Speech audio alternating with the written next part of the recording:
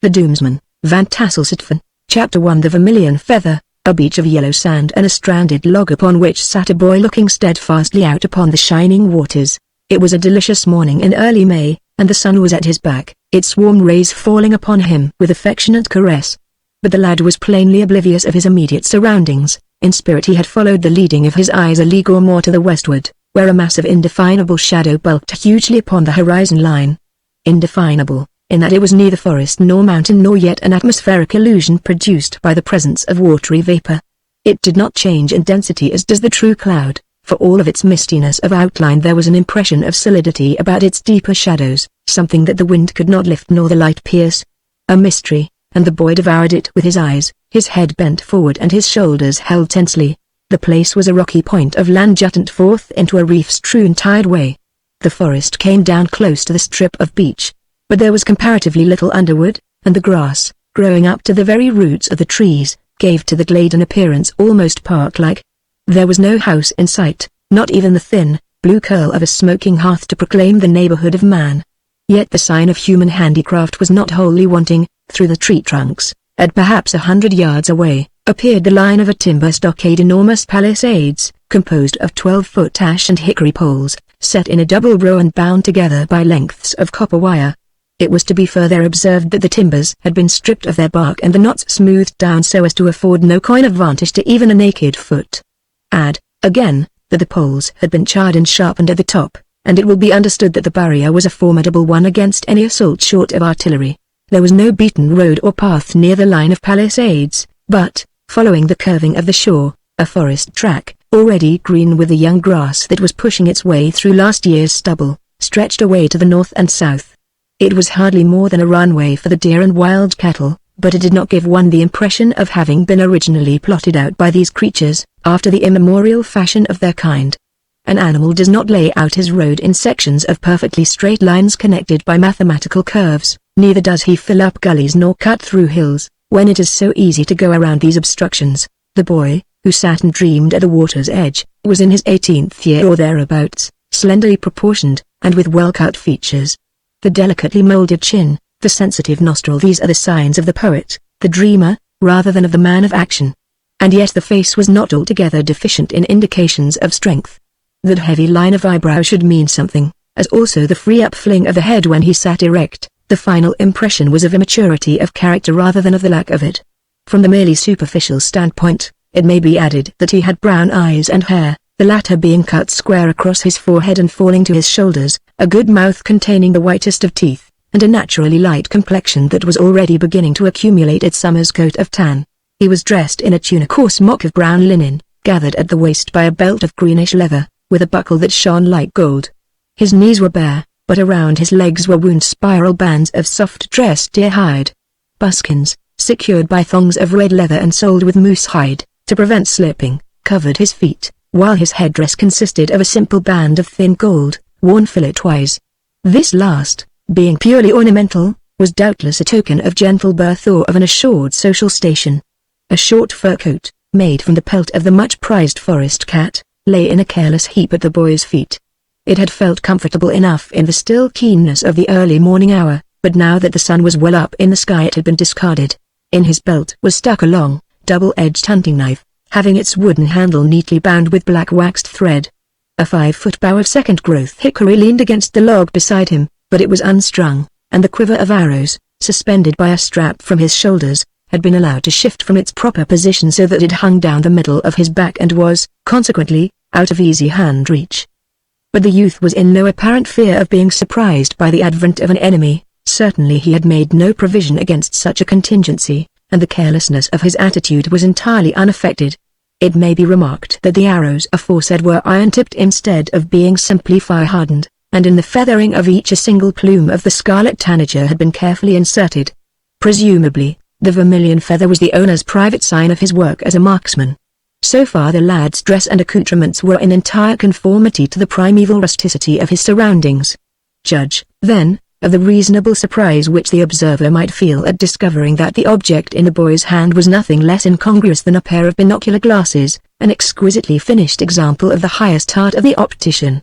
One of the eyepiece lenses had been lost or broken, for, As the youth raised the glasses to sweep again the distant ceiling, he covered the left-hand cylinder with a flat, oblong object tape-printed book. Its title, indeed, could be clearly read as, a moment after, it lay partly open upon his knee. A child's history of the United States, and across the top of the page had been neatly written in charcoal ink, Constance, son of Govan at the Greenwood Keep. Mechanically, the boy began turning the leaves, stopping finally at a page upon which was a picture of the lower part of New York City as seen from the bay. Long and earnestly he studied it, looking up occasionally as though he would find its visible presentment in that dark blur on the horizon line. It must be, he muttered, with a quick intake of his breath. The forgotten city and Doom, the forbidden one and the same. Well, and what then? And again he fell upon his dreaming. For the best part of an hour the boy had sat almost motionless, looking out across the water. Then, suddenly, he turned his head. His ear had caught a suspicious sound, perhaps the dip of an oar blade. Thrusting the field glass and book into his bosom, he drew the boat towards him and listened. All was still, except for the chatter of a blue jay, and after a moment or so his attention again relaxed. But his eyes, instead of losing themselves in the distance as before, remained fixed upon the sand at his feet. Fortunately so, or he must have failed to notice the long shadow that hung poised for an instant above his right shoulder and then darted downward, menacing, deadly, an infinitesimal fraction of a second, yet within that brief space Constance had contrived to fling himself, bodily, forward and sideways from his seat. The spear shaft grazed his shoulder and the blade buried itself in the sand. The treacherous assailant, overbalanced by the force of his thrust, toppled over the log and fell heavily, ignominiously, at the boy's side. In the indefinite background someone laughed melodiously. Constance was up and out upon the forest track before his clumsy opponent had begun to recover his breath. It was almost too easy, and then he all but cannoned plump into a horseman who sat carelessly in his saddle, half hidden by the bole of a 1,000-year oak.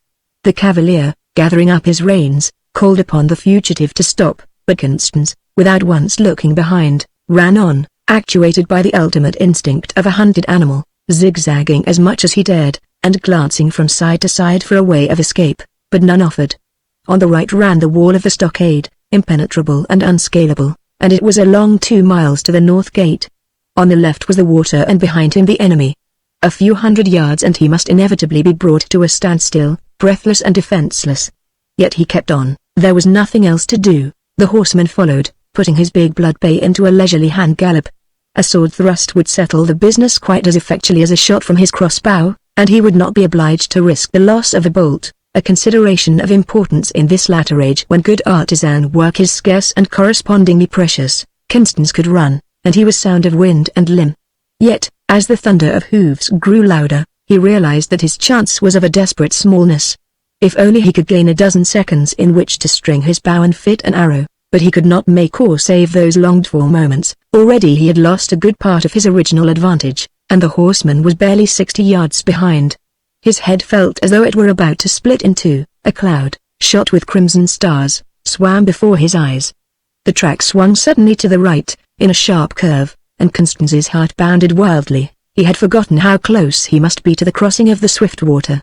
Now the rotting and worm-eaten timbers of the open trestle work were under his feet. Mechanically, he avoided the numerous gaps, where a misstep meant destruction, and so at last gained the further bank and sank down panting on the short, crisp sward. The cavalier reined in at the beginning of the trestle. He looked doubtfully at the ford above the bridge, but the swift water was in spring flood, and, was the chase worth a wetting? Evidently not, for, with a shrug of his shoulders, the horseman threw one leg across the saddle pommel and sat there, very much at his ease, while he proceeded to roll himself a cigarette from coarse, black tobacco and a leaf of dampened corn husk. Constance felt his face flush hotly as he noted the contempt implied in his enemy's well-played indifference. Already he had put his bow in order, now he stood up and, with some ostentation, proceeded to fit an arrow to the string. The cavalier looked at these preparations with entire calmness and busied himself again with his flint and steel. It would be murder, muttered Constance, irritably, and lowered his hand. Then, moved by sudden impulse, he took aim anew and with more than ordinary care. The arrow sung through the air and transfixed the fleshy part of the cavalier's bridle arm. The horse, whose withers had been grazed by the shaft, started to rear, but his rider neither moved nor changed color. Quieting the frightened animal with a reassuring word, he deftly caught the tinder spark at the tip of his cigarette and drew in a deep inhalation of the smoke. Then, with the utmost coolness, He proceeded to snap the arrow shaft in twain and draw out the barb, Constance yielding him grudging admiration, for it was all very perfectly done. Here is a man, thought Constance, and looked him over carefully. And truly the cavalier made a gallant figure, dressed as he was in the bravest raiment that the eyes of Constance had ever yet beheld. For his close-fitting suit was of claret-colored velvet with gilt buttons, while his throat gear was a wonderfully fine lace jabot, with a great red jewel fastened in the knot. A soft hat, trimmed with gold lace and an ostrich feather, covered his dark curls, while yellow gauntlets and high-riding boots of polished leather completed his outward attire. Not an unpleasing picture as he sat there in the sunshine astride the big blood bay, but Constance, looking upon him, knew that neither now nor hereafter could there be any verity or peace between them. There is such a thing as hate at first sight even as there is love. The horseman had retained the feathered end of the arrow shaft, and he proceeded to examine it with an appearance or polite interest. "Your private token, young sir?" he inquired, indicating the single feather of scarlet. His voice was pitched in an affectedly high key, his manner languidly ceremonious. Constance could only bow stiffly in the affirmative. Yes, it is one not to be easily forgotten. I, too, have my sign manual, and I should have been glad to have exchanged with you." Again Constance bowed. He wanted to say something, but the words would not come. The cavalier smiled, "But there may be another opportunity later on," he continued. "At least, we may hope so." He bowed, lifting his plumed hat. "To our future acquaintance." He turned his horse's head to the southward, and rode away at a slow canter without once looking back. Constance watched the ostrich crest as it rose and fell, until it was lost to sight among the tree trunks. Then, drawing his belt tight, he started on a dog trot in the contrary direction. The barrier, admitting him to the protection of the stockade, was still some distance away, and he must reach it without delay and give the warning. But, even as he ran, he heard the tolling of a bell. It was the alarm that the Doomsman were abroad. Now, indeed, he must make haste or he would find the barrier closed against himself. 10 minutes later he stood before the northern entrance of the Greenwood Keep. Already the warders were fitting into place the gates of iron-studded oak, but they recognized the voice of their lord's son and allowed him to squeeze his way through. Guy Touchett, the burly captain of the watch, clapped him familiarly on the back. "Your legs have saved your skin, master." "God's life. But you flashed through the cover like a cockgrouse going down the wind." "Yet I trembled lest a crossbow bolt might be following even faster." "They have come, the Doomsman," panted Constance. "Garth, the swineherd, reported their landing at the Golden Cove an hour before sunup. 3 war galleys, which means twice that score of men. Some mischance of wind or tide," said Constance, thoughtfully. "I noticed that the water in the gut was rougher than is usual at dawn." "Like enough," assented Touchett. "These nightbirds are not often seen in a blue sky, and luckily so, for the safety of your father's ricks and byres. After all, there is no certainty in the matter. Garth is stupid enough betimes for one of his own boars, and there was a christening party at the barracks last night. You know what that means, the can clinking until the tap runs dry, yet you say he saw." Guy Touchett shrugged his shoulders. "Anything you like. When the ale is in the eye there are stranger things than grey cats to be discovered at the half-dawn. In my opinion, Garth is a fool and a liar, and, as usual, your opinion is wrong," retorted Constance, "for the grey men are really here. But I cannot wait. I must speak with Sir Gawain himself." "You will find him at the Watergate," bawled Touchett, as the boy ran past him. Constance sped rapidly up the green slope leading to the house a quarter of a mile away. As he ran, he mentally rehearsed the story of his late adventure. Surely, now, Sir Gawain would permit him to bear a man's part in the impending crisis. Had he not already drawn hostile blood? The first, Sir Gawain awaited his son at the Watergate. His ruddy countenance streaked with an unwonted pallor and his grey eyes dark with trouble. "Where is your sister?" he asked, abruptly, as Constance ran up. The boy stared. "She did not go out with me, sir." "Do you mean that, sir?" "Hush, or your mother will overhear. Come this way." And Sir Gawain preceded his son into the guard-room on the left of the vaulted entrance, walking heavily, as one who bears an unaccustomed burden upon his shoulders. Yet when he spoke again his voice had its accustomed steadiness. "No one has seen her since 10 of the sundial. It is now noon, and the alarm bell has been ringing this half hour." Constance felt something tighten at his own throat. "You have searched the enclosure?" he faltered. "Every nook and corner," returned Sir Gawain. "Tenant, with a dozen men, is now beating the upper plantations." Constance thought guiltily of that cleverly concealed gap in the palisades just beyond the intake of the Ochre Brook. He and Issa had shared it between them as a precious secret, and he had used it this very morning as a shortcut to the waterside. Tennant, their elder brother, was not aware of its existence, but then Tennant was a prig, and not to be trusted in truly momentous affairs. There was his father's wrath. Constance turned sick at the thought of arousing it. No, he could not tell him. I don't know, he said, vaguely. Sutphen looked at him searchingly, then turned and strode out of the room. Constance felt his cheeks grow hot. Why had he not told all the truth? He was a coward, a liar, in all but the actual word. He sat down on a bench and buried his face in his hands. Then the recurring thought of Issa and of her peril stung him to his feet. Where had Sutphen gone? Constance made his way, hesitatingly, into the courtyard of the keep. He found it thronged with men, his father's retainers and servants. The archers were busy putting new strings to their bows, the spearmen were testing, with grave eagerness, the stout ash of their weapons, or perchance whetting an edge on the broad blades. Half a dozen of the younger men were engaged in covering the roof of the main and outbuildings with horse-hides soaked in water, as a protection against burning arrows. Others were driving the protesting cattle into the byres and sacking up a quantity of newly threshed grain that lay upon the flailing floor. Everywhere the noise of shouting men and of hurrying feet. Sutphen was not to be seen, and Constance, after inquiring for him through a fruitless quarter of an hour, entered the main house and sought the fighting platform on its roof. Why had no lookout been stationed here? Surely an oversight. He gazed eagerly about him. Directly to the right of the house lay the home paddock, stretching away some 200 yards to the edge of a white birch plantation. The Oka Brook bounded it on one side, and the current had scoured out for itself an ever-deepening channel in the soft, alluvial soil. A clump of alders, just bursting into leaf, masked the bed of the stream at one particular point, where the bank rose into a miniature bluff. Constance, from his elevated position, was enabled to overlook this point, and so to make out the figure of a mounted man behind the alder screen, his horse standing belly deep in the water. It was the cavalier of the ostrich feathers, and then, through the white trunks of the birches, he caught the flutter of a woman's gown. Constance tried to shout, to call out, but the vocal cords refused to relax, the sounds rattled in his throat. Chapter 2 The Night of the Terror. The reader, desiring to inform himself in extenso regarding the physical and social changes that followed the catastrophe by which the ancient civilization was so suddenly subverted, would do well to consult the final authority upon the subject, the learned Vigilus, author of the later Cosmos, Elephant Folio edition. But for our present purpose a brief epitome should suffice. To borrow then, with all due acknowledgments, from our admirable historian. It was in the later years of the 20th century that the great change came, at least, so the traditions agree, and how is a man to know certainly of such things except as he learns them from his father's lips?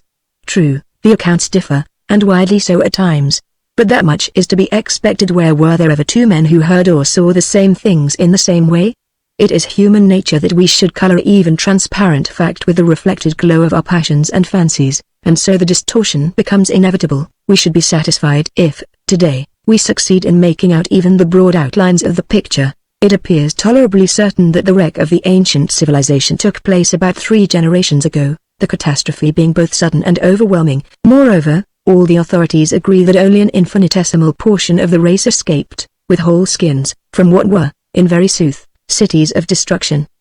These fortunate ones were naturally the politically powerful and the immensely rich, and they owed their safety to the fact that they were able to seize upon the shipping in the harbors for their exclusive use. The fugitives sailed away, presumably to the southward, and so disappeared from the pages of authentic history. We know nothing for certain, only that they departed, and that we saw their faces no more. Let us reconstruct, as best we may, the panorama of those few but awful days.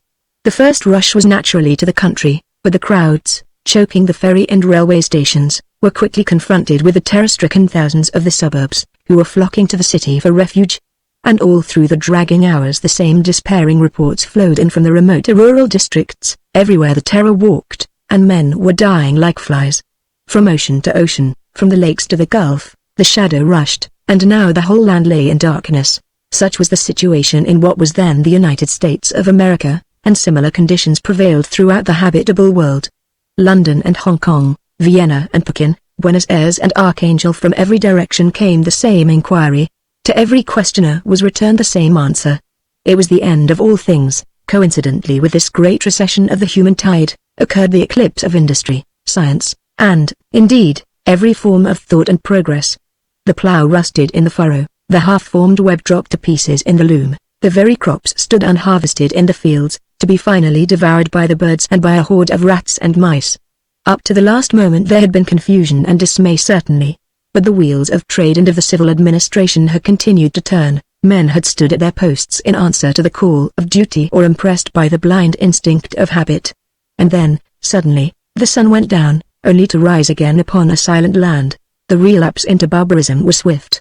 The few who had escaped were segregated from one another in small family groups, each man content with the bare necessities of animal existence and fearing the face of the stranger. Under such circumstances, there could be but little neighborly intercourse, and the ancient highways speedily became overgrown with grass and weeds, or else they were undermined and washed out by the winter storms. It was not until the second generation after the terror that men once more began to draw together, in obedience to inherited instincts, and even then the new movement must have been largely brought about through the increasing aggressions of the Doomsman. But of this in another place. It has been asserted that fire played a principal part in the destruction of the ancient cities, and it was at one time supposed that these extensive conflagrations were partly accidental and partly attributable to the widespread lawlessness that marked the closing hours of the greatest drama in all history. But later researches have evolved a new theory, and it now seems probable that the torch was employed by the authorities themselves as a final and truly a desperate measure. An heroic cautery, but, alas, a useless one. The comparative exemption of New York from the universal fate goes to support rather than to discredit this hypothesis. It escaped the dynamite cartridge and the torch simply because in that city no recognized authority remained in power. There was no one to carry out the imperative orders of the federal government. There were, of course, many isolated cases of incendiarism, but the city did not suffer from any general and organized conflagration, as was the fate of Philadelphia and St. Louis and New Orleans. The destiny of the metropolis was decided in a different way. Already it had passed into the keeping of the Doomsman. In effect, then, the highly civilized North American continent had relapsed, within the brief period of 90 years, into its primeval estate. In every direction stretched an inhospitable wilderness of morass and forest, with a few feeble settlements of the stockade people fringing the principal waterways, and here and there the smoke of an encampment of the painted men rising in a thin spiral from out of the vast ocean of green leaves. Today the wild boar ranges where once the tide of human passion most turbulently flowed, and the poor herdsman, eating his noonday curds from a wooden bowl, crushes with indifferent heel the priceless bit of faience lying half hidden in the rotting leaves. Everywhere, the old order changing and disappearing, only to recreate itself in form ever more fantastic and enfeebled, a dead being, and yet inextricably bound up with the life of the new age. And overall, the shadow of doom, gigantic, threatening, omnipotent. Chapter 3 The New World. Again we make acknowledgment to the laudable vigilance and quoted large from the luminous pages of the later Cosmos. Now the reader, scenting more learned discourse, may meditate upon skipping this chapter, nay, will probably do so. Yet, to my thinking, he will act more wisely in buckling down to it, seeing that it contains matter of moment for the perfect understanding of the narrative proper. The studying of guideposts is not an amusing occupation, but it is infinitely less tedious than to wander around all day in a fog and perhaps miss one's destination altogether. It is, indeed, a small world as we know it today.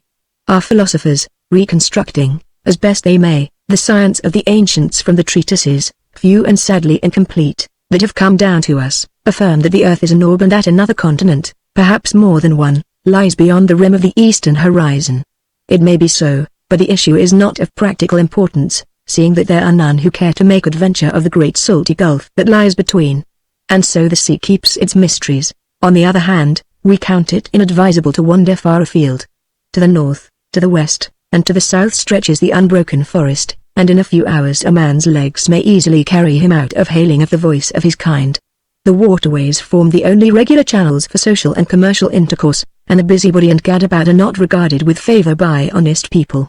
It appears highly probable that the human race was virtually annihilated over the general area of the ancient United States of America. It persisted only in a few particularly favored localities and through accidental circumstances of which we know nothing definite. In our own day, the northern, central, and southern group of colonies maintain a system of infrequent intercommunication, and beyond that certain knowledge does not extend. It is possible that mankind may exist in a degraded state, in many inaccessible corners of this vast continent of ours, but this is only a possibility, concerning which the theories of the learned are no more susceptible of proof than are the idle speculations of the vulgar. For convenience, we will accept the popular classification of the human race as it exists today: the painted men, the house people, and the doomsmen. To take them up in that order. The painted men, otherwise the wood folk, are the descendants of the Indians of old, but the strain is largely mingled with that of the Negro race, and, with hardly an exception, it is the weaker qualities both of body and of mind that have been emphasized in the hybrid. From their Indian forebears they have preserved the custom of painting their face with crude and hideous pigments upon all occasions of ceremony, hence their popular designation: the painted men. The house people are conveniently subdivided into two classes: the townsmen, or house people proper, and the stockade dwellers, colloquially, the stockaders. The house people of the walled towns represent as nearly as may be the middle classes of the ancient civilization.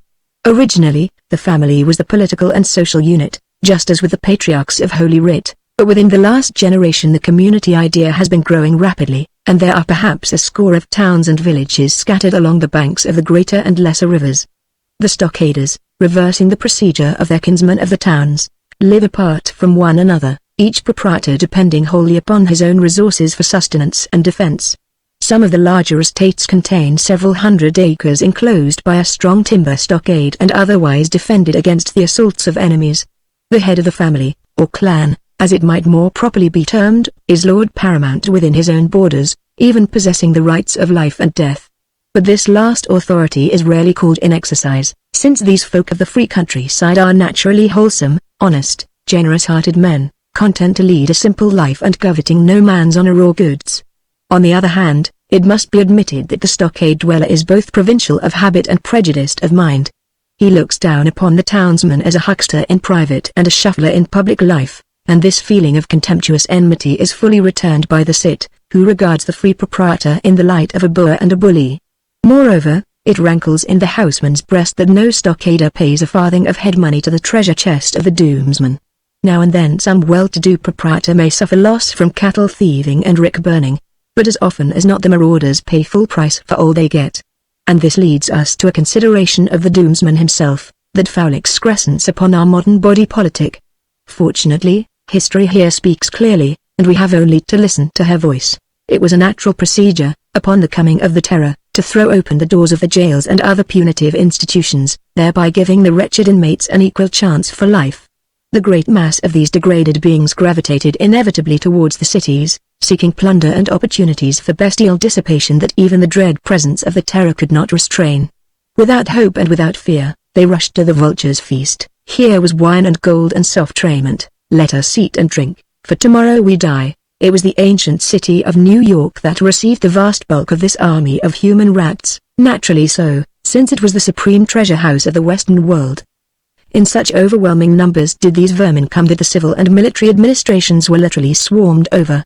Between 2 days the outlaws were in complete possession, and the small remnant of the decent residents retired precipitately, preferring to meet death under the open sky rather than in company with their new masters. The years went on, but the changes that they brought were few. The descendants of the ancient criminals remained in the ruined city, at first of necessity, afterwards by choice, finding the fuel and shelter in abundance besides large stores of non-perishable food supplies. When, in the next generation, these provisions became exhausted, it was inevitable that the refugees should fix covetous eyes upon the threshing floors and herd stalls of their rural neighbors. But although the outlaws had continued to gain in numbers, their natural increase was not proportionate to the growing power of their adversaries. Little by little the doomsmen began to lose ground. Already they had been defeated several times in pitched battle, and it looked as though the hornet's nest would soon be smoked out. It was at this critical juncture that the infamous personality of Dom Gillian made itself of commanding account, and thenceforth the balance began to incline the other way. It was but the weight of one man's hand in the scale ban, yet there are still many of us who remember how heavy that hand could be. Infamous is the adjective deliberately applied, and with reason. Dominus Gillian, to give him his full name, was a renegade, the unworthy son of a distinguished stockader family. Admittedly a man of fine intellect and force, it is equally unquestionable that he was entirely devoid of moral sense. He possessed a genius for organization, and he succeeded in consolidating the unruly doomsmen into a compact and disciplined body of outlaws. Murder and rapine were quickly reduced to exact sciences, and, unfortunately, the house people could not be made to see the necessity of united action. The townsman and the stockade dweller preferred to contend with each other rather than against the common enemy. As a consequence, the freebooters had a clear road before them, and so was established that intolerable tyranny under which the land still groans. All this occurred upward of 60 years ago. It only remains to add that Dominus, or, more colloquially, Dom Gillian, still lives, albeit he must be verging upon 90 years of age. For many years he has not been seen in the field, and it is even asserted that he no longer takes active part in the councils of the Doomsman. Be that as it may, his will still remains dominant to animate and direct the malign powers created by his wicked genius. And the evil that men do, doth it not live after them? Such is the world, or, rather, one infinitesimal portion of the cosmos, in the year 2015, according to the ancient calendar, or 90 since the Terror. Chapter 4. The Man on Horseback. Governor of the Greenwood Keep was a prosperous man according to the standard of these latter days, and his estate was reckoned to be the largest and finest holding in all the western countryside.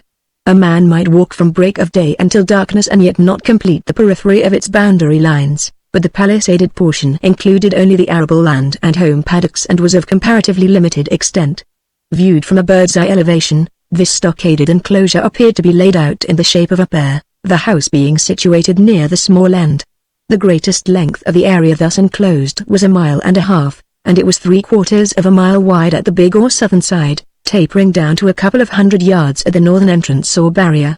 1/4 mile back from the north gate stood the keep, not one distinct building, but rather several, built in the form of a hollow square and consolidated for mutual protection. The principal entrance, the one at the northern end, was called the Water Gate, for it should be explained that the keep stood on the bank of the Oka Brook and access was only possible by means of a drawbridge.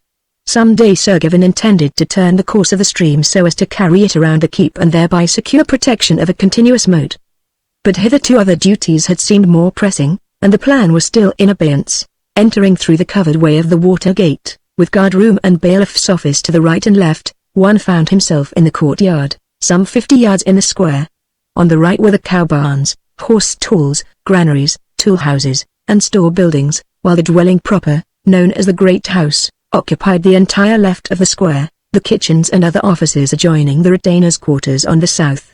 An enormous hall, running clear to the roof, took up the central portion of the house, staircases and galleries affording access to the store and sleeping rooms on the second and attic stories.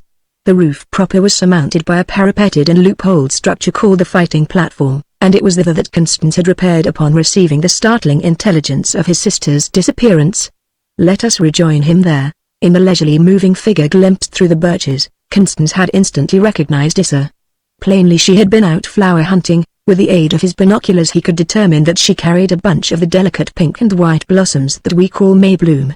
She was directing her steps straight for the house, but either she was unaccountably deaf to the continuous clanging of the alarm bell or, still more strangely, unaware of its significance, she walked as though in a reverie, slowly and with her head bent forward. Thunder of God! It was a trap, and the foolish girl would not see. Unquestionably, the Doomsman had forced the stockade at some distant point and were even now in ambush about the keep. But Constance, for all his keenness of vision and the assistance of his glass, could discover nothing to indicate the presence of any considerable body of men. There was no one in actual sight save he who sat upon his blood-bay steed, girth deep in the Oka Brook under shadow of the alders. Only one, but that one, Constance found himself in the courtyard, how he scarcely knew. The water gate still stood open with the drawbridge lowered, but both could be easily secured within a few seconds should the enemy venture upon any open demonstration. Sutphen stood in the covered way talking anxiously with his eldest son Tenant, who had just returned from an unsuccessful search of the upper orchard. Constance, in his confusion of mind, did not notice his father and brother. He ran across the courtyard to the horse boxes. His black mare Night whickered upon recognizing her master, and tried to rub her muzzle against his cheek as he fumbled with the throat latch of the bridle. An instant longer, to lead out the mare and vault upon her back, and he was clattering through the courtyard and covered way. Upon reaching the open, Constance saw that the situation had developed into a crisis. The cavalier of the ostrich feather had forced his horse up the steep bank of the Oka Brook and was riding slowly towards the girl, who stood motionless, realizing her perilous position, but unable for the moment to cope with it. She half-turned, as though to seek again the shelter of the birchen copse, then, clutching at her impeding skirts, she ran in the direction of the keep. Here the ostrich plume spurred to the gallop. Inevitably their paths must intersect a few yards farther on. From behind came the noise of men shouting and the thud of quarrels impinging upon stout oak. The Doomsman, hitherto in hiding, were making a diversion, in answer, doubtless, to a signal from their leader.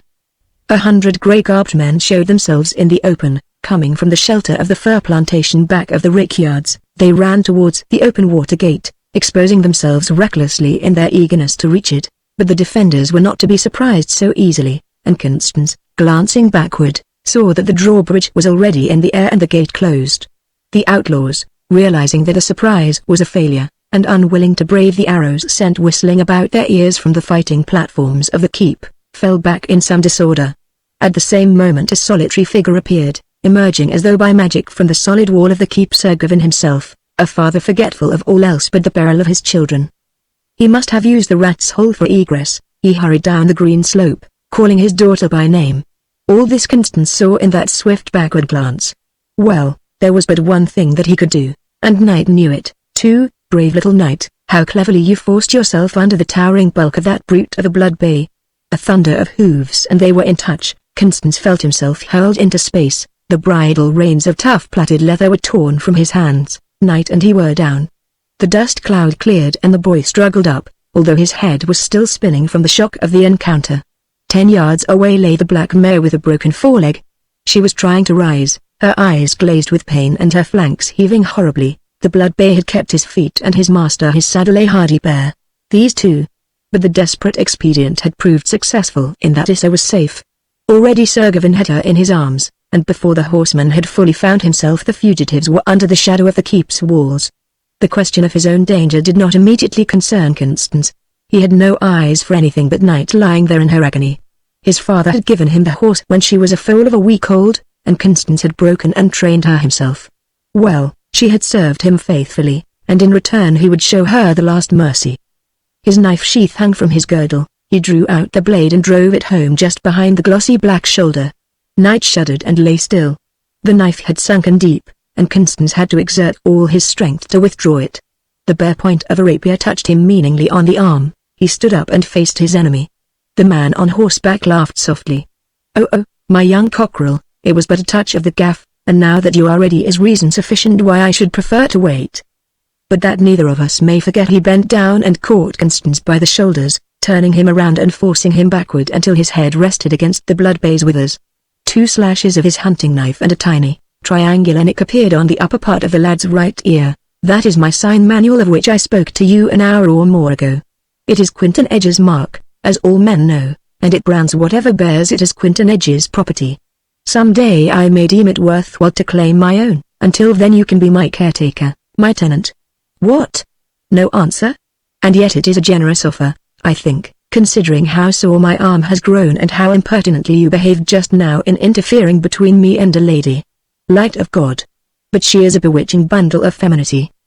But twice, boy, have I seen her." Hardly a dozen words have passed. He stopped abruptly and gazed hard at Constance. Then slowly, "Your sister, I take it, there is the same straight line of eyebrow. No answer again?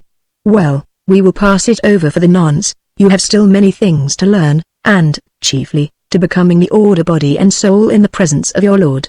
After all, it pleases me better to have the last word from the lady's own lips. She had been most discourteously treated, and I would fain be shriven. Until we meet again, then." The cavalier put spur to the blood bay's flank and rode straight for the great house. The boy stood staring after him. He did not notice the trickle of blood from the cut in his ear. He was not even conscious that he was still in life. He remembered only the unforgivable affront which this man had put upon him, the mark which was the infamous badge of the bondman, the slave. Quinton Edge. Yes. He would remember that face and name. The Doomsman had ridden in cool defiance up to the very walls of the keep. It would have been an easy matter for one of the garrison to have bored his gay jacket through with a feathered shaft, and for a moment Constance trembled, fearing lest some overzealous partisan should thus rob him of his future vengeance. But the very audacity of the man proved the saving of his skin. They were brave men who manned the fighting platforms of the Greenwood Keep, and they could not bring themselves to set upon naked courage. Constance fancied that the man spoke to someone who stood hidden in the deep embrasure of a window, but it was too far to either see or hear. Then it seemed that a small object fell lightly from the windowsill. The Doomsman caught it dexterously and fastened it on his breast. Another low bow and, wheeling his horse, he dashed down the slope. Constance ran blindly to meet him. Why, he did not know. He who named himself Quinton Edge swerved slightly in his course so as to pass within arm's length, calling out as he did so, "Gauge of battle and gauge of love, a fortunate day for me. Believe me that at some future time I shall answer for them both." It was a sprig of the May bloom that the cavalier wore in his buttonhole. Constance had only time to recognize it when the blood bay broke into full gallop.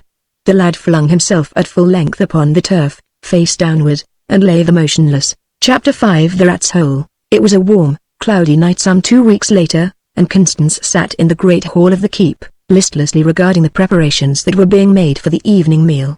6 or 7 of the house servants were bustling to and from the buttery laden with flagons and dishes, which they deposited with a vast amount of noise and confusion upon the tables. These latter were of the most primitive construction, nothing more than puncheons smoothed down with the adze and supported by wooden trestles. The main table ran nearly the full length of the hall, and was intended to accommodate the men-at-arms and the superior servants, together with such strangers of low degree as might chance to be present. The furniture was of the rudest pattern, platters of base and whitewood, which were daily scoured with sand to keep them clean and sweet, earthenware pitchers of a brick-like hue, drinking cups of pewter and leather, and clumsy iron forks. There was no provision of cutlery. Evidently the guests were expected to use their hunting knives and daggers for the dismemberment of the viands. At the upper or dais end of the hall there was a second table, placed at right angles to the long one and elevated above it by the height of the superior flooring upon which it stood. This principal board was, of course, for the exclusive use of the family and distinguished guests, and from the circumstance of its being raised above the main level the master could command an unobstructed view of the entire household in the event of any overt disorder or indecorum. The viands were quite in keeping with the simplicity of the table gear. Huge chines of beef and mutton, with spare rib and fowl in apparently unlimited quantity, formed the staple of the repast, and were reinforced by vast bowls of the commoner garden vegetables and by bread made of unbolted flour. Sweetmeats were scarce, for the products of the sugar cane are difficult to procure in these northern latitudes. Maple sugar and honey serve as the ordinary substitutes, and even these are regarded as luxuries, since maple trees are few in number and beekeeping is but little practiced. Finally, there were the drinkables, these including hard cider and a thin, acid wine made from the wild grape. Annoyed by the clatter of the dishes and the half-whispered conversation of the domestics, Constance rose and walked to the dais end of the hall, where his mother and sister were seated, engaged in the agreeable occupation of inspecting the contents of a peddler's pack. It was an imposing array to the eye, and the chapman, kneeling on the floor close by Issa's stool, kept handing up one article after another for closer examination. The stuff seemed worthless enough to Constance. Trumpery pieces of quartz crystal set in copper and debased silver, rings and bangles of a hue unmistakably brassy, hair ribbons, party-colored dress goods, pins, needles, and a miscellaneous assortment of useless trinkets. Constance was genuinely astonished that Issa, who had been hitherto something of a good fellow, should seem interested in such rubbish. But then women were all alike when it was a question of pretty things to buy. He looked sharply at the peddler, but the latter appeared commonplace enough, a man of 40 or thereabouts, and dressed in the looped-up grey gabardine peculiar to the guild of itinerant chapmen. Possibly he was bald, for he wore a close-fitting skull-cap. His beard, however, was luxuriant and effectually hid the contour of the lower half of his face. Constance stood by frowning lightly, but he had no reasonable pretext for interfering with his sister's amusement, and in the feminine catalogue of diversions the peddler's infrequent visit held a prominent place.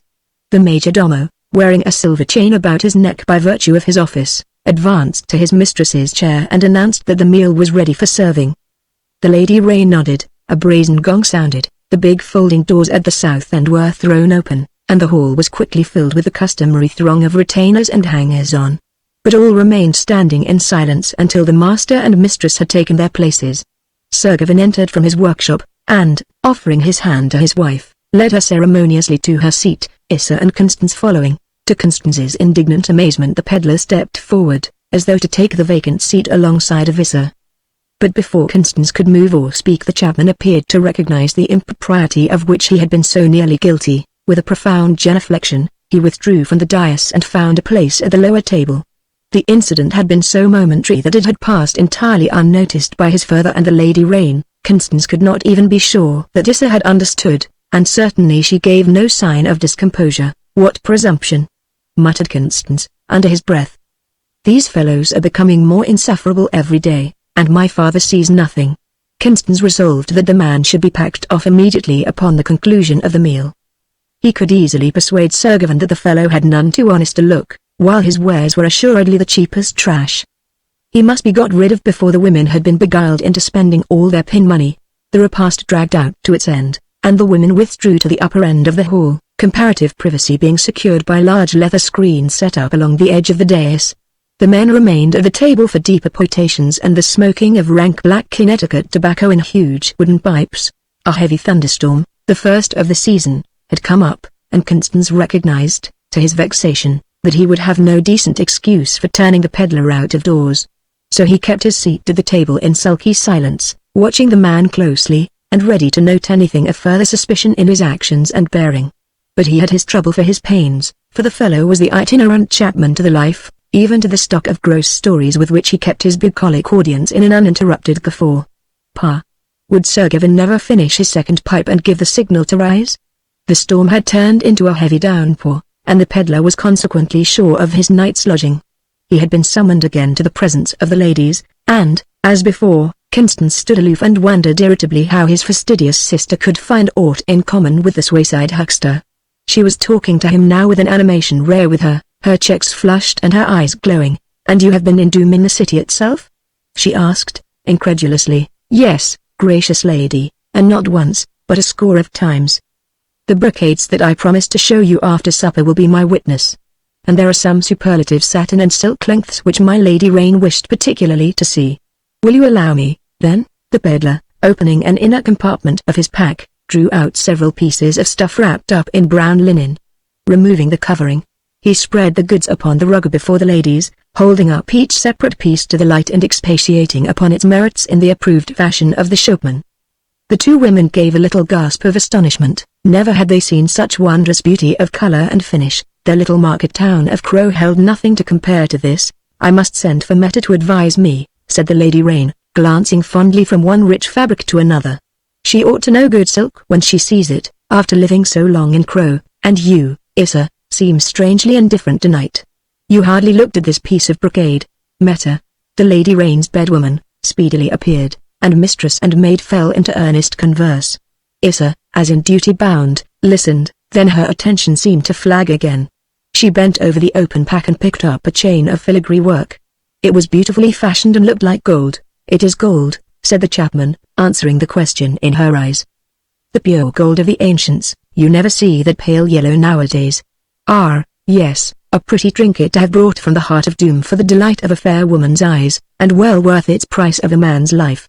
But, then, fortune was kind, and I did not have to pay." "Tell me about it," said the girl, beseechingly, and her breath came short and hot, whereupon the chapman drew a little nearer and began a wondrous tale of a secret visit that he had lately made to Doom, the forbidden, of how he had crossed the river on a raft, the moon being in its dark quarter, of his landing upon a shaking wharf, where each footfall left a print of phosphorescent fire on the rotting planks, then of the marvels that he had seen, the vast warehouses covering whole acres of ground and filled with incalculable store of goods, lofty buildings, whose chimney pots were in the clouds, palaces of sculptured stone, now empty and despoiled, the habitation of foxes and unclean nocturnal creatures, then again of hidden treasure, heaps and heaps of yellow gold, of the fierce Doomsman who guarded it so well, of pitfalls and jinns and siren voices that lured the soul astray, of ghastly shapes that crept along the crumbling walls, of mystery in every sound and shadow, of treacheries and alarms and the ever-present terror of death, a tale of amazing wonder, at which the blood ran alternately warm and cold and the heart fluttered with a certain fearful joy.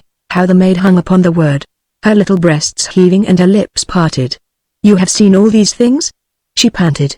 "How wonderful! And you were not afraid?" "That was like a man to be brave." She blushed deeply, stammered, and turned to the neglected brocades. Constance, standing close at hand, was moved to new anger. The impertinent, how dared he? Yet he had listened himself, and in spite of himself, for assuredly the fellow talked well. The evening was now well advanced and the customary hour of retirement was at hand. It was still raining, but Guy Touchett, who came in dripping from his nightly task of posting the watch, remarked that the wind was changing and that it was likely to clear when the moon rose. Of course the peddler would now spend the night at the keep, and at his own request he was allowed to remain in the hall, a straw pallet being brought in for his accommodation. The rat's hole. Constance repeated the words half aloud, holding the paper close to the guttering candle. It was but a tiny scrap, scarce large enough for the writing that it held. but paper of any kind is rare in these days, and so the gleam of white had caught his eye as he went upstairs to his sleeping apartment. The handwriting was unfamiliar, and besides it was in backhand, and it may be disguised as well. He was hardly an expert in such fine distinctions. But it was plainly a message, and its possible import startled him. For the rat's hole was the secret exit that existed behind the jamb of the fireplace at the upper end of the hall. So cunningly had the panel door been joined into the wainscoting that a man might search for hours and yet not discover the spring that threw it open. Furthermore, the wainscoting was but a screen for the real door of iron-bound oak giving passage directly through the outer wall of the keep to the open country. A jealously guarded secret, this matter of the rat's hole, and supposed to be known only to the master of the household and his immediate family. Even among them its existence was never referred to in ordinary conversation, while its actual use was restricted to the gravest of emergencies. The rat's hole. A message, an agreement, an appointment? By whose hand had these words been written?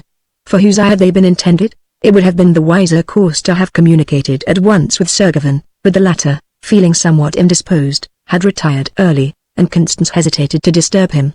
Moreover, the boy stood in awe of his father, and of late a feeling of estrangement had been growing up between them. To Sutphen, Constance, with his dreamy, inactive nature, was a keen disappointment so different from his brother tenant. And Constance felt that his father did not understand him nor, indeed, cared to do so. Latterly, they had gone their own ways, and now at this perplexing juncture Constance could not bring himself to take his father into his confidence. When, a few moments later, the lights had been formally extinguished for the night, Constance made his way back to the hall. He had to pass close by the pallet occupied by the peddler, and he paused an instant to listen to his deep and measured breathing. Surely the man slept. Even in the dark Constance knew how to put his hand on the spring in the wainscoting, and it yielded to his touch. It was discomposing to find the key of the real door standing, ready for turning, in the lock. In theory, the key was never out of the master's immediate possession. An oversight, then? Constance's mind reverted to the one occasion in his remembrance on which the rat's hole had been used, that day a fortnight back, when his sister Issa came out of the birch copse, with her hands full of Maybloom, and Quinton Edge had waited under cover of the alders. It was possible his father might have forgotten. And yet, Constance took the key and slipped it into the bosom of his doublet. Then closing the secret door in the wainscoting, he drew one of the big leather screens into convenient position and crouched down behind it. The dying fire gave out a flickering and uncertain light. He watched the grotesque procession of the shadows on the opposite wall until his eyes grew heavy. The odor of a smoldering bough of balsam fir hung in the air, warm, spicy, soporific. He slept. Chapter 6 Troy Town. Constance awoke just as the footsteps died away. He listened, but again the stillness was profound. He felt his way to the secret door. The wainscot screen stood ajar. It was plain that someone had come to the rat's hole only to discover that the key of the outside door was missing. Constance realized that he, too, had missed something, his chance to get to the bottom of the mystery. Shame on such a sentinel. Without any definite plan of action, Constance made his way to the lower hall. The moonbeams were pouring a flood of light through the east windows and he could see plainly. The peddler's couch was empty, save for his gabardine of grey and the false hair that had served him for a beard. There were two figures dimly visible in the obscurity of the vaulted entrance to the water gate. They were working at the clumsy fastenings of the doors. As Constance ran up he recognized his sister Issa and the man who called himself Quinton Edge. Without a word Constance seized the girl by the arm and swung her behind him. He struck at the Doomsman with his hunting knife, but the latter caught his wrist with the grip of a wolf trap. Yet even at that moment of stress Quinton Edge's voice preserved its soft, mincing inflections. The man wore his irritating affectations of speech as jauntily as he did the ostrich plumes in his cap. A brave ruffling of feathers, but gently, gently, boy, you are frightening the lady. She goes with me of her full consent. Is it not so, sweetheart? You lie, said the boy, thickly. The man laughed. I tell you, he went on, that the girl is mine by her own choice, and you have only to stand aside quietly to save the house and your own skin. Hut softly now, you are tearing the lace of my sleeve. A plague on your clumsy fingers. With a wrench Constance twisted himself free and turned to face his sister. Issa, he implored. But she, with eyes like rain-washed stars, only looked beyond him to where Quinton Edge stood, softly smiling and holding out his womanish white hands. She would have rejoined him, but once again Constance forced her back. The dangling rope of the alarm bell grazed his hand. He clutched at it, and a clang re-echoed through the courtyard, rousing the recreant warders from their slumbers. In that same instant Quinton Edge blew his whistle. The Doomsman must have already crossed the moat and been close up to the water gate, for the response to their leader's call was immediate. Quinton Edge had just time to remove the last of the bars securing the barrier when the night watch streamed out tumultuously from their quarters under the arch, and he was obliged to retreat into the courtyard. But already the outlaws had forced apart the wooden leaves of the water gate. Now they filled the vaulted passageway, and by sheer impact of superior weight began to drive back the bewildered and disorganized defenders. Friend and foe together, the mass surged into the quadrangle, a blind, indefinite cluster of struggling men, like to a swarm of hiving bees. The storm had blown over, but the moon was every now and then obscured by masses of scurrying cloud rack, and in these periods of semi-darkness Doomsman and stockader were hardly to be told apart. So closely packed was the scrimmage that the use of any missile weapon was impossible. The dagger and the nightstick, the latter a stout truncheon weighted with lead, were doing the work, and effectively, too. And in that press a man might be struck and die upon his feet, the corpse being stayed from falling through its juxtaposition to the bodies of the living. The men of the keep, now that they had recovered from their first discomfiture, rallied manfully. So stubborn and bitter raged the struggle that there was not a sound to be heard outside the noise of scuffling feet and the thud of blows. A man when hard beset for his life has no breath to spare for either oath of despair or shout of triumph. But not for long were the scales to swing so evenly. Presently the ranks of the stockaders yielded again to the pressure and broke into separate groups.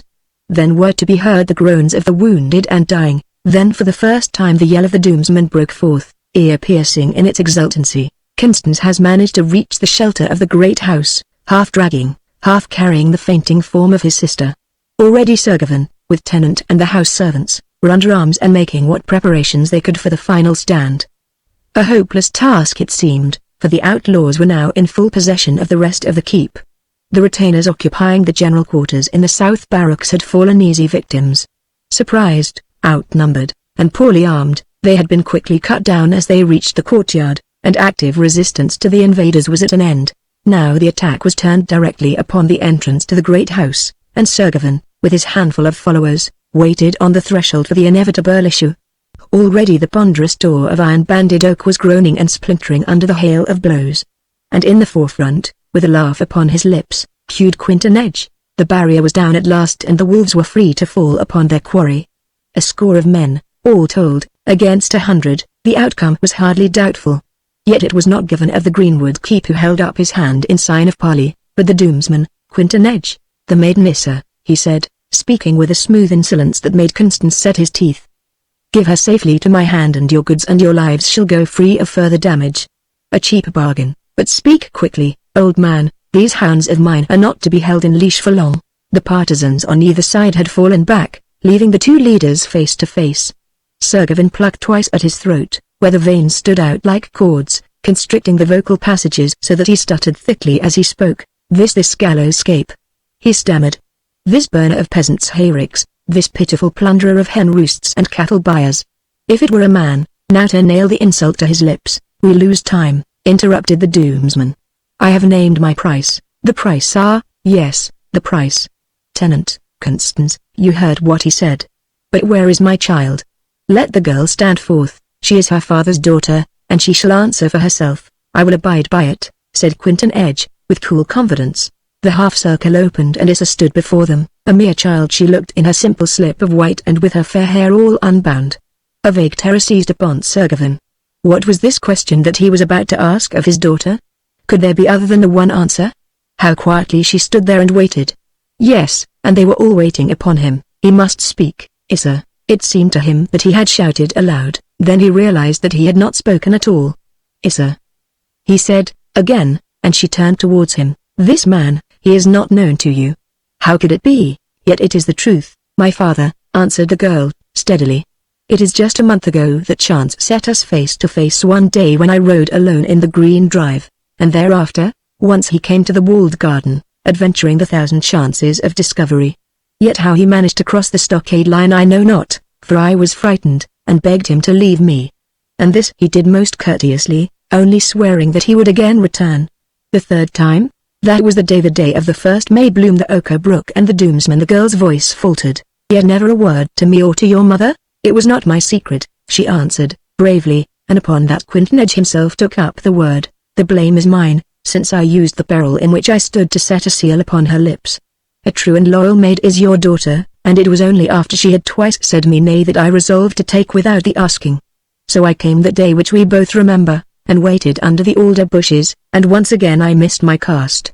Yet was the quest not altogether fruitless, for I carried away this token from my lady's hostile garden." He drew a faded spray of the May bloom from his doublet and touched it lightly to his lips. What gentleman could refuse to redeem so dear a pledge? "You have seen how I took head in hand and sat me down under your own roof tree, my good given of the keep. Faith, it was an even chance on which side the platter would fall, but this time the luck was mine.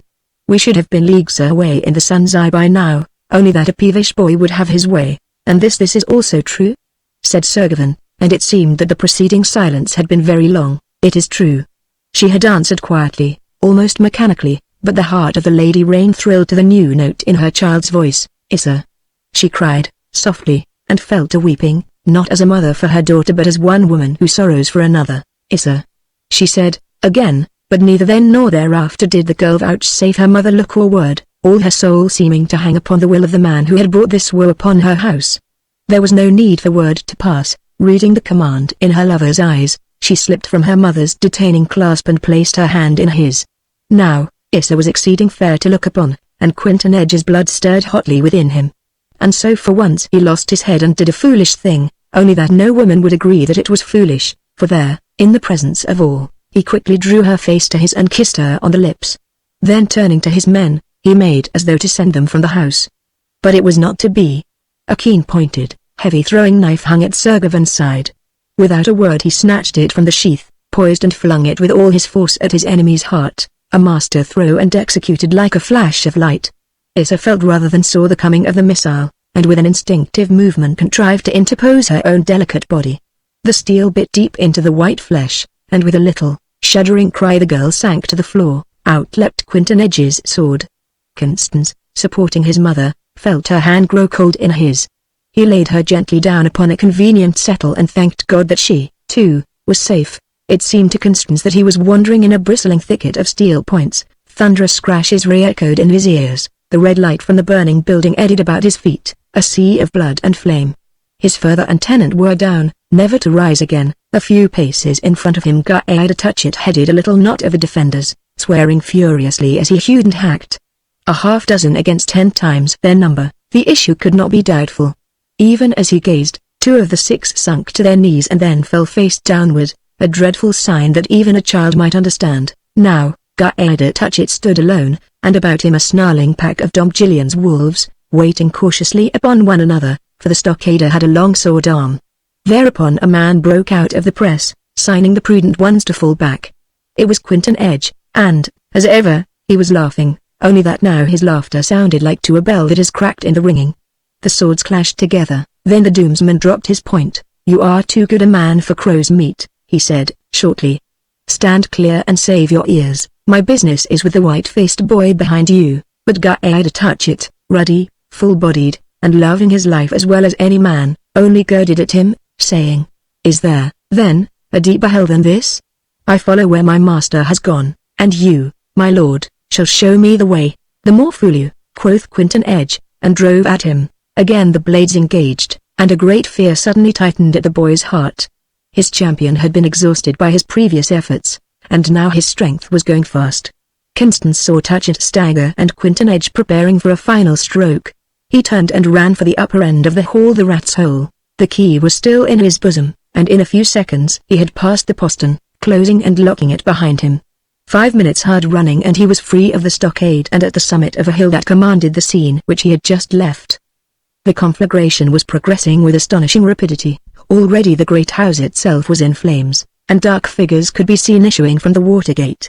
There, the red cock was growing from the top of the bell tower, and now the whole courtyard was a furnace of fire. A spark carried by the wind fell on his naked shoulder, where it bit like a fiery serpent. Yet he scarcely felt the smart.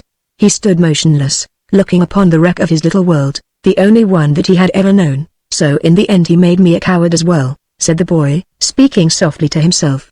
"Is it that a slave must be a slave always?" He drew a long breath. "No, not always. But in the meantime I am to go on living and bearing everywhere his mark, Quinton Edge's mark. Well, I will begin by learning how to wait. He stood irresolute for a moment longer, gazing at the scene of the night's tragedy as though to impress it indelibly upon his memory. Then turning his back to the east, where the faint saffron of early dawn was now showing, he started off on a long, swinging trot that speedily carried him down the slope and into the deeper shadow of the wood beyond. Chapter 7 The Bread of Affliction. 2 miles from the keep was a cave that Constance had discovered on one of his hunting trips, and which, boy-like, he had proceeded to fit up with some rude furniture for lodging and cooking, little dreaming that he should ever stand in actual need of these necessities. Thither he betook himself, impelled primarily by the mere instinct for refuge and shelter. Fortunately, the larder had been replenished within the past week. There was an abundance of dry fuel stacked up in the interior of the cavern, and the woods were full of game. But during those first 2 or 3 days it is doubtful if Constance would have remarked either the presence or the absence of these creature comforts. He ate when he was hungry and went to sleep when it grew dark. The rest of the time he sat motionless, thinking, living for the most part in that past that now seemed so infinitely far away. Of course, the cavern had been the storehouse of his treasures. Here he kept a spare hunting bow and a full stock of arrows, together with his fishing lines and nets and a miscellaneous assortment of traps and tools. Here, too, was the secret depository of his cherished spying glasses and of another equally marvelous but unfortunately valueless piece of mechanism, a revolver of large caliber. This latter had belonged to his grandfather, for whom he had been named, and upon his death Constance had claimed and taken possession of it. The weapon was in perfect order, for its former owner had been careful to keep it well cleaned and oiled, an absurd whim, of course, since without its ammunition it was useless. The boy used to puzzle mightily over it, setting the hammer and watching the cylinder as it revolved, then pulling the trigger and listening to its fascinating click. But he never got any nearer to the secret. Even more precious than the pistol and binoculars were his books, an oddly assorted library that included the child's pictorial history already mentioned, Dryden's translation of the Iliad, an imperfect copy of the Three Musketeers, and the Descent of Man. These, indeed, made up the full list of books belonging to the keep, and Constance had been permitted to appropriate them, nobody else caring to waste time over their stained and worm-eaten pages. With Constance, however, it had been different. In company with the other children he had been set at the task of learning his letters, and at first he, too, had rebelled at the uncongenial labor. What possible use could these ugly, crooked characters ever be to him? And then, suddenly, he found in them a magic key unlocking a door that opened upon an undiscovered country, that of the mighty past. Naturally he experienced some difficulty in viewing this new old world in anything like its proper proportions, and it was the literal baldness of the child's schoolbook that first gave him anything like a true perspective. Here was both the written story and the visible picture of the world as it once was, as it might be again. Studying these records and achievements of the ancient civilization, Constance found himself possessed of the knowledge of many things and consumed by the desire to lay hold of many more. But all this lay in the past ages ago, when as yet no Doomsman had landed at the Golden Cove, and the pine tree banner still flew from the fighting platform of the Greenwood Keep. Now nothing mattered to the boy sitting dull-eyed and inert in the darkest corner of his miserable refuge, while outside it was raining in torrents. But on the third day it cleared, and the rays of the morning sun, striking level with the mouth of the cave, fell full upon the lad's face, rousing him in a double sense. He sprang to his feet and drew in a deep breath of the morning air. How blue the sky! How golden the sun! As he sat eating his frugal breakfast of oatcake and honey he rapidly reviewed his present condition and future prospects, coming at last to the decision that he would go to Crow and see what his uncle Hugelin might be inclined to do for him. It was inspiriting, the mere fact that he had determined upon a course of action, and Constance immediately began his preparations for departure. It did not take long to put together his worldly wealth of 4 books, the binoculars, the pistol, and the chief of his other possessions. Now he had everything compactly stowed away in a shoulder pack and was ready for the journey. The town of Crow was situated on the greater river, formerly the Hudson, and some 10 miles north of the ancient city of New York. It boasted a population of quite 1,500 souls, and this, with its importance as a trading center, made it a notable municipality for these latter days. Its appearance, however, does not call for any extended description. Assuredly, it was not imposing. A heterogeneous jumble of low, half-timbered houses and mud-plastered hovels, dirty, unpaved streets, a mean-looking marketplace, where the shrill clamor of huckstering never seemed to cease, some pretentious-looking public buildings, with stuccoed fronts, outside of all, the inevitable earth rampart, topped by a palisade and pierced by sally ports at the cardinal points. Such was Crow, the principal city of this Western Hemisphere in the year 2015, or 90 since the Great Change. Constance frowned as he gazed upon this unlovely picture. Yet he determined that he would find something of good in it, and as though answering his thought, the sun reappeared at that very moment from behind a passing cloud, its rays lighting up the red tiling used as roofing in the houses of the better class, the one note of cheerful color among these dingy browns and greys. It was an omen, and he accepted it as such. It was to one of these red-topped mansions that Constance finally found his way, after experiencing several rebuffs from churlish citizens of whom he had ventured to inquire for the whereabouts of his uncle. Now, as he laid his hand upon the knocker, he was conscious that the feeling of despondency had again fallen upon him. He recalled the old story of Messer Hugolin's bitter opposition to the marriage of his sister Rain and Given of the Keep, of how he had refused to attend the wedding and had sent no gift. Since then there had been no real intimacy between the families, although the breach had been outwardly healed and formal civilities infrequently passed. A poor prospect, it would seem, for the success of Constance's appeal. But blood is blood, and there was literally no one else to whom he could turn in this his extremity. He let the knocker fall. Messer Hugolin, a stout man, with crafty lines greased in his broad face, received his nephew with nominal cordiality and listened attentively to his story. But he was not over-prompt with either advice or offer of assistance, and Constance, with a sore heart, finally rose to go. "Don't be in a hurry," said his uncle, coolly. "Let me think this over again. After all, we are of the same stock, although your father always flouted me for a mean-spirited churl. Poor Given, we may forgive him now." After another period of cogitation and incidental homilies upon the sinfulness of pride and free living, Messer Hugolin came to the point. He offered to take Constance into his employ as an apprentice in the tannery. Of course, Constance would have no wages until his indenture was out, but he would, at least, be assured of lodging, food, and clothes, the bare necessities of existence. Not an especially attractive proposition, but Constance, after a short consideration, concluded to accept it. He had a purpose in remaining here in Crow, almost within sight of Doom the Forbidden. He had not forgotten that therein dwelt one Quinton Edge, and now a new life began for the boy, and a hard one. Lodged in a corner of the garret, clad in the meanest garments, fed on the coarsest fare, his lot was little better than that of the actual serf, and in some respects inferior to it, for it was good policy to treat the slave with some decency and so secure a full life's work from the human machine. Constance, on the other hand, was bound for 4 years only, and it was policy to drive him at full speed. Messer Hugolin's business was of a general nature. He bought and sold everything in the way of raw product and finished goods, but cloth and leather formed the staple of his trade. The latter he manufactured himself, and his tannery was the largest in Crow.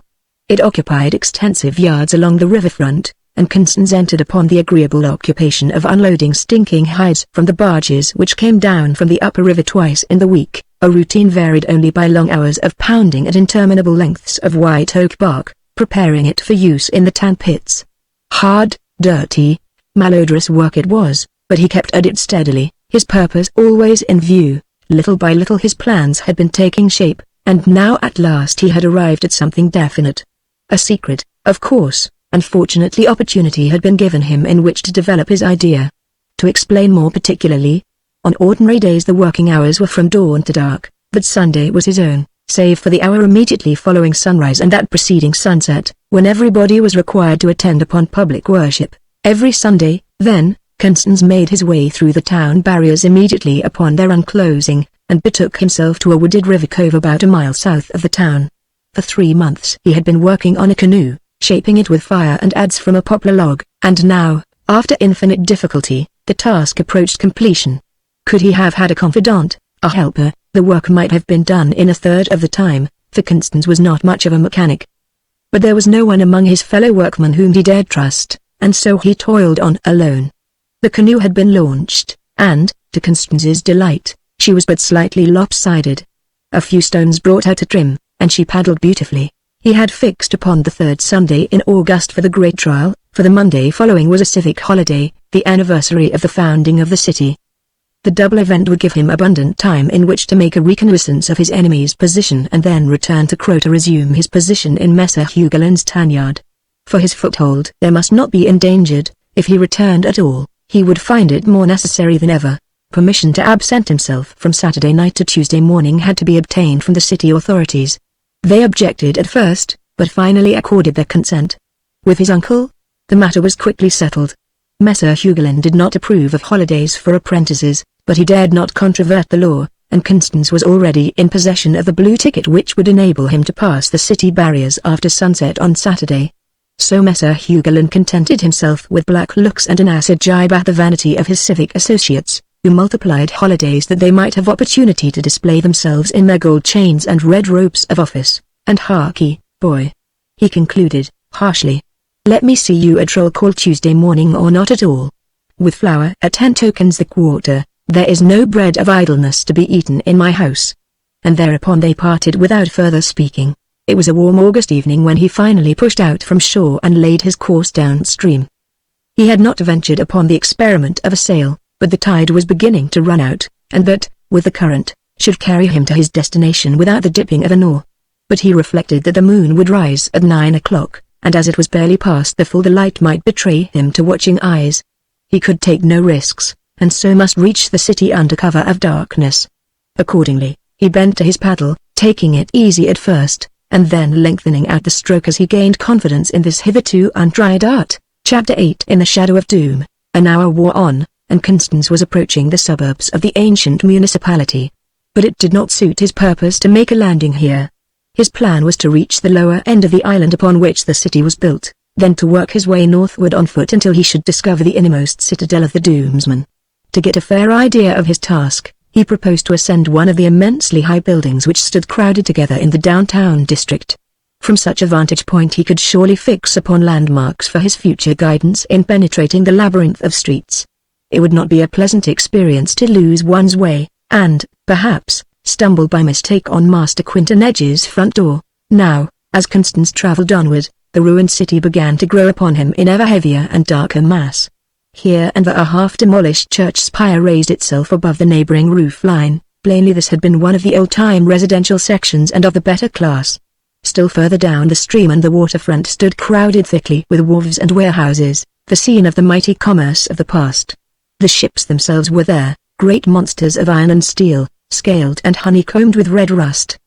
But the wharf slips had long since silted up, and the vessels, careening little by little with the subsidence of the water, had finally broken away from the restraining hawsers and lay on their beam ends in the mud, a sorrowful spectacle.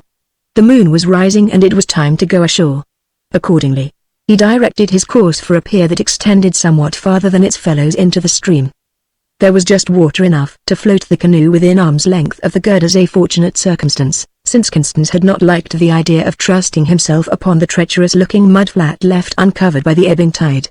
Securing the boat under shadow of the structure, he took his hunting knife and basket of provisions and climbed easily to the floor of the pier, then picking his way across its broken planking he reached solid ground. At last he stood within Doom the Forbidden. Now this street, which ran parallel with the river, was of unusual width, and Constance crossed it quickly, seeking for cover in some narrower and darker thoroughfare. A cross street opened directly in front of him. He plunged into it without hesitation, for the moonlight was now in full flood and there might be sharp eyes about. In the open spaces along the waterfront grass grew thick and tall as in a meadow, but in this narrow, crooked lane the wholesome, sun-loving plants found little encouragement to existence. In their stead, pale-colored creepers mantled the house walls, and everywhere were moss stains and the spore of the various fungoid growths. Constance's footsteps fell hollowly upon the pavement, slippery with weed and the august damp, and as he walked along an unearthly radiance suddenly illuminated his path. From every cornice and eaves end hung balls of the pale street Elmo's fire. Not a house but boasted its array of corpse candles that flickered with a greenish flame. A terrifying sight, but harmless. Far more dangerous, could he have known it, were the invisible but deadly gases from the century-old corruption that rose to meet him and were unconsciously inhaled. Then, as the fumes mounted to his brain, so the reason was ousted from her throne and imagination rioted unchecked, peopling the void with horrors and ineffectual phantoms.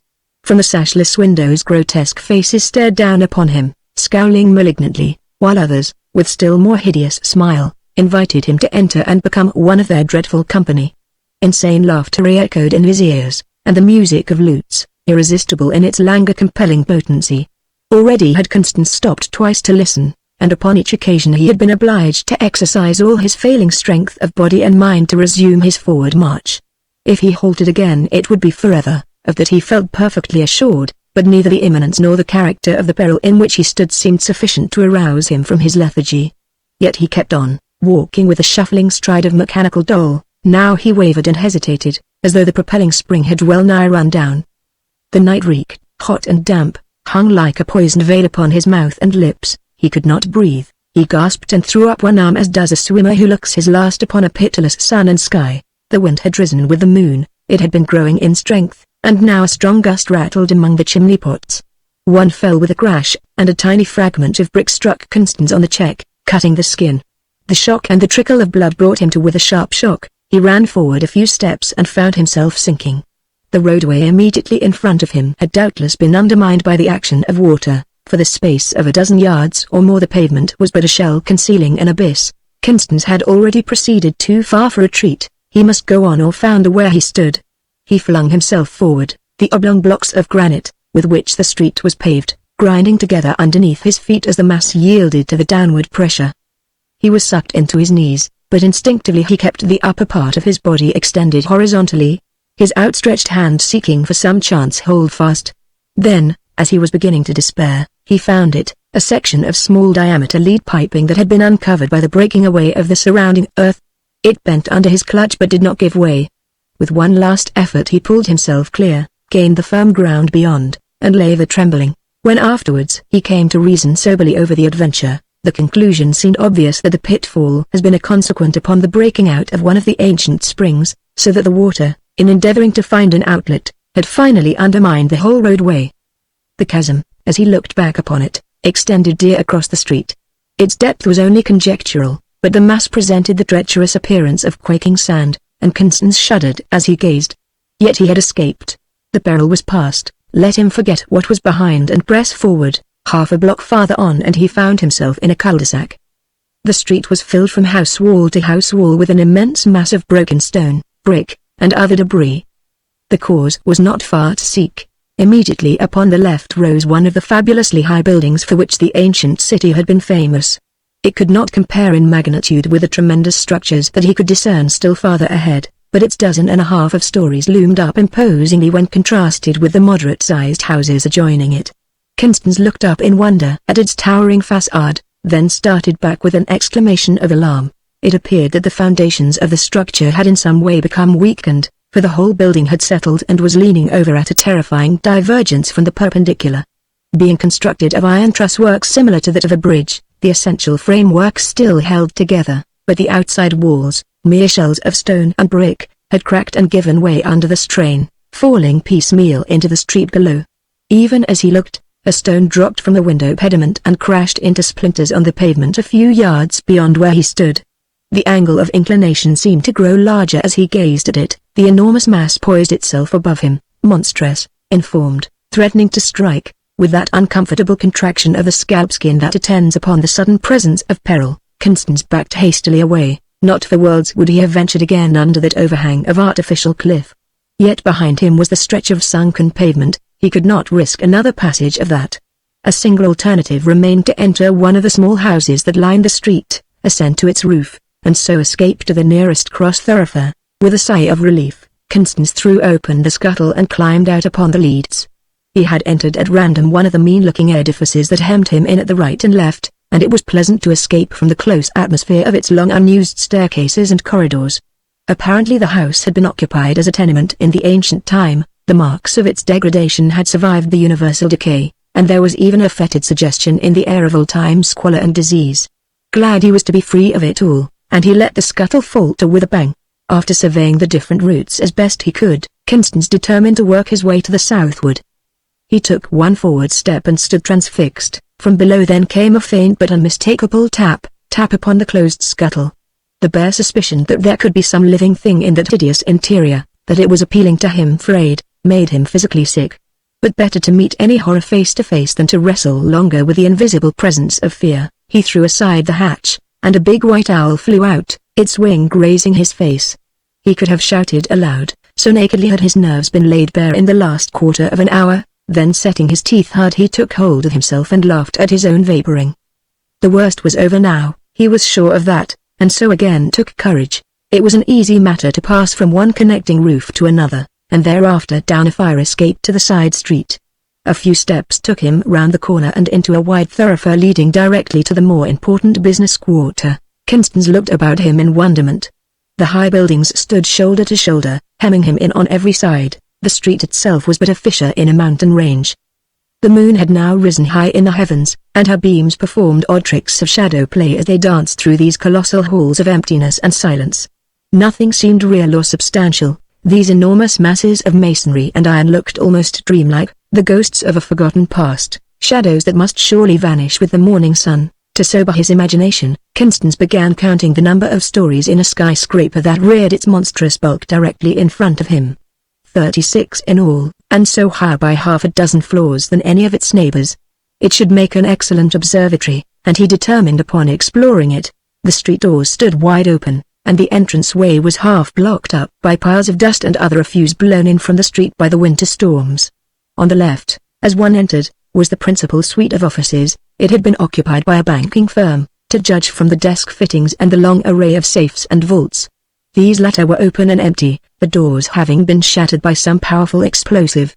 In all probability the vaults had been closed and locked by their owners, and had afterwards been looted by the criminals who thronged the doomed city and who would naturally seek their richest booty in the financial district. The floor was literally knee-deep in papers of all description, and in the heap were a number of bundles of the old-time bank notes, neatly labeled and banded. These the plunderers had evidently discarded as beneath their notice, for all that they represented wealth so vast as to be well-nigh incalculable.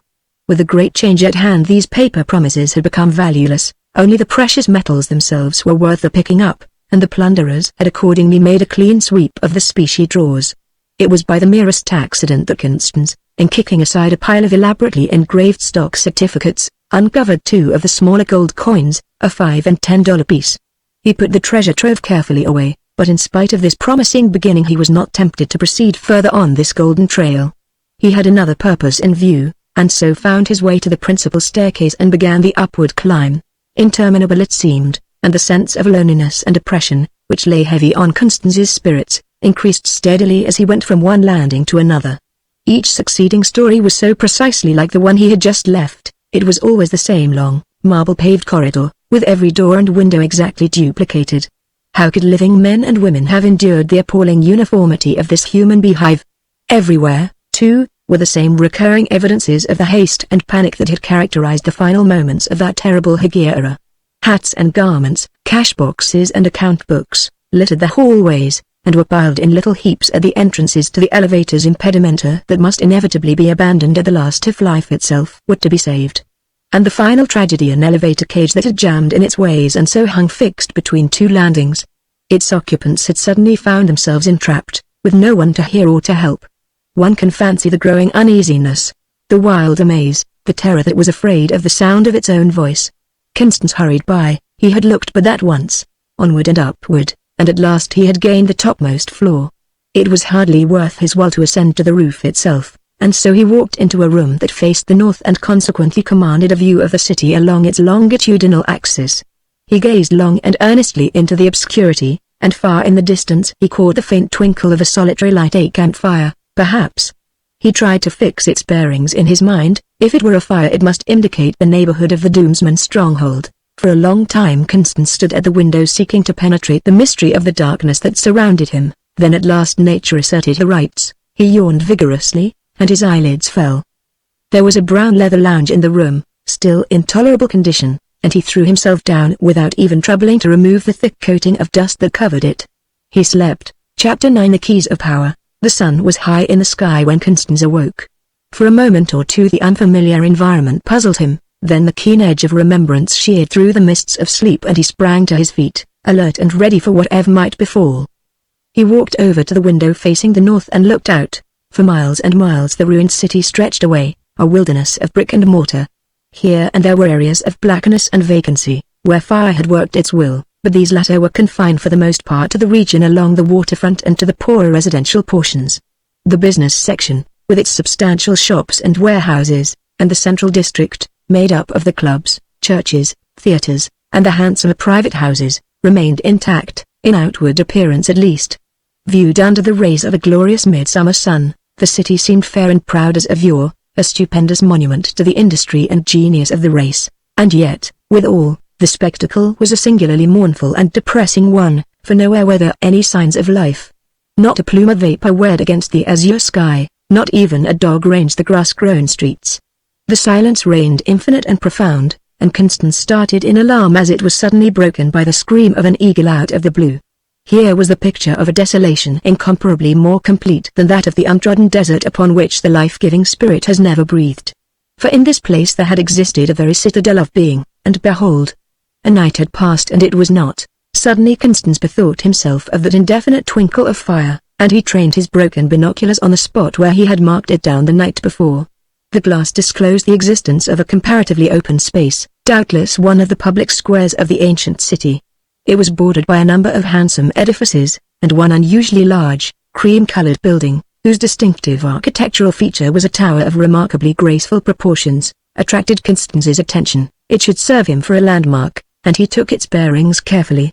Breakfast of brown bread and cold smoked beef was a simple and expeditious meal, and, with his appetite appeased, Constance descended to the street. He had his general direction in mind, and so was able to proceed at once upon his journey of exploration, keeping as closely as possible due north.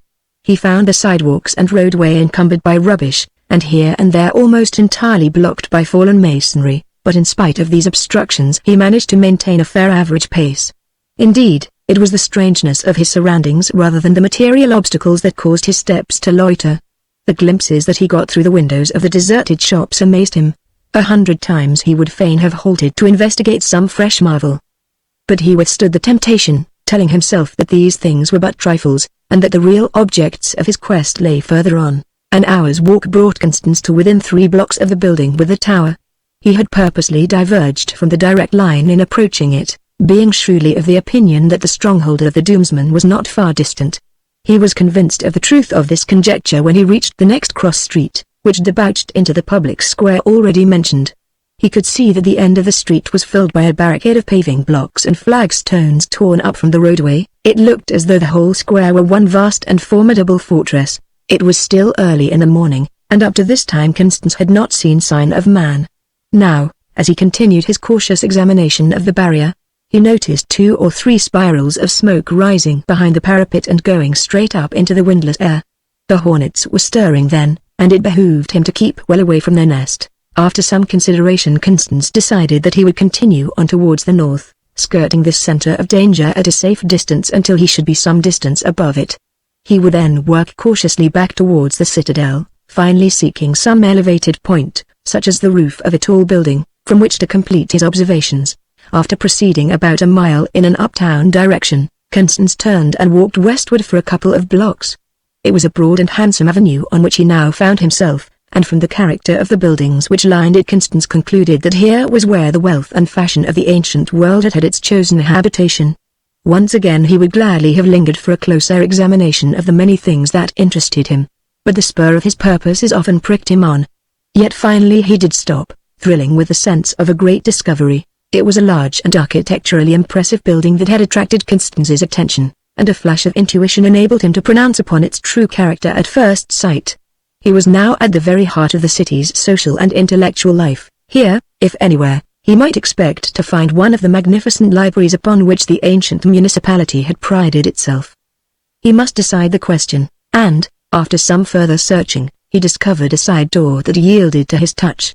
He was right, then. This was truly a library, and could he ever have imagined that there were so many books in the world? A cloud of dust rose under his feet as he went up to the cases and tried to read the tarnished titles of the volumes on the shelves. Again chance led him aright, and his eye brightened as he discovered an unpretentious volume that proclaimed itself the Official Visitor's Guide to the City of New York for the year 1905.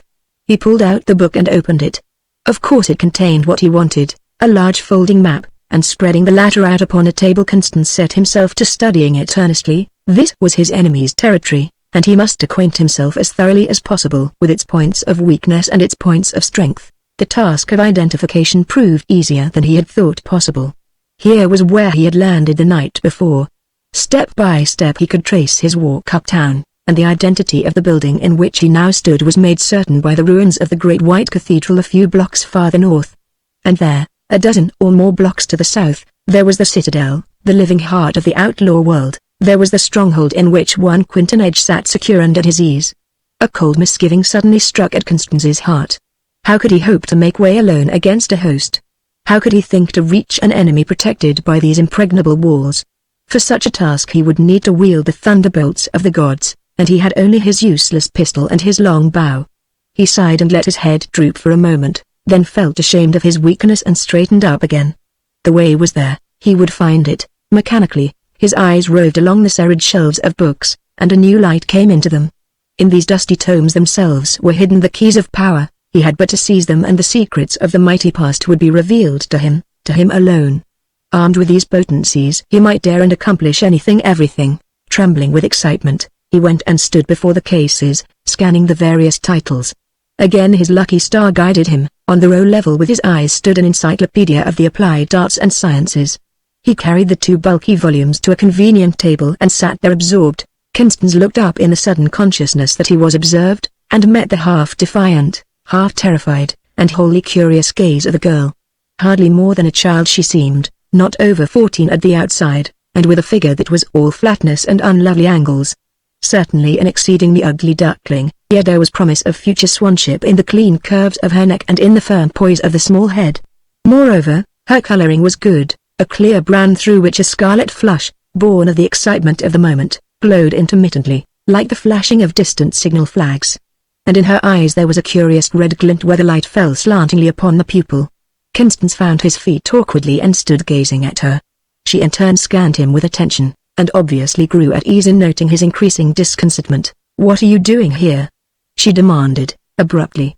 "You are not of the children of the Doomsman." "No," he answered, and compressed his lips obstinately. "You are very foolish," she retorted, with a slow shake of her head. "If Master Quintonedge catches you he will nick your ear, and then you will have to row in the galleys." Constance winced. Could she possibly have discovered his secret? But no, the hair fell in a thick wave upon his ears. It had been but a chance shot. "I am not afraid," he said, coldly. The tawny eyes, with their heart of fire, rested upon him approvingly. "I am Esme," she answered. "What is your name? What does it matter?" Well, then, Constance. He spoke impatiently, being anxious to get back to his book. He glanced at it longingly, and she, who, as it afterwards appeared, had a part to play, took the cue. Such stupid-looking books. She bent carelessly over the volume on the table. Nothing but wheels and dotted lines and wheels again. "It is a ridiculous book." "It is not," said Constance, hotly. The damsel smiled. "Oh, if you like that sort of thing, I know of a book over there." She pointed airily to an alcove at the opposite end of the hall. "It has many more pictures and many more wheels in colors, too, red and yellow and blue." Constance was all on fire in an instant. "Will you show it to me?"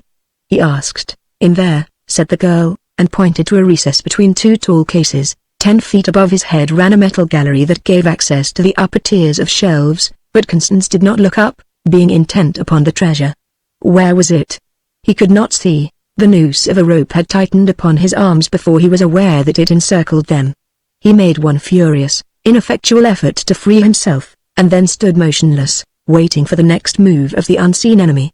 Forthwith, a second noose dropped smoothly around his neck. It was at once drawn taut, and Constance was obliged to stretch himself to his full height to avoid being strangled. He heard Esme clap her hands, and steps descending from the gallery. Then his captor stood before him. He was a boy of Constance's own age, but of shorter, sturdier build. A pleasant, ingenuous face it was, flushed now with the joy of triumph. "Got him," he announced, importantly, to the traitress Esme, who had retreated towards the door. "Don't be such a coward, he can't get away," he continued, examining his victim's bonds with critical attention. "Look, Esme, if he moves he hangs himself. A fix, isn't it?" And the boy laughed contentedly. It had been rare sport, this trapping of a man, worth half a dozen wolves or even a bear, hollow. "Esme," he called again, and the girl came up slowly. "You did it splendidly," said the boy. "Here's the bracelet I promised you," and he held out a circlet of gold filigree work studded with carbuncles. "They match your eyes," he added, in awkward compliment, and then blushed for the incredible weakness of mind that had prompted his words. Was she going to laugh at him? But the girl took the bracelet without even a look at the donor. She snapped it on her wrist and walked defiantly, straight up to the prisoner, as though she would compel him to admire her treasure, to congratulate her upon it. Constance held himself serenely imperturbable, not even turning his head. Her face burned. She threw the bauble on the floor. It lay there crushed and shapeless. Then she turned upon her accomplice in the successful treachery. I hate you. I hate you. She walked away, imperially offended, and stood looking out of a window that faced the street. Phew! Whistled the boy, in dismay, that was half comic and half real. He addressed himself to Constance, naively confident of masculine sympathy. Well, if that isn't— But the words failed him. Constance, angry and humiliated as he was, could not help smiling. You know, it wasn't exactly fair, he said. The boy considered, then answered, honestly. It wasn't, then, but what are we going to do about it? You are a houseman, and you have come to spy out the secrets of Doom the Forbidden. Any of the men who saw you would kill you like a snake. Perhaps so, but they would not wait until my back was turned or get a girl to help them. Constance suddenly realized that he stood free of his bonds. The boy had severed them with his clasp knife, that being the quickest means of releasing his captive. We will fight for it, then, he said, simply. Constance nodded. It was not at all an even match, for Constance was at least 30 pounds lighter than his adversary, and his slightly longer reach of arm was more than counterbalanced by the latter's ability to take any amount of punishment. Half a dozen ineffectual passes and they clinched. Constance was forced backward. He tripped and fell. The blows, short but savage, rained down upon his face. He tried to strike back, but his throat was gripped hard. He was suffocating. Consciousness was about to desert him, and he felt vaguely angry at this betrayal of his senses. Then the light returned, and he sat up, his head swimming. A man stood between him and his late opponent. It was Quinton Edge, and the recognition was a mutual one. Oh, you, drawled Quinton Edge, with that well-remembered, fine gentleman inflection. I am almost sorry that I interfered, but this young lady would have it so, and a woman's will is always law. Alex? But the boy Alex scowled. It was no business of yours, he said, angrily. That depends. Besides, it stands to reason that no man likes to see his own property mishandled. You don't realize, my good fellow, that you have a fist as rough as a shark's skin. Your property, echoed the boy, in disdain. Prove it, easily, smiled Quinton Edge, and drew aside the lock of hair that concealed the V-shaped nick in Constance's left ear. Oh, said Alec, shortly. He had been quick to see and interpret the appeal in his prisoner's eyes. It makes not a particle of difference, asserted Alec, stubbornly. He is my captive, taken in fair fight, and he belongs to me for all of his nicked here. I shan't give him up, and that's my last word to you, Master Quinton Edge. Half a dozen men entered the hall hurriedly. The girlies may must have summoned them when she had disappeared a few minutes before. Sturdy varlets they were, clad in green jerkins and armed with ashen lances pointed with steel. As Constance came afterwards to know, they were the personal bodyguard of the old Dom Gillian, to whom the boy Alec was both grandson and presumptive heir. Now Quinton Edge was not yet ready to measure swords with Dom Gillian. So he veiled his irritation and answered, equably. You know the law about harboring a house dweller, and since you choose to violate it here. He shrugged his shoulders detestably. Let Dom Gillian see to it. Yet, for the sake of peace, I will ask you once more to surrender this serf, who bears my mark and is legally proved my property. In the end it may save a mountain of trouble.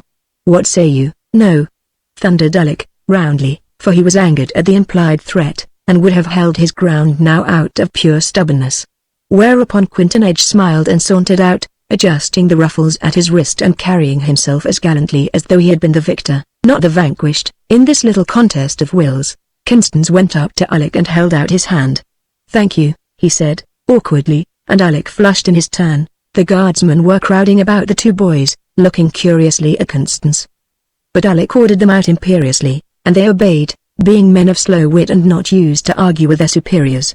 Alec turned to Constance. Well, that was fair enough, to make up for the other thing. Constance nodded a hearty assent. He hesitated, and then spoke, steadily, but you must understand that I would rather fight again than wear the iron collar of a slave, or call anyone master, even you. You will kill me, for you are the better man with the naked fist. But I should prefer it that way. Will you leave this with me? Asked Alec, nodding his head wisely, and Constance wondered and submitted. They went out into the breathless noon of an August day. 2 or 3 men were loitering about, and Alec frowned as he saw them. I shall have to take you to my grandsire, he whispered. These are Quinton Edge's men, and they are doubtless under orders to watch us. This way, and Constance followed obediently. Alec stopped at a beautiful Gothic edifice, built about a small courtyard, in which a score of the green jerkined guardsmen were lounging. In a corner stood the wooden cistern for the collection of rainwater from the roof spouts. Alec drew a pannikin of water and offered it to Constance that he might bathe his face, which was badly puffed and marked. How reviving, the touch of the cool, clean liquid. Constance arose, mightily refreshed. Then, in response to his guide's look, he followed him into the main hallway of the house and up the broad stairs. The building, judging from its size and appointments, must have been the dwelling of one of the richest members of the ancient plutocracy, and the traces of a splendid luxury were to be seen on all sides. The colored marbles underfoot, the gilding overhead, the gorgeous, albeit torn and weather-stained tapestries that covered the walls, these things were eloquent of a pristine magnificence that could hardly have been equaled, even in this city of palaces. Constance kept looking about him with all his eyes, but Alec strode along indifferently. Every son of the Doomsman might possess a dwelling measurably as fine as this if he chose to look for it, but from a practical point of view the sole qualification for a man's house was that it should be standing in plumb and tolerably weatherproof. Gold leaf and silken hangings would not keep out the rain, and it was folly to spend time in making repairs. When a house became uninhabitable it was a simple matter to move into another. The apartment into which they now entered was long and lofty. The thick curtains remained drawn before the windows, excluding so much of the light that Constance had great difficulty in finding his way about. Then, his eyes adjusting themselves to the obscurity, he saw before him a divan piled high with pillows. Propped up against them was the figure of an old man, and such a man. In his prime he must have been a very colossus of strength and stature, and even now, in his senility, the muscles that had made terrible those great limbs could be plainly traced. For this was Dominus Gillian, whose name had been first a byword and then a terror, and even now was a power to conjure with. Dom Gillian, renegade and hero, gallows bird and world builder, but ever and in all things a man, as all other men will bear witness. He knew his favorite grandchild, and smiled as Alec respectfully raised and kissed his hand, that hand in whose hollow had lain the world, now shrunken and nerveless, scarce able to crush an impertinent fly. Alec spoke slowly and distinctly, explaining his action and seeking boldly to justify it. This dog of the house people had dared, under veil of darkness, to creep into the grey wolf's den. He, Alec, had captured him alone and unaided. Surely such an exploit deserved recognition, and Alec desired to keep the prisoner as his own property. Could he do so, no matter what claim might be urged against his right? The old man listened, and looked at Constance indifferently. Then he spoke in the inflectionless monotone of extreme old age. A housey dweller and a snake, my son, crush them when you can, for the woods are full of shadows, and a man cannot always see where to plant his foot. I have lived very long, and I know, but, my father, if you will only let me, I am tired, interrupted the even, expressionless tones. Go away and leave me to sleep. Tomorrow we will cut out this houseman's eyes and tongue, so that he may see nothing and tell nothing. Then you may have him for your plaything. It will be better so. The eyelids fell, and the old man slept placidly, his face serene as that of a babe. The two boys stole quietly away, down a narrow passage and a flight of stairs into a dark, cool room, underground, as Constance conjectured. Alec left him there, counseling quiet and repose for the next few hours. It was night when Alec finally appeared and conducted his departing guest to the open air. The moon had not yet risen, and the danger of detection was practically past. You are sure that you can find your boat, whispered Alec, as they stood facing each other, curiously loath to part. Yes, answered Constance, for I shall follow the river straight down. It will take a little longer, but that matters not. Goodbye, I shan't forget. A slender figure slipped out from the shadow of a doorway and confronted them. It was Ismay, and she spoke with serene gravity. Since you and Alec are friends you ought to make it up with me also. But not unless you really want to, she added, hastily. Constance smiled with youthful cynicism. Of course, he answered, magnificently condescending. You're a woman, and you know better. She snatched her hand away. Yes, I am a woman, Master Constance, and someday you will know what that means. She moved away, majestically as does a goddess, conscious of her power but magnanimously refraining from using it. Constance and Alec laughed after the manner of mankind who find it easy to disbelieve in what they do not understand. Then, with a long hand grip, they parted. The canoe was still in its hiding place underneath the ruined pier, and Constance's first care was to stow away in the stern locker the 2 volumes of the scientific cyclopedia that he had been reading at the time of his capture. Alec of his own volition had stolen the books from the library hall, and had put them into Constance's hands at the moment of parting. They made a heavy load for him to carry, but what a precious burden it was, and how gladly he assumed it. For these were the keys of power. As Constance paddled out into the stream, he heard the steady thumping of oars in rollock. He shoved back into the shadow of the pier just as a great galley filled with men came foaming down the river. Constance could see that it was a war vessel of the largest size, for there were full 60 oars on a side arranged in 2 banks. The figurehead was the representation of a black swan, and on the poop deck stood the slight, graceful figure of a man wearing a plumed hat. Constance saw him remove the cigar from his lips as he turned to give an order. Instantly the port oars held and backed, and the galley, swinging round on her heel, headed upstream again, passing within 50 yards of Constance's hiding place. The boy's bow was in his hand, but he had not attempted to fit an arrow to the string. "It will come the time," he said, under his breath. Constance stared gravely after the black swan as she drove along. But for the best of good fortune he might now be tugging at a heavy ashen oar, with the lash of the deckmaster striping his back. Alec, Ismay, yes. He had much to remember. 2 hours later he had scaled the wall of Crow, without being discovered by the sleepy sentinels, and was safe on his pallet of corn husks in Messer Hugoland's attic. Chapter 10 The Message. 3 years had passed since that first memorable visit to Doom, the forbidden years of work and of growth. The simple outdoor life and the physical toil had been good discipline for Constance, and he was now a well-built young fellow of 22, nearly 6 feet tall and with muscles like steel wire. The nights, too, had afforded compensation for the labors of the day, for then he could read and study. The 2 big volumes of the scientific cyclopedia had been his schoolmasters, and he had striven faithfully to learn of them.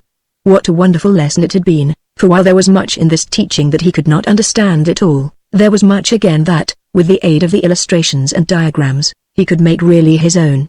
And so, little by little, he had been able to reconstruct, in imagination, at least, the lost civilization of the ancient world, how men had tamed the lightning and bade it speak their will and work their pleasure, how the same vapor that issued from the pot bubbling on Martina's fire could be harnessed and made to draw 100 wagons at once upon the old-time steel-railed highways, how a child's hand on the crank of a machine gun might hurl inviolable death among a regiment of men and put even an army to flight. Steam and gunpowder and electricity, what wonderful ideas were connoted in the words. The very names thrilled him with a sense of infinite power.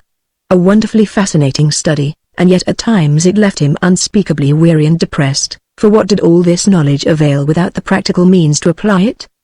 The great machines that the ancients had built, what were they now but masses of red rust, useless alike to the fool who laughed at them and to the visionary who could only dream of their magnificent potentialities, a dream, for, in truth, a lion was in the way. So long as the Doomsman held sway in the land, so long must the wheels of progress stay locked. Unable to use themselves the treasures of knowledge stored under their hands, they were unwilling that another should even touch them. What could he or any other one man do? Once, indeed, during the 3 years, Constance had found brief opportunity to revisit the scenes of his old home in the valley of the Swift Water. In this general district of the West Inch were to be found nearly all of the larger estates, a fitting cradling place, it would seem, for the new liberty, the awakening era. But time was not yet come, as Constance soon saw clearly. He had been hospitably enough received, for the countryside had not forgotten the story of the Greenwood Keep, and it was plain to see that this clear-eyed, well-set-up lad was of the true stockader breed. One of his father's bond friends, Piers Major, of the River Barony, had even offered Constance a home under his roof tree in exchange for sword service. But this he declined, with becoming gratitude indeed, but none the less firmly. He had no fancy to spend the rest of his life in a trooper's saddle riding down naked savages, an agreeable occupation, whose only variation was an afternoon at pigs ticking or a chance crack at some doomsman's head. Better to endure drudgery of the tan pits than to part with all purpose in life, and so the crusade, which Constance had hoped to father, died at its birth. The kinsmen and friends of his family were sincere enough in their sympathy, but they could not be expected to risk their own skins in the furtherance of his private quarrels, and, so far as it was a question of political economy or of patriotism, these easy-going gentlemen troubled themselves not one whit. For the most part the Doomsmen kept their distance from a stockader's threshold, and laissez-faire was a good motto for both sides to adopt. Constance returned to Crow and to Messer Hugoland's attic neither overmuch surprised nor discouraged by the results of his mission. After all, his ultimate object was a personal one, his revenge, and only his own hand could discharge that debt in full. Did the time seem overlong, the way unendurably lonely and toilsome? He had only to close his eyes to remember. And so the years had passed. It was the noon spell on a day in late October, and Constance sat on the river end of the long wooden pier at the Tanyard eating his luncheon of bread and bacon scraps. The tide was running up slowly, as could be noted from the bubbles and driftwood that circled past the piling of the wharf, and Constance, happening to glance down into the swirl, saw something that brought him to his feet. Nothing more remarkable than a bottle of thick, greenish glass, but bottles of any kind had become valuable now that the art of glass blowing was so little practiced, and such flotsam was not to be despised. Having strung a length of noosed cord to a light pole, Constance threw himself flat along the string piece of the pier and began angling for the prize. A failure or two and then he had it snared securely. Now it was in his hand. The bottle was foul with slime and fungus growth, showing that it had been in the water for a long period. Possibly it had been out to sea and back many times before this particular flood tide had brought it to Messer Hugolin's tannery and under the eyes of one who would have the wit to distinguish it from a rotten stick. At all events it had found a port at last. The bottle had been corked and then sealed with pitch, and Constance had to use some care in getting at its contents, a slender cylinder of tightly rolled paper. Finally he succeeded in drawing it out uninjured, and saw that it was superscribed to his Uncle Hugolin. The old man looked up with a frown as Constance presented himself at the door of the counting room. The rest hour was over and Constance's place was at the tan pit. How was the work to get done if everybody shirked their part of the common task? A message in a bottle. What foolery was this? Nevertheless, Messer Hugolin extended his hand to receive the roll, and, removing the waxed string that bound it, knit his brows over the enclosure half a dozen sheets of writing. Constance was about to retire discreetly, but Messer Hugolin raised his hand. "The writing is too fine for my eyes," he grumbled. "Read it for me, nephew, but, harkee. You will keep your mouth shut whatever its import." Then, in a sudden gust of passion, "A thousand plagues on that fool of an upriver factor who broke for me my reading glass. Not another one to behead in crow for goodwill or gold, and I compelled to borrow another's eyes, to live at the mercy of my meanest clerk. Come, boy, you must have the sense of it by this time. Shall I read it aloud?" asked Constance, and then, in compliance with his uncle's nod, he began. "Dated at Doom, in the year 90 after the Great Change, it is a score of years, my brother, since that moonless August night when the Doomsman came to Crow and I went back with them, tied to Mad Scarlet's saddle bow.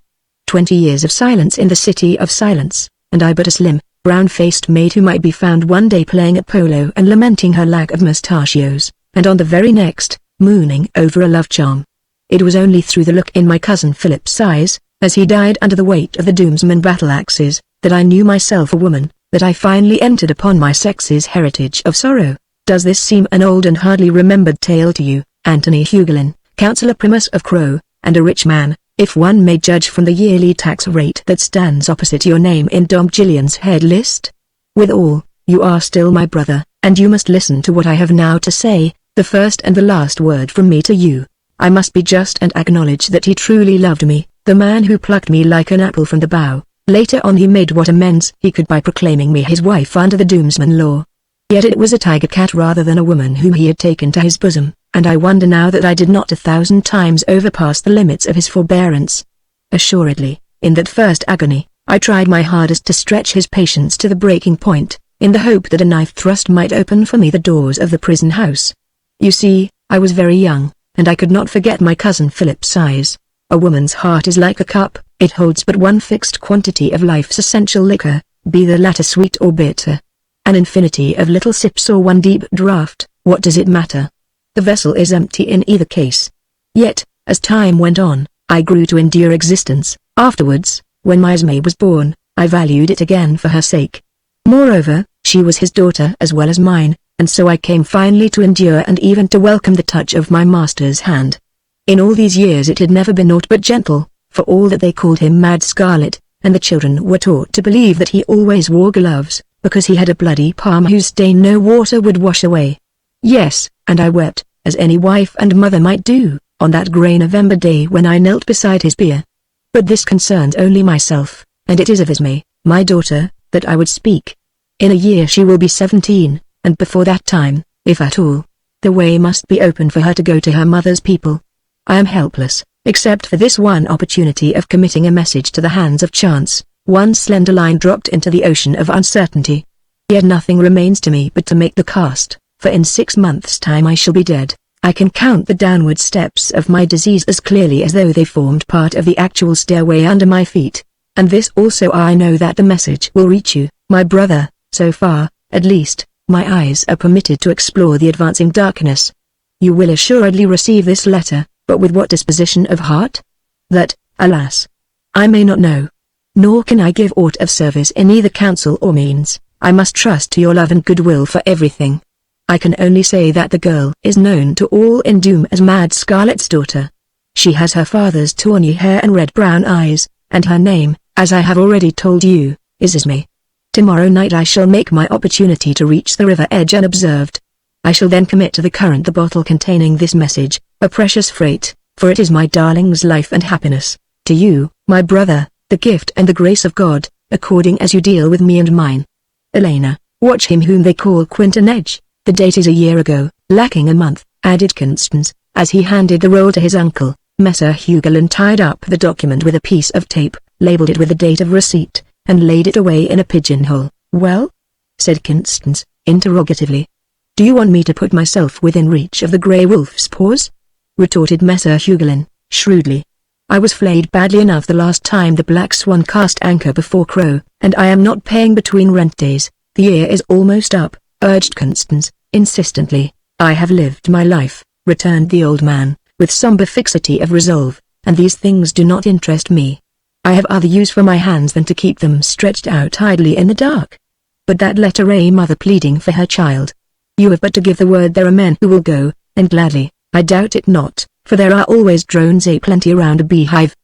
But why should I spend my good, red gold to make a beggar's holiday? Constance felt his cheeks burn.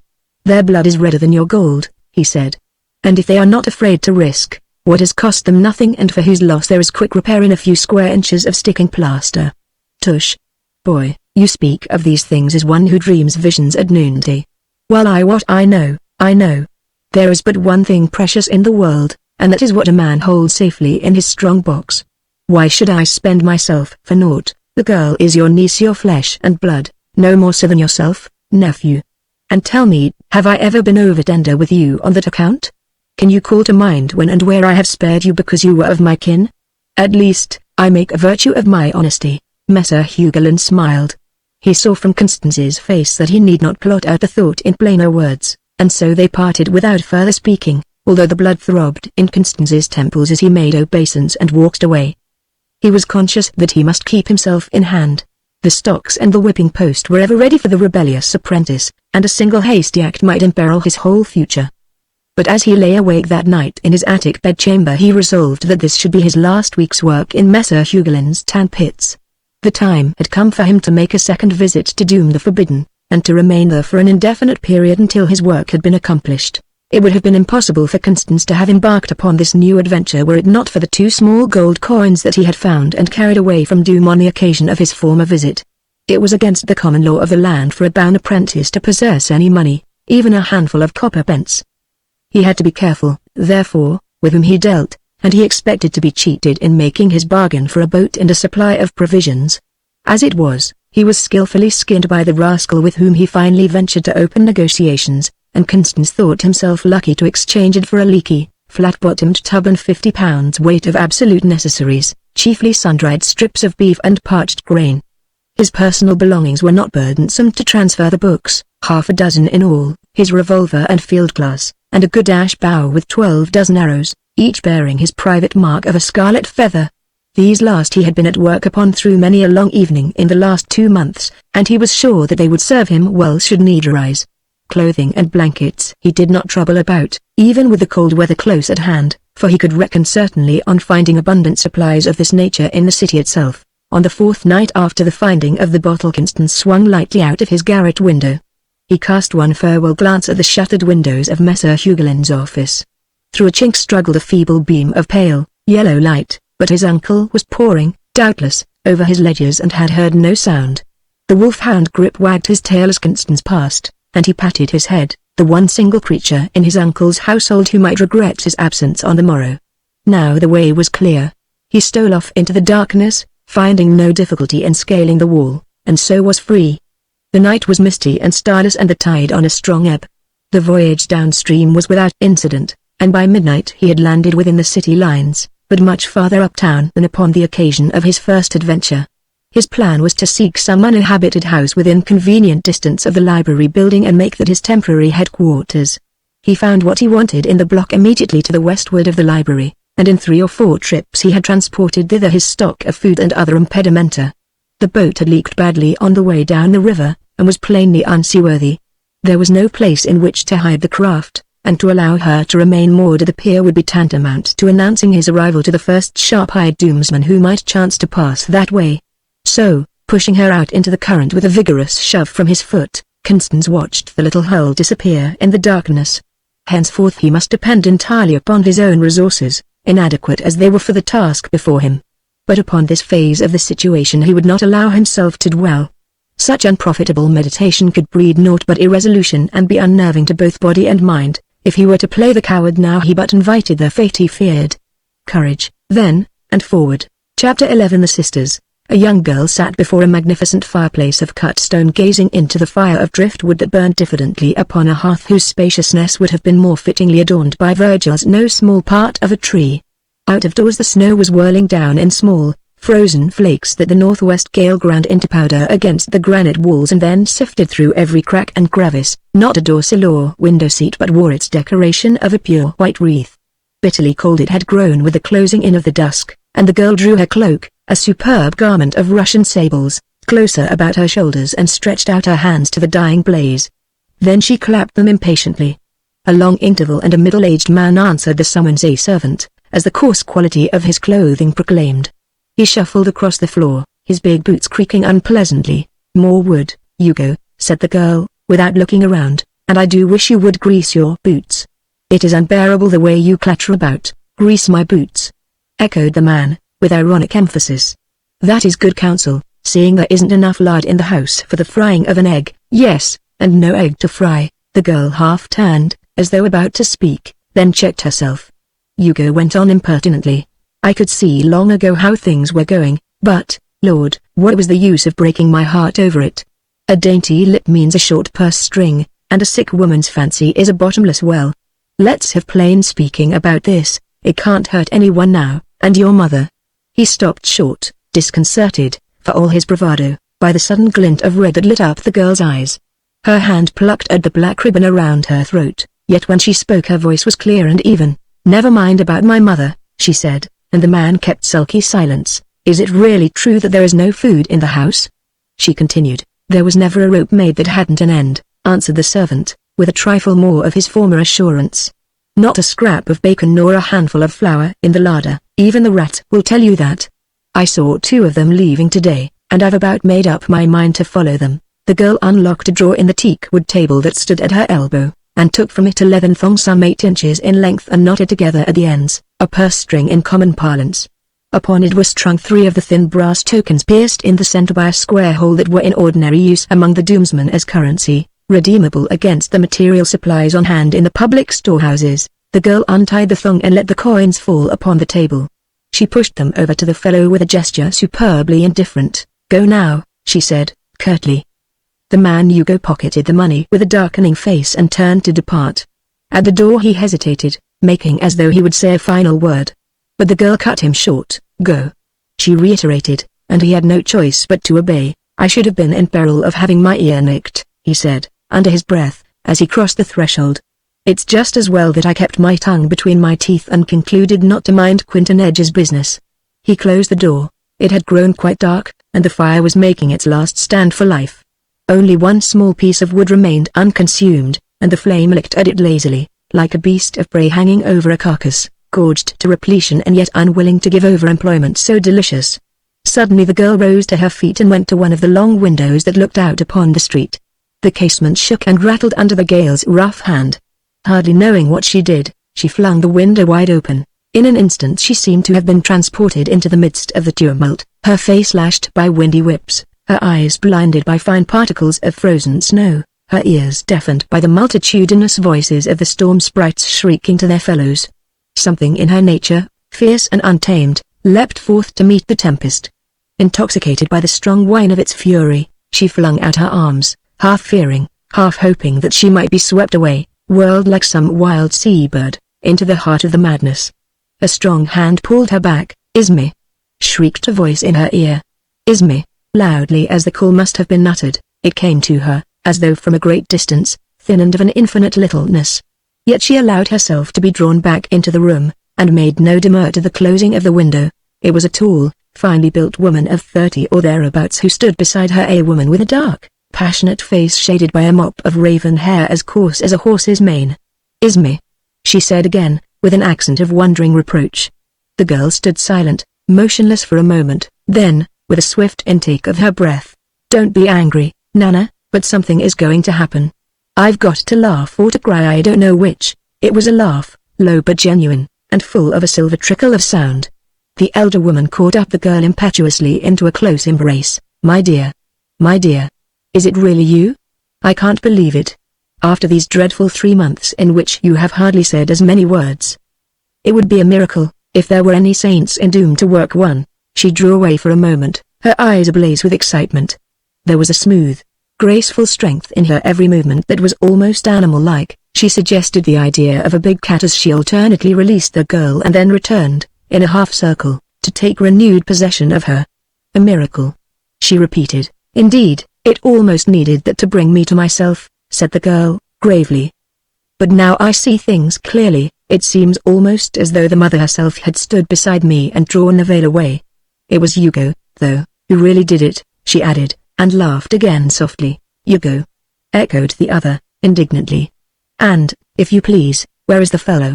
The candles have not been lighted, the fire is dying out, and not a sign of supper visible.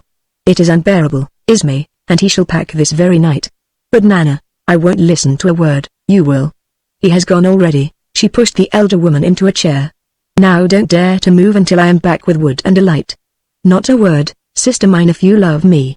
Taken by surprise, Nana let her go, and sat waiting. The girl returned in a few minutes with a basket containing several lumps of sea coal. "This is 1,000 times better than Hugo's boards and barrel staves," said Ismay, triumphantly, and transferred the fuel to the hearth, where it presently burst into a cheerful flame. "There are 3 or 4 boxes of the stuff in the cellar, enough to last us all winter. Now for the lamp." On the mantelpiece stood a shallow dish containing a small quantity of cottonseed oil and a piece of lampic. Ismay took down the vessel and inspected it with a calculating eye. "It will last until bedtime," she announced, and lit it with a spill of paper. Nana looked at her half-sister questioningly, but did not offer to speak. She had never seen Ismay just like this, and the change was especially noticeable after the silence and apathy of the past months. Her thoughts traveled back to the human link that had united them for so long, the woman whom each had called mother, although to Nana it had been only a step relationship. How impossible it had once seemed that there could be any new adjustment of life's machinery, how difficult the realization that nature is accustomed to settle these matters in her own time and way, and invariably does so. Yet here was Ismay suddenly returned to herself, moving about, alert and eager, knitting her brows over the one important problem of the moment, the question of supper. "You'll have to make out with the firelight for a little while," said Ismay, picking up the rude lamp. "But you won't mind, dear?" She stooped, kissed her sister, and was gone again. The elder woman felt her eyes brimming saltily. The girl, so far as years were concerned, might almost have been her daughter, since Nana had been both wife and widow at 17. For all that, the sisterly relation was the true one between them. They were of the same strong breed, even if Ismay were only in half a daughter of the Doomsman. Nana had never been able to forget that her father's second wife had been of the blood of the despised house people. In spite of herself she had learned to love the dead Elena. She adored Ismay as a part of herself. A primitive emotion, but then Nana was the elemental woman. When Ismay returned she brought with her a bowl containing a small quantity of cottage cheese, hardened yellow with age. Surmounting the bowl was a plate upon which were some crusts of bread and a knuckle of ham, the latter being little more than the bare bone. A table stood in the middle of the room, a handsome piece of buhl-work. Ismay drew it forward to the fire and proceeded to arrange her feast. Scanty enough it seemed, but the cloth covering the table was of the finest damask, the plates that she took from a glazed cabinet were of the precious china of Sevres, the knives and forks were in solid silver, and the drinking cups of silver gilt had been fashioned by a great artist. A strange contrast. Beggars' fare served so royally, but hunger is not nice about trifles one way or the other. And so it was upon the viands that Nana's attention was immediately concentrated. She glanced suspiciously at the cheese, despairingly at the knuckle bone, and then said, solemnly, "Tell me, Ismay, what does it mean?" "Where is Hugo?" "Hugo has deserted us like the rats," answered the girl. "And the situation, it is just this." She stopped and took a swallow of water. It is 3 months now since she the mother slipped away from our arms, and of course the pension stopped with her. I gave the last handful of tokens to Hugo to settle up his wages. So you see I'm a beggar. It's a woman against the world, and one of us will have to devour the other. Lucky, isn't it, that I woke up desperately hungry? That means that I'll make a fight for it. Have the first bite, Ismay. You know that I have still my widow's rate. Yes, and I also know that it is barely enough to keep one body and soul together. The two of us would only starve by inches. No use, Nana, we must take things as we find them. But isn't it strange? She stopped abruptly and let her glance wander over the luxurious table service, the gleaming surface of the silver reflecting her troubled eyes. She went on slowly. All this meant something once, this array of silver and jeweled glass, the tapestries on the walls, the fur cloak about my shoulders. Think of it, Nana. These things must have been the envied treasures of the rich, the luxuries of life. And now anyone may possess them who cares to fight their battle with moth and rust, while a single one of Dom Gillian's brass tokens outweighs it all, rejoined Nana, nodding her head wisely. It is not hard to understand why, for with a token anyone may buy a quarter weight of flour at the public stores or a fore-shoulder of mutton, and bread and meat mean life, don't they? Well, and suppose one doesn't happen to possess a long purse string laden with these wonderful, miracle-working bits of token money, what then? A woman can't put on a quilted coat and steel cap and go out with the raiders to earn her share of the loot. Fancy my teaching a fat-housey dweller how to dance on a red-hot plate or riding the toll roads of the West Inch in a jacket full of arrow holes. That is true, agreed Nana, gravely. Ismay rose and walked excitedly up and down the long room. It's just hopeless, Nana, to stay on here in this city of the dead. She stopped and faced her sister. So I have decided, I am going back to my mother's people. There is a chance in their world for a woman to secure her own living. Here she can only starve or accept some man's protection. The elder woman remonstrated feebly, but the girl swept her aside. Listen to me, Nana. You know that Messer Hugolin, Councillor Primus of Crow, is my uncle, my mother's own brother. She ever insisted that in his charity I had a final resource. He might not offer it, but surely he could not deny me, if I sought it. Nana, you recall what the mother herself said, how she always believed that the message would reach him. My own uncle and Councillor Primus of Crow, she concluded, hopefully. But Nana was not to be so easily convinced.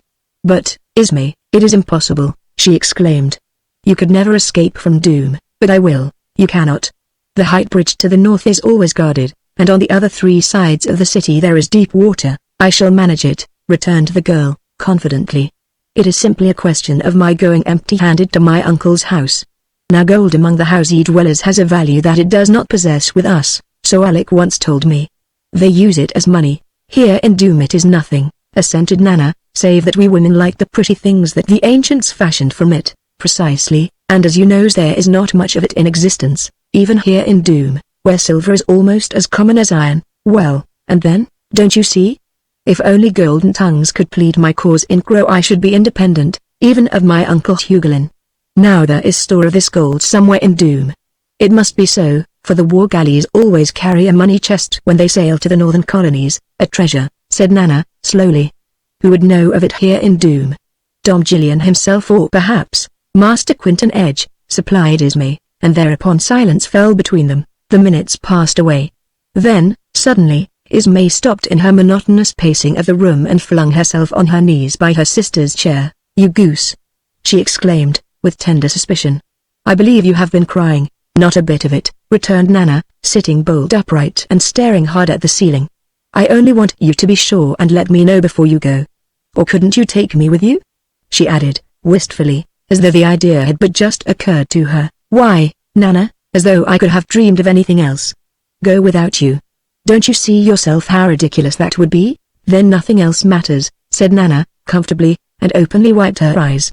When do you want to go tonight, foolish one? But then you love me, and I can forgive you. Now let me be quiet, I want to think out my plan. Nana left the room softly. Ismay sat looking into the fire, her small, firm chin propped in her palm. So violent was the storm that she did not hear the opening and closing of the street door, but the flickering of the lamp in the swirl of a current from the outre warned her that she had a visitor. She recognized him instantly as he came forward, his laced hat in the hollow of his arm. There was no one in Doom besides Master Quinton Edge who bowed with so easy a grace. A woman has a quick eye for such trifles. You're Ismay, daughter of Mad Scarlet, he began, gently. My intrusion is unseasonable, perhaps, but nonetheless unavoidable. The girl made no answer. I will speak to the point, he went on. Are you ready to make choice, tonight, between young Alec and his oafish cousin Boris? I have a reason for asking, believe me. Ismay flushed with annoyance. I will not listen to either of them, she said. Boris I detest, and Alec is only a boy, and a silly one. I have told him so a score of times. I thought as much. But I wanted the confirmation of your own lips, my dear child. The knowledge emboldens me to offer you an asylum under my own roof for the next few months or longer. Alec, as you say, is but a boy, half hot, half muddlehead. He, perhaps, could be kept in check. I can manage that sufficiently well, broke in the girl, haughtily. No doubt, but with Boris also in the field the situation becomes a complicated one. Accordingly, I have concluded to offer you my assistance in dealing with it. It is difficult to think of Master Quentin Edge in the light of a disinterested advisor. Perhaps you have other motives, possibly, returned the man, with calm assurance. Why not a dozen of them? But to disclose them this is not the time. You have only to accept my offer and be thankful. Suppose that I refuse? Quentin Edge glanced over his shoulder, and the three men who had been standing motionless in the shadow of the doorway took a step forward. You perceive that there is no such alternative, he said, suavely. The girl started but kept herself in hand. My sister goes with me? No, said Quentin Edge. But Nana's arms were already encircling her treasure. She had entered unobserved, and she had heard enough to understand. You, she said, and spat at Quentin Edge. The man's face paled. He stepped forward as though making to push the intruder away. In a flash she had turned upon him and her teeth closed upon the fleshy part of his right hand. He shook her off as one does a snake, a true forest cat, said Quentin Edge, and smiled as he twisted a fine lawn handkerchief about the wounded member. Then, with entire good humor, I apologize for my incivility and truth, it were a biting rejoinder. Madame, you, too, are welcome to my poor house. With such a dragon in the garden, he will be a brave man indeed who thinks to filch my apples. Nana, huddled up in a corner of the room whither she had been flung, answered not a word, but watched him steadily, unwinkingly, her eyes narrowed to two gleaming slits. Ismay went over and assisted her to her feet. You will give us time to get a few things together, said the girl, turning to Quentin Edge. A woman cannot be moved about like a piece of furniture. 10 minutes. It were waste of breath to renew the argument, and within the quarter of an hour the two women, closely shawled and veiled, descended the steps to the street. It was still storming. A coach drawn by 2 horses was waiting at the curb, and the Doomsman, having assisted his unwilling guests to mount within, took his place on the box with the driver, the 3 men following on horseback. The little company moved slowly down the avenue, then, turning into a side thoroughfare, proceeded directly eastward. Chapter 12 The Hedge of Arrows. For the first few days following upon his arrival in the city, Constance kept under Rover, venturing forth only after nightfall. He wanted to make sure of all his bearings before taking any long step in advance, and the extent and strength of the enemy's defenses particularly interested him. Fortunately for his purpose the weather was growing colder every day, autumn having given place to winter much earlier than usual, and on these chilly nights the Doomsmen were not inclined to wander far abroad. By keeping closely to the side streets he ran but little risk of discovery through a chance encounter. At the same time he must get inside the danger zone if he hoped to obtain any information of value. Constance found the solution of his problem by betaking himself to the housetops. Through the aid of the rope, furnished with cross pieces inserted in the strands at regular intervals and a grappling hook at the free end, he could pass easily from roof to roof of contiguous buildings, and so gain points of observation that otherwise he would never have dared to approach. One of these aerial routes led from the side avenue on the east to a moderate-sized building situated on the Citadel Square and directly overlooking the fortress. Twice now he had ventured to spend the whole of a day lying perdu in this convenient eyrie, his binoculars in constant use, and what he saw and learned increased his thoughtfulness, although he would not let it shake his resolution. So far as he could judge, the Doomsmen could not be regarded as formidable through mere weight of numbers. Their available fighting force Constance estimated at 200, which would indicate a total population of around 1,000. Now Grow alone was a city of full 1,500 inhabitants, and the census of the West Inch should show twice that number. In an open field, and man to man, the Housey dwellers were much more than a match for Dom Gillian's wolves. On the other hand, the Doomsmen were all trained warriors, and to smoke them out of their own nest one would have to think twice about that. Here was a half-ruined city, several square miles in actual area, and surrounded by unfordable tidal rivers. Deep at its heart was the citadel, strongly built and abundantly supplied with water and provisions. Under these circumstances it was a simple matter for a small force to maintain itself indefinitely. It would necessitate the employment of an attacking army 4 or 5 times as large as the defense to even up the chances. This, of course, on the presumption that both sides were armed alike. Constance's thoughts reverted to the fire artillery of the ancients. With that at his disposal he would hold the balance, or power. The possession of a single score of rifles should enable him to demonstrate the feasibility of the attempt to his sluggard kinsmen, the stockaders, and to the even more reluctant townsmen. He determined to take the first opportunity to make a careful search of the city armories and ammunition depots. In the meantime, it was his business to acquaint himself as thoroughly as possible with the material situation. The stronghold of the Doomsman occupied the middle section of the ancient city square. In shape it was an irregular oblong, the original builders being apparently content to enclose sufficient space without reference to architectural symmetry. Its perimeter might be roughly estimated at 800 yards, respectable proportions, and indicating a capacity to comfortably accommodate the whole population of Doom should the necessity arise. The barricade was constructed of stone, principally paving blocks torn up from the adjoining streets, and since the material was unlimited in quantity the walls were of massive proportions, 16 feet in height and nearly 6 feet in thickness at the bottom course. At the several corners stood towers elevated some 10 feet above the wall veil and properly loopholed. Under the east and south walls and virtually built into them were a series of huts, which served as storehouses and for living quarters in time of siege. At present these huts, low, uncomfortable-looking structures of stone and roofed with broad, flat flags, were untenanted save for the 2 or 3 used by the small garrison on duty. The western side of the enclosure was occupied almost entirely by storehouses for grain and other provisions. Here, too, were pens for cattle on the hoof and immense cisterns for the storage of drinking water. Somewhat to the south of the center of the square stood what appeared to be the administration building, a round, tower-like structure, 3 stories in height and with enormously thick walls. One could fancy it the scene of a last stand in a lost cause. Directly opposite, in the north wall, was the gateway. It opened onto the Palace Road, one of the principal avenues of the ancient city, and was in the form of a vaulted passageway defended by flanking towers and superimposed battlements. A notable stronghold was this citadel of the Doomsman, wisely planned and well built, and Constance could hardly fall into the error of underestimating its resources. For all that, he would not acknowledge that it was impregnable. Stone walls cannot stand forever against stout hearts. Day by day went on and Constance kept adding steadily to his stock of information. Most important of all, he had succeeded in definitely locating the several positions of the enemy. It appeared that the district actually inhabited by the Doomsman included only the fortified square and a few of the city blocks contiguous to it on the north. The distance from the citadel to the library building and Dom Gillian's house was about a mile, and it was some 5 miles further to the tidal estuary which formed the northern boundary of the city proper. Of the various structures that had formerly spanned the stream, but one, the high bridge, remained. Built of massive masonry, it had wonderfully resisted the disintegrating processes of time, and stood today, immovable as the granite hills of which it formed the connecting link. Being the sole means of landward approach to Doom, it was guarded carefully, and a detail from the general garrison was at all times on duty there. The final conclusion to which Constance arrived was that he had only to avoid the immediate neighborhood of the Palace Road and the Citadel Square to pursue his investigations with entire safety. Accordingly he grew venturesome, and began to go out of doors at all hours of the day or night. And then on the 14th day after his arrival in the city his immunity came abruptly to an end. It was early in the forenoon, and Constance was exploring a quarter of the city that lay to the northeast of the Citadel Square.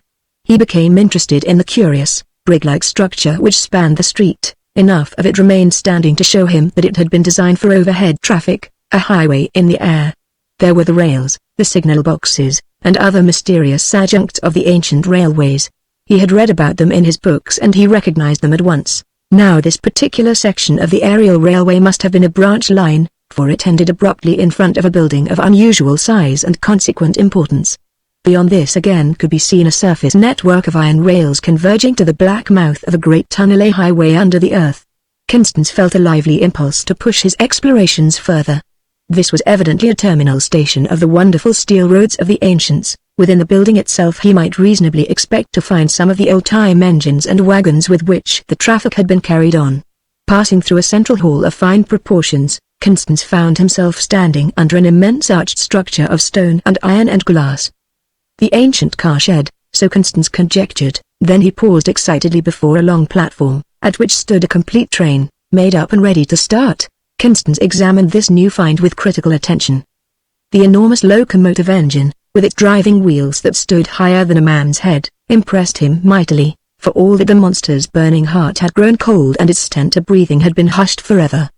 He climbed into the cab and wondered hugely at the multiplicity of stopcocks and levers and cabalistically lettered dials. It seemed incredible that the giant could have moved even his own weight, and yet there was his appointed task strung out behind him, 15 long and heavy vehicles. It was amazing. Behind the engine came the cars for luggage, piled high with bags and boxes, and then the regular train equipment, a long line of coaches. These last were of the most luxurious pattern that was plain to see, although the varnish had blistered on the panels and the silken curtains at the windows hung in tatters. The last car of all had clearly been in service as an eating apartment. Unfortunately, the doors of this coach had been left closed and the windows remained intact. Constance entered and looked about him, noting that the tables still bore their weight of plate and china and napery. Most moving of all was the little nosegay that stood in a tall glass at each cover. But even as he gazed, delighted that the flowers still retained recognizable shape, they broke and crumbled into nothingness. It was difficult to understand why the train should have been abandoned, it being evident that it had stood here, ready for immediate departure. But the unquestionable fact may serve to emphasize again the suddenness of the final catastrophe. People had simply dropped and forgotten everything. In the extremity of terror, civilized man had become a savage, reverting to primeval instincts in preferring his legs to any other means of escape. There was but one thing left for him to run away. It was a depressing experience to be standing solitary and alone under these vast arches that had echoed to the tramp of feet innumerable. A sense of his loneliness pressed heavily upon Constance. Then, suddenly, he became aware of the presence of a man, who stood leaning against a pillar a short distance away and watched him from under close-knit brows. The fair hair and frank, kindly face seemed dimly familiar to Constance, and what thighs and breadth of shoulder. The stranger stood little short of gianthood, and Constance would have run small chance against him as man to man. Bitterly he regretted having left his bow behind. Even his double-edged hunting knife was missing from his belt. The man walked deliberately forward to meet him. Certainly his dress and equipment proclaimed him a Doomsman, and by the same token he must have recognized that Constance was an alien. Yet he smiled and held out his hand as he came up. It is Constance, of course, for who else among the house people would dare to cross the Grey Wolf's threshold? Do you not remember Alex?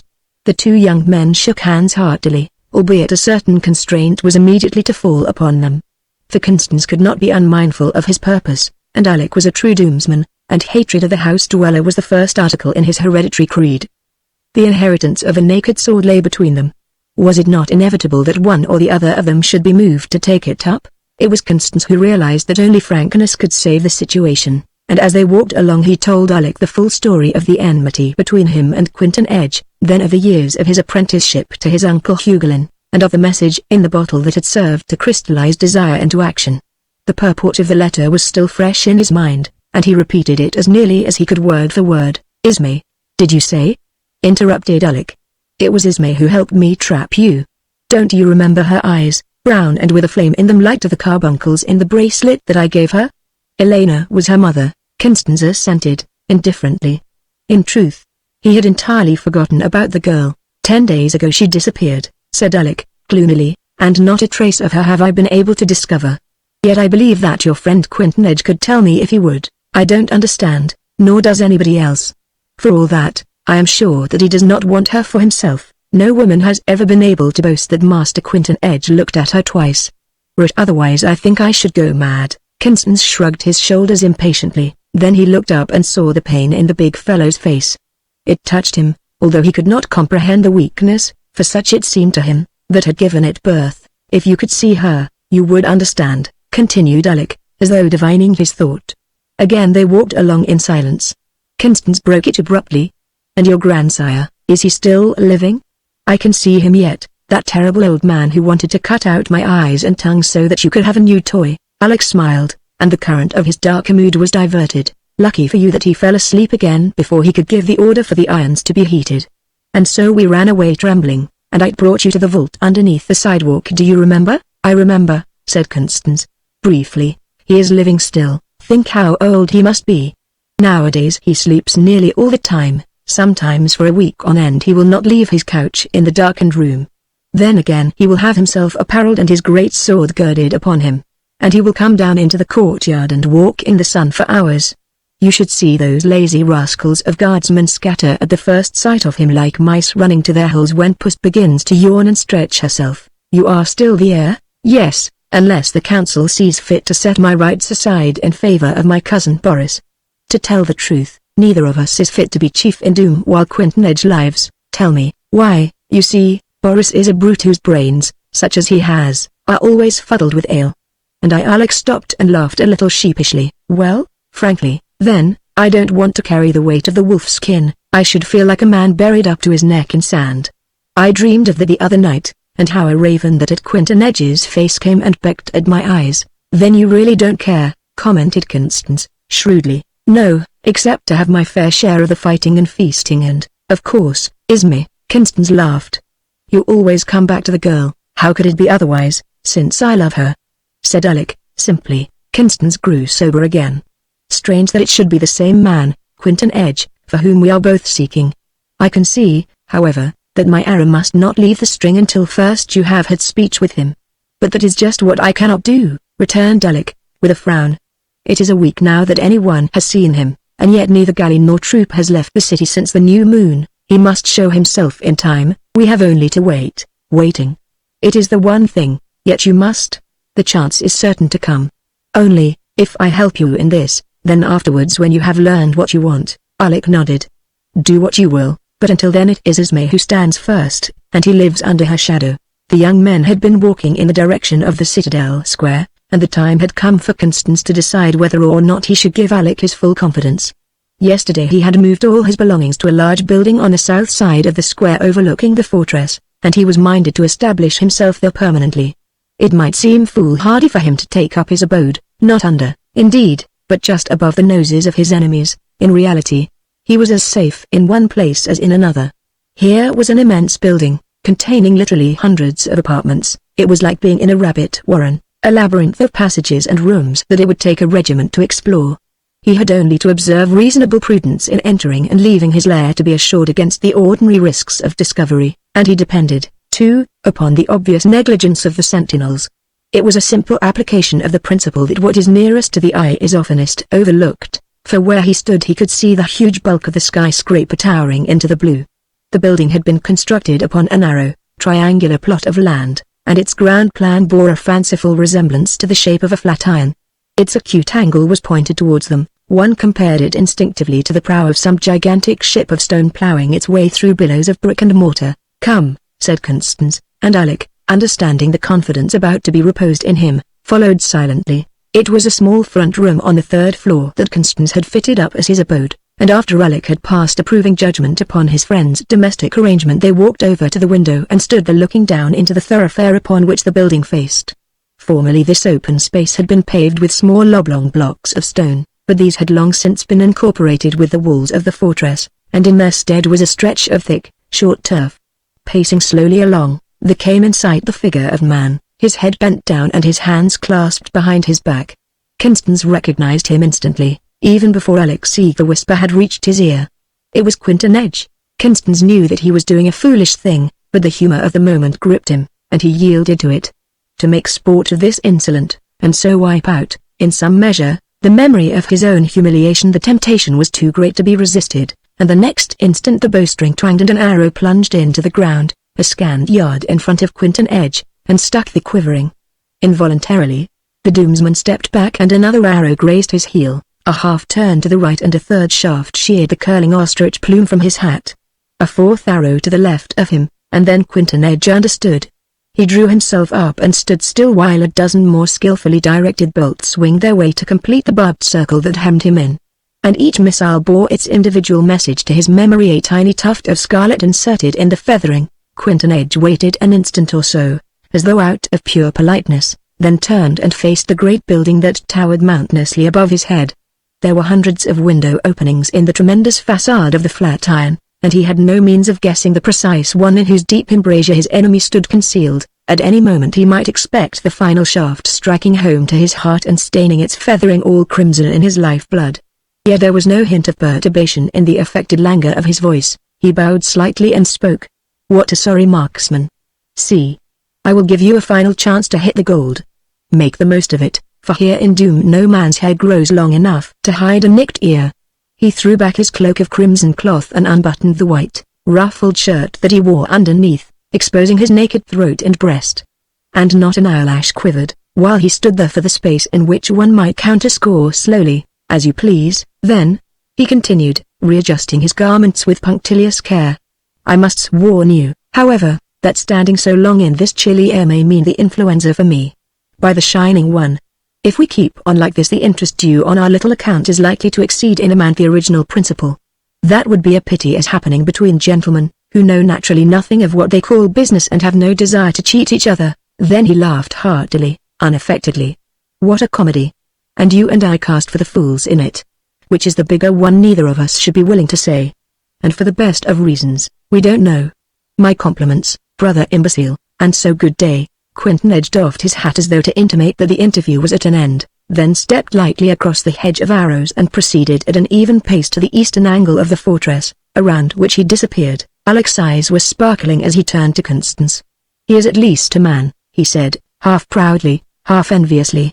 But Constance only set his teeth the harder. "I could have gone out, met him face to face and killed him," he said, somberly, "only for you and your Esme." Chapter 13 Gods in Exile. February, and a full 3 months since Constance had come to Doom. And yet he was virtually at his starting point, so little had he been able to accomplish along the line of his purpose. A dozen times indeed he might have planted an arrow between the delicately shrugged shoulders of Master Quinton Edge as he strolled, of a sunshiny morning, along the palace road, surrounded by his little bodyguard of flatterers and political courtiers. But such an act could have stained his honor without fully satisfying his vengeance. He did not want to strike until he should know where it would hurt the most. It had been Alec always who had stood in the road, Alec with his eternal lamentations over the maid Esme. Together they had searched for her in every possible quarter. But where was one to look first in this wilderness of stone? It would have been an obvious procedure to have kept close watch upon the movements of Quinton Edge, whose complicity was a matter of reasonable suspicion. But the first attempts at shadowing him had resulted in nothing, and early in December the Black Swan, with Quinton Edge himself in command, had left her moorings in the greater river, bound doubtless on some piratical expedition. It was an added aggravation of Constance's impatience that Alec himself was ordered away at the end of January. He had been drafted to take part in a raid, and since the route of the proposed foray led far to the southward he would probably be absent for a considerable time. It would take a fortnight's hard riding for the band to reach the distant colony against which the attack had been planned, and fully 6 weeks would be required in which to drive the cattle home. 2 full months, then, and as yet only one had passed. The returning raiders would not cross the High Bridge much before the first day in April. As the weeks went heavily on, Constance, in spite of his philosophy, began to fret and chafe. He could put in a part of each day in the library poring over his books and digging out the ancient wisdom from the printed page by sheer force of will. But there always came a time when only physical exertion would have any effect in dispelling the mental disquietude that possessed him, and then he would throw aside his books and walk the empty streets for hours. The weather continued bad, bitter cold alternating with storms of rain and sleet. Towards the end of January the snow came in earnest. It lay a foot deep on the level, and the Doomsmen, after their custom, kept closely within doors. Constance would occasionally note a few fresh tracks along the palace road, and the smoke that curled steadily from scattered chimney pots and the bivouac fires on the Citadel Square might be taken as evidence that the suspension of social activities was only temporary. But for the present, at least, Constance had the city to himself, and he wandered about as he chose without a thought of possible danger. An anxiously longed-for discovery was the reward of one of these lonely excursions. In a shop that had once been devoted to the sale of firearms, Constance found a quantity of ammunition of a caliber that would fit the chambers of his revolver. The cartridges had been packed in hermetically sealed cases, presumably for export shipment or upon a special order. However that might be, the precaution had prevented the deterioration of the powder, and the ammunition was consequently in condition for use. Constance nerved himself to make the experiment, but although his studies had made him well acquainted with the theory of the explosive projectile, he had to summon all his resolution for the actual pulling of the trigger. The detonation that followed startled him out of his self-possession. He dropped the pistol, and was out of the shop and halfway across the street before he could recover himself. Then, ashamed of his cowardice, He forced himself to pick up the weapon and went forward to examine the 2-inch plank at which he had taken aim. To his astonishment and delight he saw that a hole had been drilled clean through the solid oak and the bullet itself was lying on the ground, flattened from its impact with the masonry behind the planking. All this, let it be said again, was perfectly familiar to Constance in theory, but its realization in fact gave him a strange thrill. A score of men armed with these large-caliber pistols, or, better still, rifles, might easily enough compel the surrender or bring about the destruction of the entire fighting force of the Doomsman. Inspired by this new thought, Constance made a thorough examination of the stock of arms in the shop. To his disappointment he found most of the rifles in unserviceable condition, covered with rust and verdigris. Finally, however, he came across a dozen carbines carefully wrapped and packed for a prospective shipment across the ocean. Protected by their heavy coverings, the weapons had suffered comparatively little damage, and Constance spent the best part of the week in cleaning them and getting the mechanism of their working parts into tolerable order. Later on, Constance removed the serviceable ammunition, amounting to several hundred rounds, to a convenient hiding place in the cellar of a building fronting on the Lesser or Eastern River, and he also transported thither the carbines, the latter carefully wrapped in greased rags to preserve them from dampness.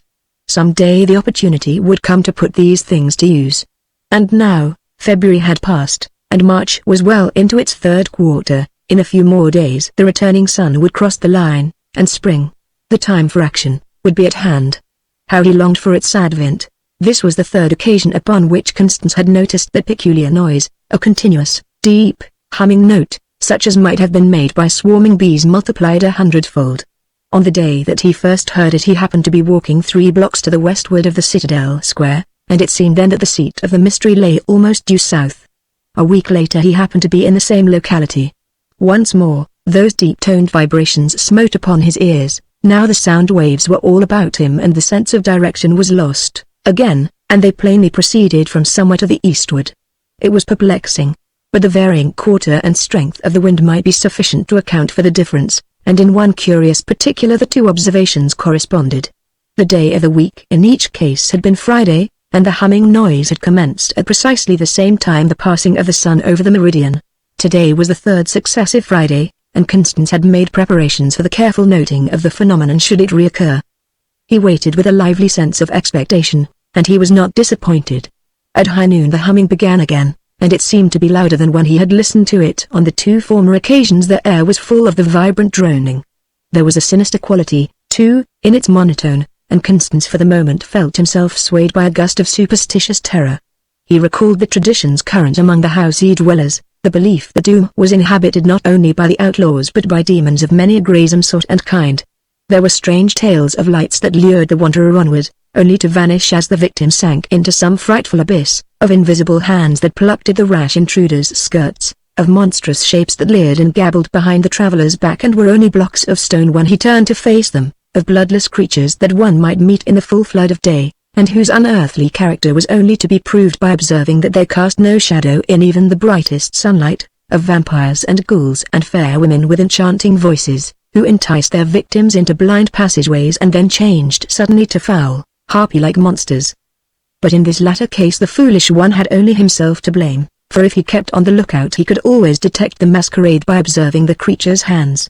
The harpies could transform themselves in every other way, but their claws remained unchanged, and they were, consequently, obliged to cover them with gloves. "Beware the gloved hand," was a familiar aphorism among the wise women of the West Inch, and Constance, shaken in spite of himself by the remembrance of these old fables, felt the sweat break out upon his forehead, for all that the wind blew shrewdly cold. Yet as he waited and listened and still nothing happened his natural good sense reasserted itself.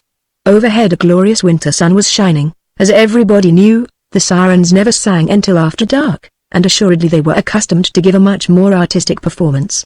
His courage re-established, curiosity asserted her rights. He must discover the source and nature of this mystery, and so he proceeded cautiously in the direction from whence it now appeared to come, a course that led him south by east for perhaps 10 of the city blocks. Constance found himself a short distance below the Citadel Square and in a quarter of the city that he had never yet explored.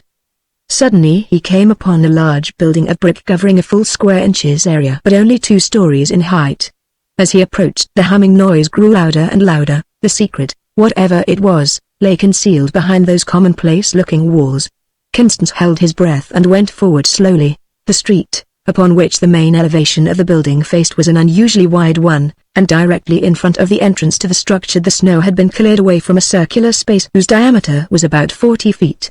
In this enclosure were 3 women whose costume, a dark grey cloak and scarlet hood, proclaimed them to be of the Doomsman. They were kneeling on the hard pavement, and kept alternately bowing their foreheads to the ground and then bringing the upper body to a vertical position, the arms extended and the palms turned outward. The movements were done in time to the rhythmic throb of the mysterious humming, and undoubtedly the ceremony possessed some religious significance. For perhaps 10 minutes Constance stood motionless, watching the scene. Then, together, the women rose to their feet and approached a rude, block-shaped structure of stone that apparently served as an altar. Upon it each in turn laid her gift, some article of food, and immediately departed. In his eagerness to see what would follow, Constance stepped boldly around the corner, and so came within the view of a man who had just made his exit from the building. It was too late to retreat, and Constance stood his ground, noting that the stranger seemed equally astonished with himself at the encounter. An elderly man, to judge by the whitening beard, but his eye was bright and searching, and there was no hint at superannuation in either port or movement. He was dressed in a long skirt-like garment of black cloth, true priest garb, and for a girdle he wore a length of hempen rope tied in the peculiar and sinister fashion known as the hangman's knot. Around his neck, suspended like a priest's stole, hung a steel chain with pendant manacles or handcuffs that jangled unmusically as he moved. A grotesque, almost ridiculous figure this priest of the Doomsman, but with the first look into the man's face one forgot about the fantastic garb. A singular contradiction it presented, for the large, square jaw was indicative of a mind keenly rationalistic, while the high, narrow forehead assuredly proclaimed the partisan and the bigot. It was the elder man who broke the silence. The time is long since a man of the Doomsman has appeared to pay his vows to the Shining One. "You are welcome, my son." Constance wondered if he had heard aright. Then he remembered that he was wearing a suit of Alec's clothes and that his hair was cut after the Doomsman fashion. It was a comfortable assurance of the merit of his disguise that it had passed muster so easily. He had only to guard against talking too much, and detection was practically impossible. So he contented himself with what might pass for an obeisance and some vague words of apology. The priest, however, paid no attention to his excuses, but continued in a tone of sarcastic bitterness. "Strange that you should think it worthwhile to seek a god who is served only by women. Yet the Shining One seems neither to know nor to care that the sons of the Doomsman come no longer into his presence chamber and bring no gifts to his altar. A god forsaken by his people, a neglected shrine, a worn-out creed. Why, indeed, should anyone do reverence to such things as these? Yet you have come." My father," stammered Constance. "There are reasons, I will explain." "It matters not," interrupted the priest, impatiently. "It is enough that you are here, and, being a man, you have the privilege of the inner mysteries. And possibly a message may be awaiting you. Come." He took Constance by the hand and drew him towards the vaulted entrance-way. There was no reasonable opportunity for protest, and before Constance was fully aware of what was happening he had been hurried through the passage and into a large, semi-darkened building that was filled with the rumble and clank of machinery in rapid motion. Constance, having recovered from the first surprise and his eyes becoming accustomed to the obscurity, looked about him with a dawning sense of comprehension. In the middle of the hall was installed an enormous piece of machinery, a vast cylindrical construction revolving at great speed, and Constance became the more certain of its real nature as he proceeded to examine it in detail. He recalled the illustrations and diagrams that he had been poring over only the day before at the library building, and he was sure that this monster could be nothing else than an electric dynamo, and one of the very largest size, delivering as high as 15,000 horsepower of potential energy. But how to account for the chance that it preserved this mightiest of the old world forces? What miracle had been wrought to keep this soulless giant in life through so many years of darkness and of silence? Constance felt his head spinning. The consciousness of a fact so tremendous was overwhelming. To save himself he turned away from the dynamo proper and began looking about for the source of its mechanical energy. He found it in an odd-appearing motor, to which the dynamo was connected by the ordinary means of a shaft and belting. The engine was simple enough in outward construction. All that could be seen was an apparatus consisting of two 10-foot tuning forks of steel supported on insulated pedestals, and between them a disc of some unknown composition, mounted in a vertical plane and revolving at inconceivable velocity. The power was taken from the shaft of this revolving disc and reduced in speed by means of gear wheels before being conveyed to the dynamo. The prongs of the big tuning forks continued to vibrate strongly, and gave out in unison the loud, humming note that had originally attracted Constance's attention. It was undoubtedly a form of motor whose power was derived from some secret property of vibratory bodies, a recondite subject to which his books alluded but obscurely. Yet in the years immediately preceding the Great Change the principle seems to have been reduced to practical utility. Here was the engine in actual operation, and whatever its source of fuel supply or the ultimate secret of its energy, there could be no doubt about its production of power. It moved, it was alive, and Constance gazed upon it with fascinated eyes. The priest had risen to his feet. He touched Constance lightly on the shoulder. "The presence chamber," he said, in a whisper. "Come, that you may look upon the face of the Shining One. He will rejoice in knowing that there is left even one faithful in doom." He opened a door leading to a room at the left of the main hall and motioned Constance to enter. The door closed behind them and they stood in darkness. Then came the click of a switch key, and out of the blackness faint lines of radiance appeared, changing slowly to a fiery brightness. And as the lines grew visible they resolved themselves into the semblance of a great and terrible face, the countenance of a man of heroic size with long hair. There was no suggestion of a body, only the majestic head crowned with hyacinthine locks and limned in lambent fire. Constance felt his knees shaking under him, and involuntarily he prostrated himself. Then again he heard the switch click, and the vision faded into nothingness. There was the sound of a shutter being thrown back, and the daylight streamed in. He rose uncertainly to his feet and looked about him. It was a small apartment, low-studded, with cement walls and a tiled floor. Near the door and fastened against the wall was a wooden framework, bearing a complicated arrangement of push-buttons and levers. Constance had seen its like pictured in his books, and he instantly conjectured it to be an electrical switchboard, designed to control and direct the current generated by the dynamo. On the opposite wall was suspended a thick sheet of some insulating substance vulcanite, and fixed upon it was a network of wires in whose outlines he could distinguish the lineaments of the fiery face. Now he understood, it was simply a trick, the passing of a strong current of electricity through platinum wires until they became incandescent. The recognition of those material agencies for the production of the apparition that had so terrified him gave Constance back his confidence. His books had not deceived him, and he was ready now for any fresh marvels that might be on the cards. But the attitude of the priest puzzled him. Was he really the charlatan, the trickster that he seemed? Was it not equally simple to regard him as the self-deluded votary? He could not decide. "You have looked upon the face of the Shining One," said the old man, breaking the silence.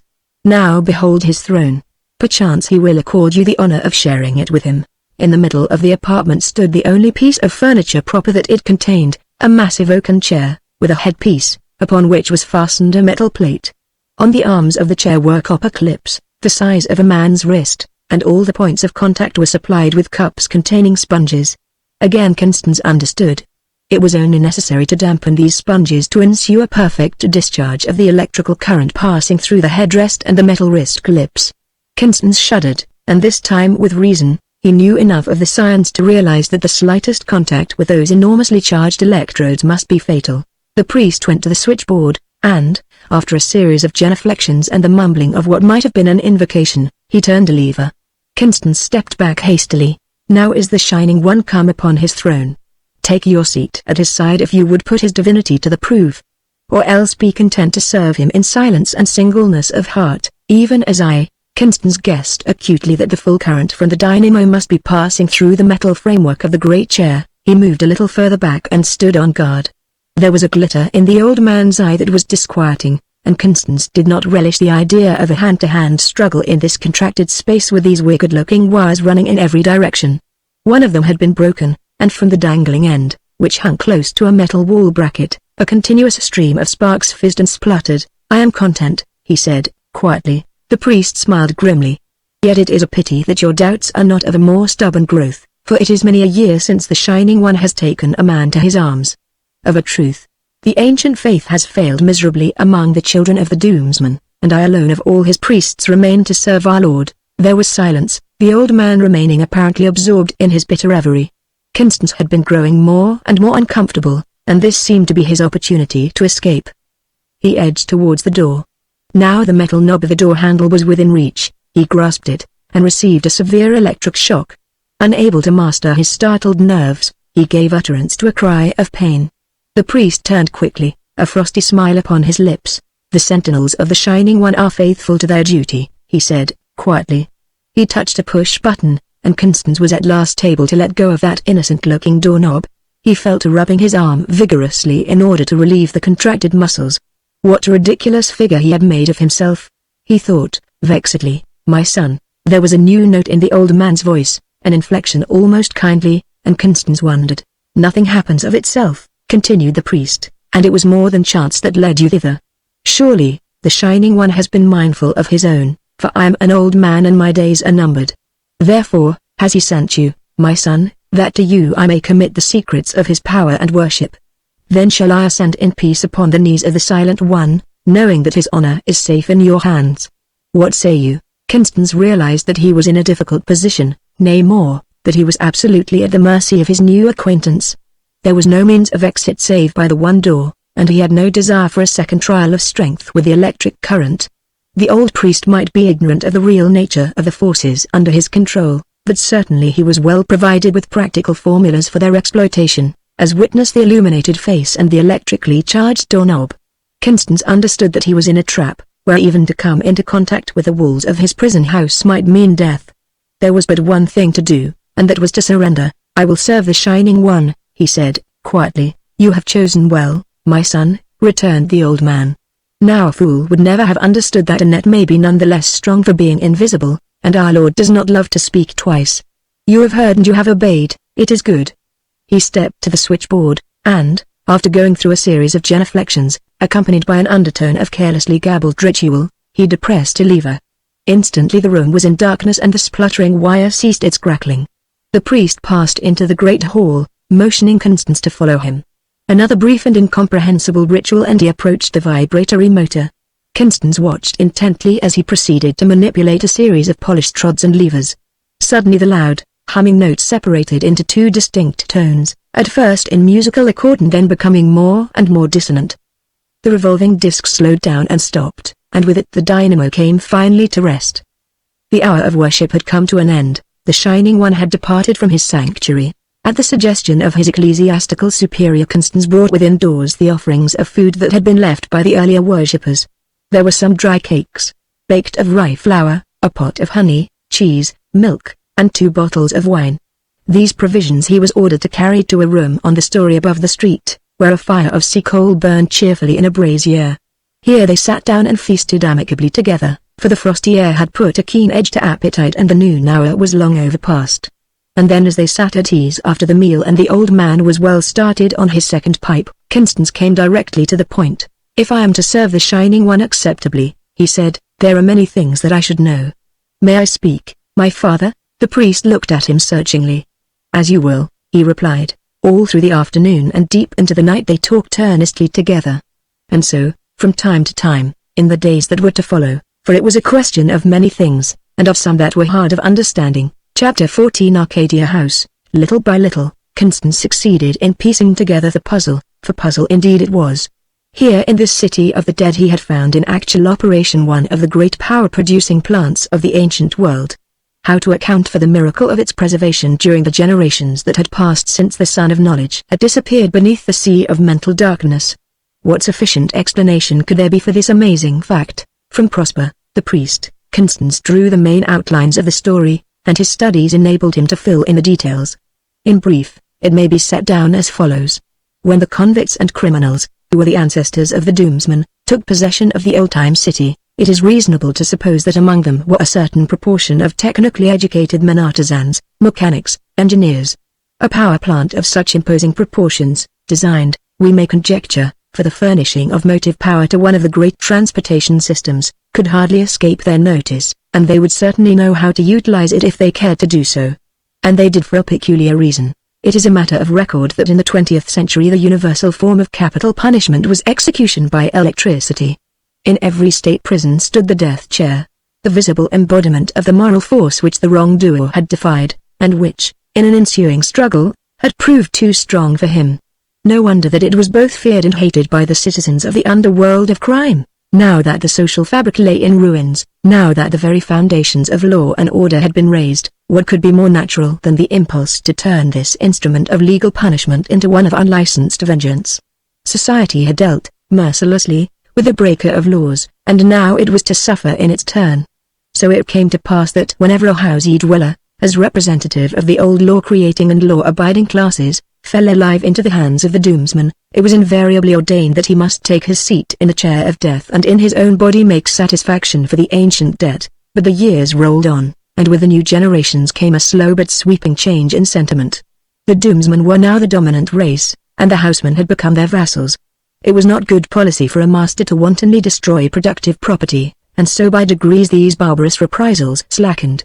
The time was now ripe for the second stage of the evolution, the introduction of the religious element and the final conversion of the execution into the sacrifice. That the transformation was a natural one may be easily shown. Even among the ancient scientists the nature of electricity was but imperfectly understood, and as the night of ignorance settled down upon the world it was inevitable that the various phenomena of electrical energy should come to be regarded with ever-increasing awe. To the commonalty among the Doomsmen this invisible, inaudible, intangible force which slew at a breath, became invested with supernatural attributes. It was the spirit of a god that came and sat in the chair of death, now transformed into the high altar of his chosen sacrifice. But outside of the vulgar crowd were the initiated, the Illuminati, the technically trained adepts who manage the whole business. How about them? In the beginning, doubtless, they would be tempted to foster the new cult, recognizing in it a weakness upon which they could profitably play. And this they did, only to be trapped, in turn, in the net of superstition which they had helped to weave. It was now 3 generations back to the electricians and mechanical experts to whom the care of the great engines had originally been entrusted. Their sons and grandsons continued to preserve the practical knowledge which was required for the management of the machinery under their charge, but as time went on they cared less and less about the principles of the mysterious forces that they controlled. Now, let the tide of religious fervor sweep onward to its flood, and inevitably the apprentice would be replaced by the acolyte. The neophytes of the 4th generation would be taught only so much about the engines as was absolutely necessary for their maintenance in running order. At last, the Shining One had come to his own, and all bowed before his throne. Following upon this culmination came decadence. It is the universal law. Through imperceptible degrees men fell away from the faith of their fathers, and the worship of the god had become unfashionable. The devotees were reduced to a handful of women. Of the once all-powerful priesthood, Prosper alone remained, and he was an old and feeble man. One man, but he had stood unfalteringly at his post. Every Friday for more than 30 years he had caused the spirit of the god to descend into his sanctuary, and had called upon all true-hearted believers to draw near and worship. That they would not heed was no concern of his duty was accomplished, and beyond this no man may go. And surely the Shining One is jealous of his own honor, said Constance, guardedly. Will he not bring to naught these foolish contemners of his majesty? Without doubt, else he were no god. It was the afternoon of the following day, and the 2 men had been busy with the care of the machinery in the great hall, polishing up the bright parts and examining with infinite patience the innumerable bearings, their oil cups and dust caps. The conversation had naturally been colored by the pious character of their task, and Prosper had spoken more unreservedly than was his wont, emboldening Constance to ask the question recorded above. Else he were no god, he repeated, insistently. The old man turned on him. And who shall tell us whether he be a god or no? He demanded, with startling vehemence. What manner of divinity can he be who allows these feeble hands to call him into existence and again to reduce him to nothingness? A god. This senseless block of iron that lives only at my will and pleasure. Behold, boy. Shall the Shining One suffer indignity such as this and not worthily avenge himself? And as he spoke, he caught up a handful of refuse from the floor and deliberately threw it at the great dynamo before which they were standing. A god, he reiterated, with contemptuous bitterness, and spat upon the mass of polished metal. There was a moment of suspense so real that Constance, despite his vantage ground of superior knowledge, trembled with an inexplicable terror. Surely, the outraged divinity had started into life, it was preparing to strike down the blasphemer. Perchance he is on a journey, or he sleeps, said the old priest, coldly. He is a wise man who knows in whom he believes, and the Shining One shall, doubtless, be justified of his children. Then, with a gesture of indescribable dignity, he drew a corner of his flowing out cape across his face and passed out into the gathering shadows of the winter day. The task was still unfinished, but not for worlds would Constance have remained alone in that echoing, windswept cavern, surrounded by these monstrous shapes of metal. Lever and piston, wheel and shaft, the familiar outlines had disappeared, and in their stead a vast, indefinable bulk loomed through the dusk. It hung in the background like a wild beast, eternally watchful and waiting. Of a sudden, Constance felt horribly afraid. Stumbling and panting he ran upstairs and gained the shelter of his own little room. A fire was smoldering on the hearth. He blew the log into a flame and lighted every candle upon which he could lay his hand. Then his mind and body relaxed under the cheering influence of light and warmth. He drew a chair to the fire and sat down to seriously consider his future course of action. The situation had forced itself upon him. How was he to grapple with it? In the first place, here was this tremendous power whose secret he alone possessed. The day and hour might even now be at hand when he should be able to wrest this superior knowledge to advantage. Secondly, there was the question of personal safety, and assuredly it would be to his interest to be numbered among the accredited servants of the Shining One. The people might have grown indifferent to the worship of their ancient gods, but superstition still counseled an outward measure of respect towards those who wore the priestly garb. Finally, there was the pressing necessity of putting food into his mouth, a commonplace but still cogent consideration. Constance had been living on short rations now for a week past. His provisions were just about exhausted, and the prospects for the future had caused him no little anxiety. In the service of the Shining One he would at least be fed. So he resolved to accept the issue that had been forced upon him. He had passed his word, and he would keep it until destiny itself absolved him. Several days later Constance had ventured forth, making directly for the Citadel Square and from thence into the Palace Road.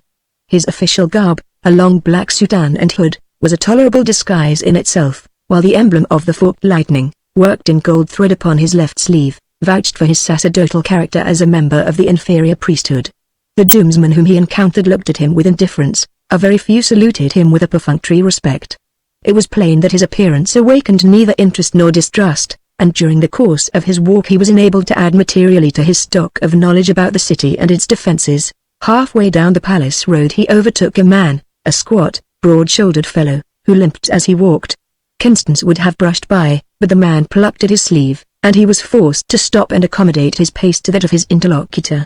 A disagreeable-appearing personage, with a crafty face, yet he spoke civilly enough. "A fair day, master."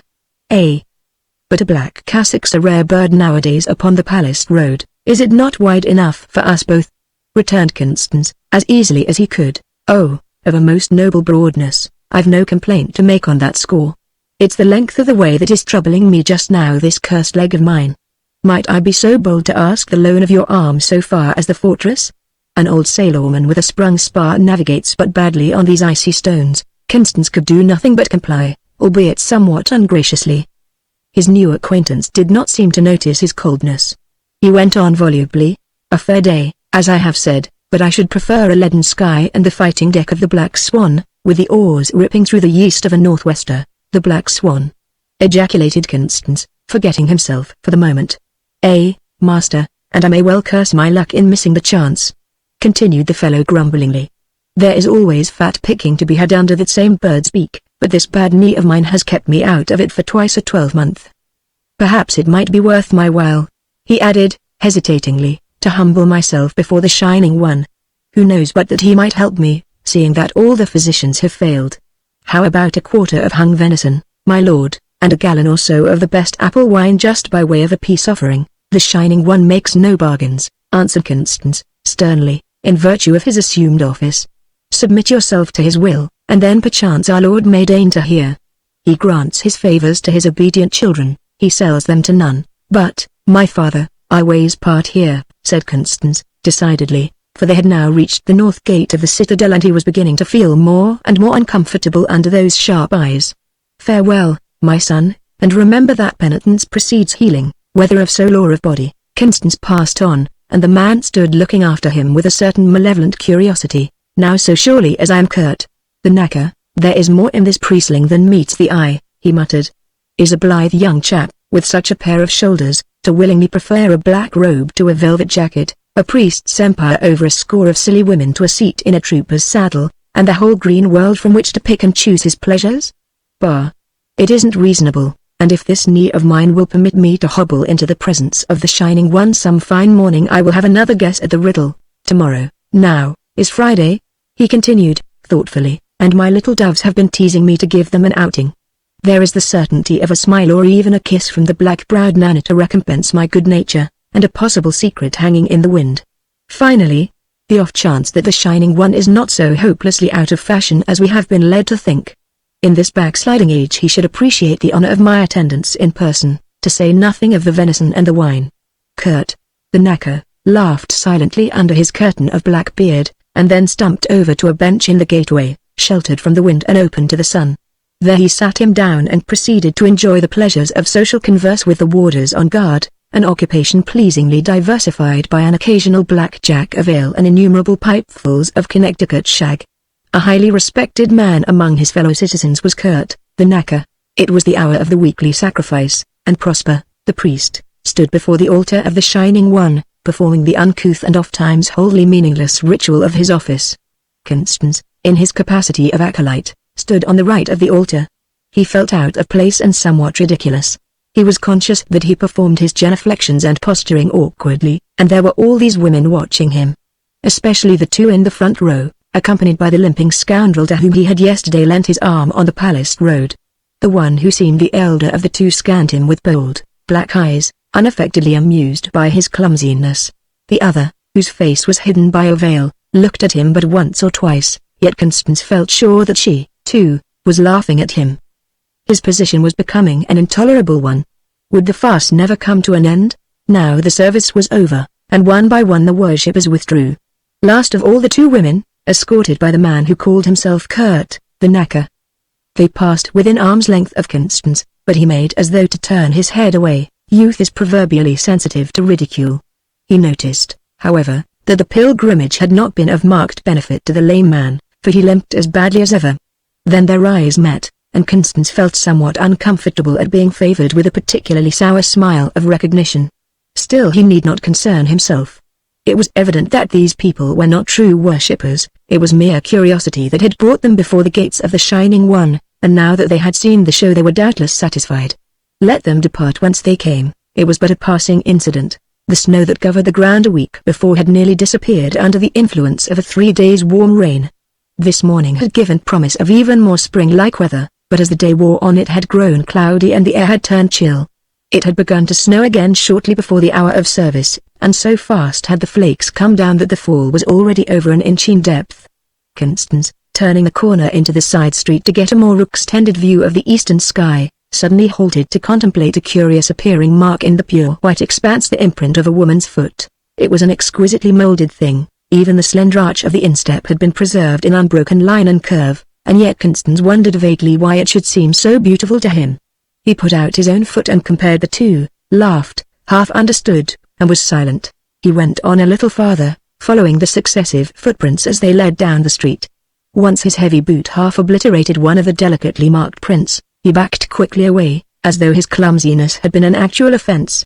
Then he knit his brows over the absurdity of the affair and stopped to consider. Sophistry suggested that it might be the missing girl, Ismay, and certainly she who had walked here was the veiled woman of the temple worshippers. There were the footprints, broader and heavier in appearance, of her companion, and the halting progress of the black-chapped ruffian, who had accompanied them, was also plainly visible.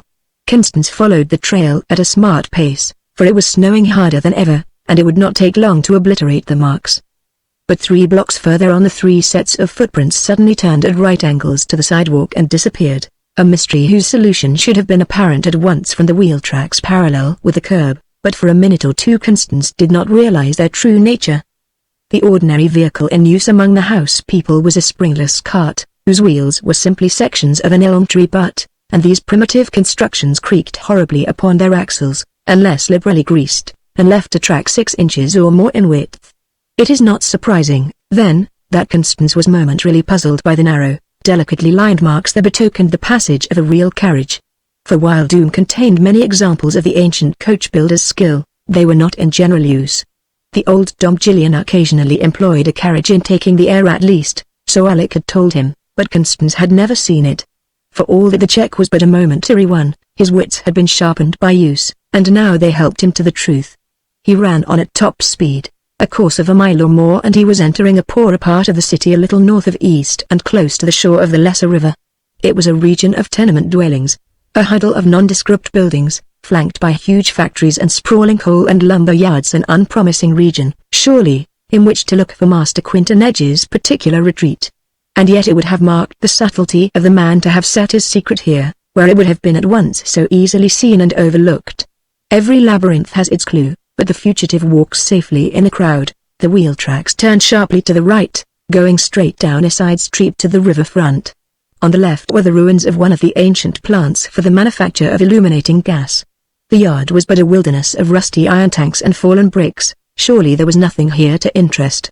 On the right, however, there was an enclosed area that comprised the greater part of the block. It was separated from the highway by a brick wall 10 feet in height, and the general level of the ground was considerably higher than that of a street.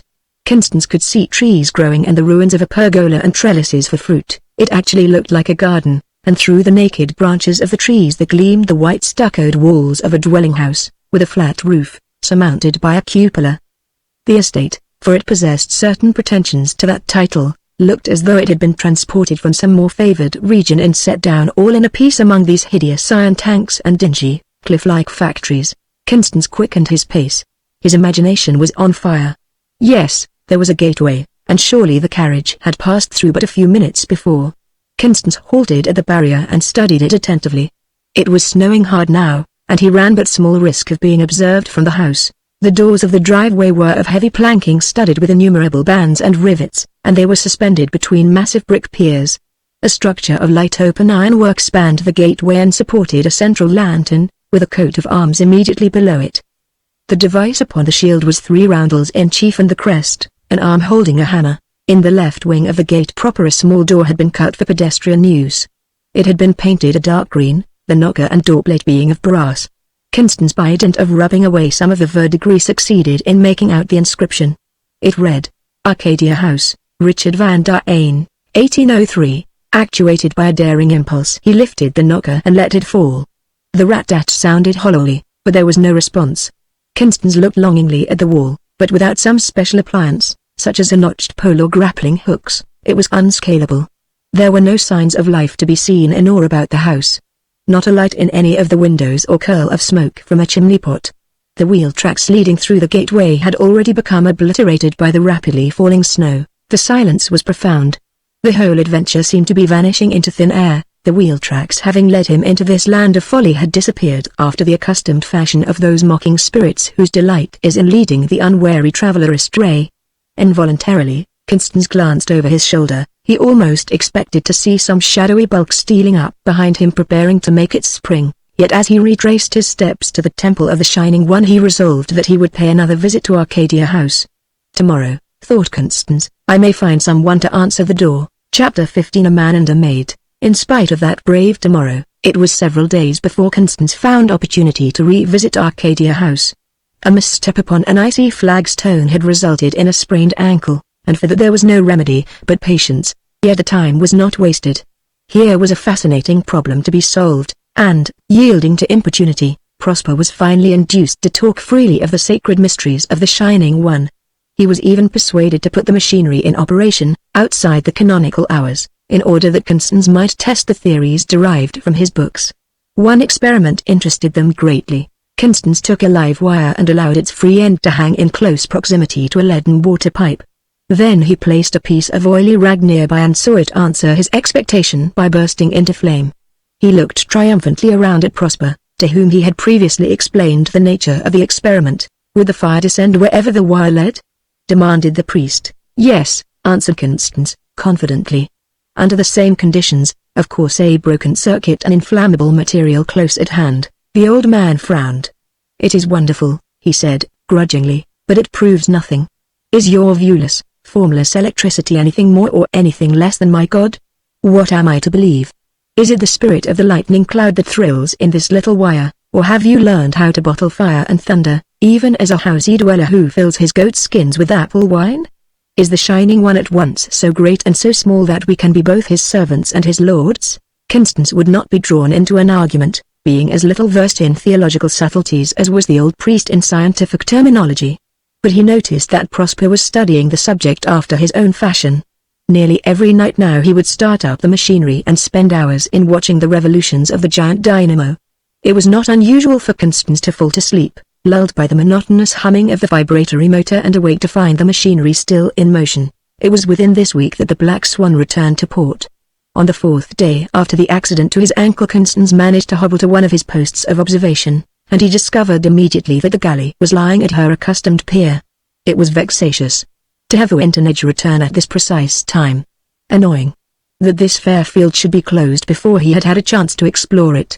Well, it was fortune, and he must accept it. He was all the more eager now to make a second call at Arcadia House. It was a dull, thawy afternoon when Constance found himself standing again before the closed door that bore the name of the inhospitable Mr. Richard Van der Eyne. He had brought with him a rope ladder, provided with grappling hooks, and the mere scaling of the barrier should not present any great difficulty. It would be well, however, to reconnoitre a little further before he attempted it.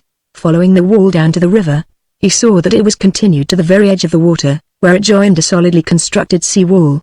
There were the remains of a wooden pier running out from the end of the street proper, and Constance had ventured upon its worm-eaten timbers, intent on obtaining a more extended view of the singular domain of Arcadia House. A large and somewhat imposing structure it was, albeit of a curiously composite order of architecture. Originally, it must have been a villa of the true Dutch type built of stuccoed brick, with many gabled roof and small paned, deeply embrasured windows.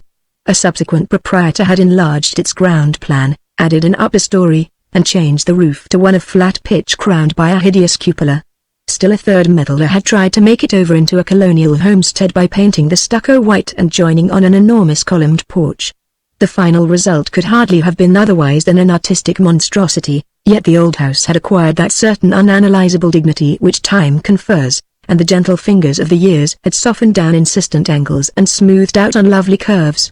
It was a house with a soul, for men had lived and died, rejoiced and suffered within its walls. A house, and such a house! Set in its own garden amid the incongruous surroundings of tenement buildings and malodorous gasworks. How to account for it? What theory could be invented to reconcile facts so discordant? In reality, the explanation was simple enough, as between the house and its environment, the former had all the rights of prior possession. In the early days of the settlement of the city, the banks of the Lesser River had been a favorite place of residence for well-to-do burghers and merchants. But foot by foot the muddy tide of trade and utilitarianism had risen about these green waterside Edens. One by one their quiet-loving owners had been forced farther afield. Yet now and then the standard of rebellion had been raised. Here and there might be found a Dutchman as stiff-necked as the fate that he defied. His father and his father's father had lived here upon the Lesser River, and nothing short of a cataclysm of nature should avail to budge him. The commissioners might cut up his cabbage patch into building sites and reduce his garden to the limits of a city block, but they could not touch his beloved Arcadia House, with its white porticoed piazza that gave upon the swirl and toss of the river a delectable spot on a hot June morning. Let them lower their accursed streets to their thrice accursed grade, it would but leave him high and dry in his green embowered island, secure of contamination to his fruit trees from unspeakable gas and sewer pipes. A 10-foot brick wall, with its top set with broken bottles, would defend his quinces and apricots from the incursion of the street Arabs, and wind and sky were as free as ever. Yes, he would hold his own against these vandals of commercialism, while one brick of Arcadia House remained upon another. So, let us fancy, quoth Mynheer Van der Eyne away back in Anno Domini 1803, and when he died in 1850 or thereabouts, the estate, having but a moderate value as city property goes, was allowed to remain in static quo. The heirs had ground rents enough and to spare without it, and Arcadia House might be considered the proper memorial of the ancient state and dignity of the Van der Eynes. But this is getting to be pure conjecture. Let us return to Constance and the facts as he saw them. The main house stood close to the river, there being but a strip of lawn between the piazza and the top of the sea wall. On the left, as Constance faced, an enclosed vestibule led to a secondary structure, which probably contained the domestic offices and servants' quarters. Still farther on, and under the same continuous albeit slightly lower roof line, were the stables and cattle barns, the wood and other storehouses forming the extreme left wing. In its day, Arcadia House had been an eminently respectable and comfortable dwelling, and even now it presented a tolerably good appearance. Certainly it might be called habitable. Constance, straining his eyes, for the afternoon was advancing, thought he saw smoke ascending from one of the chimneys, and this incited him to an actual invasion of the premises. He chose the southwestern corner of the block as being farthest removed from the range of the house windows. A lucky throw made the grapples fast, and it took but an instant to run up the rungs. There was no one in sight, so Constance, shifting the ladder to the inner side, made the descent quite at his ease, and found himself in a little plantation of spruce trees. The evergreens grew so thickly together that he had some difficulty in forcing his way through them. Breaking free at last, he stepped out into the open, and stood vis-à-vis with a girl who had been advancing, as it were, to meet him. Constance knew instantly that this could be none other than Mad Scarlet's daughter, and there, indeed, were the proofs: the red gold hair and the tawny eyes, just as Elena had described them in her message and Alec in his endless lover's rhapsodies. She stood mute and wide-eyed before him, the color in her cheeks coming and going like a flickering candle. Constance naturally concluded that his appearance had frightened her. He retreated a step or two. He tried to think of something to say that would reassure her. Perhaps he might use Alec's name by way of introduction. He ended by blurting out, "Don't be afraid, I will go whenever you say." Her lips formed rather than uttered the warning, "SH." She listened intently for a moment or two, but there was only the distant dripping of water to be heard, the air being extraordinarily still and windless. "Come," she panted, and, clutching at her skirts, led the way to a thatched pavilion some 80 yards distant, a storehouse, perhaps, or a building once used as a farm office.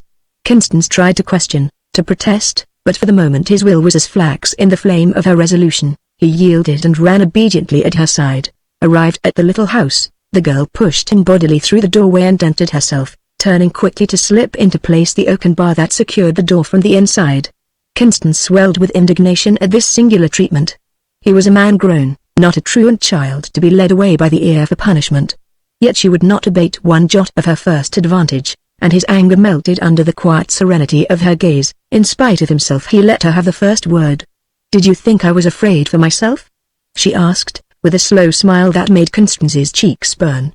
"You see, I remembered that Fangs and Blazer are generally out by this time, a full hour before dark. Fangs and Blazer, the dogs, I mean. They will track a man even over this half-melted snow, and old Kurt has trained them to short work with trespassers."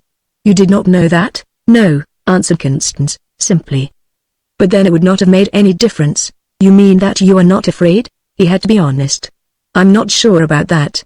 But still I should have come." The girl's eyes swept him approvingly. "Of course," she said, well pleased, for a woman delights in placing her own valuation upon the courage of which a man speaks diffidently. "I am Esme," she announced, and paused a little doubtfully. "I know," assented Constance. "Then you do remember? Even the bracelet with the carbuncles, and how you would not make up because I was a girl and knew no better. It was a very foolish affair from beginning to end." She stood mute and wide-eyed before him and, said Constance, loftily, intent upon disguising his embarrassment, "Of course I knew you at once," she went on, meditatively. "You were so awkward in your ridiculous priest robes that morning in the Temple of the Shining One. How Nina and I did laugh." Constance winced a trifle at this, but he could not think of anything to say. She laughed again at the remembrance provokingly. Then she turned on him suddenly. "Why have you come to Arcadia House?" she asked. Constance hesitated, tried to avoid the real issue, and of course put himself in the wrong. "It was on Alec's account. I had promised him." "Oh." The look was doubly eloquent of the disappointment inherent in the exclamation, and Constance thrilled under it.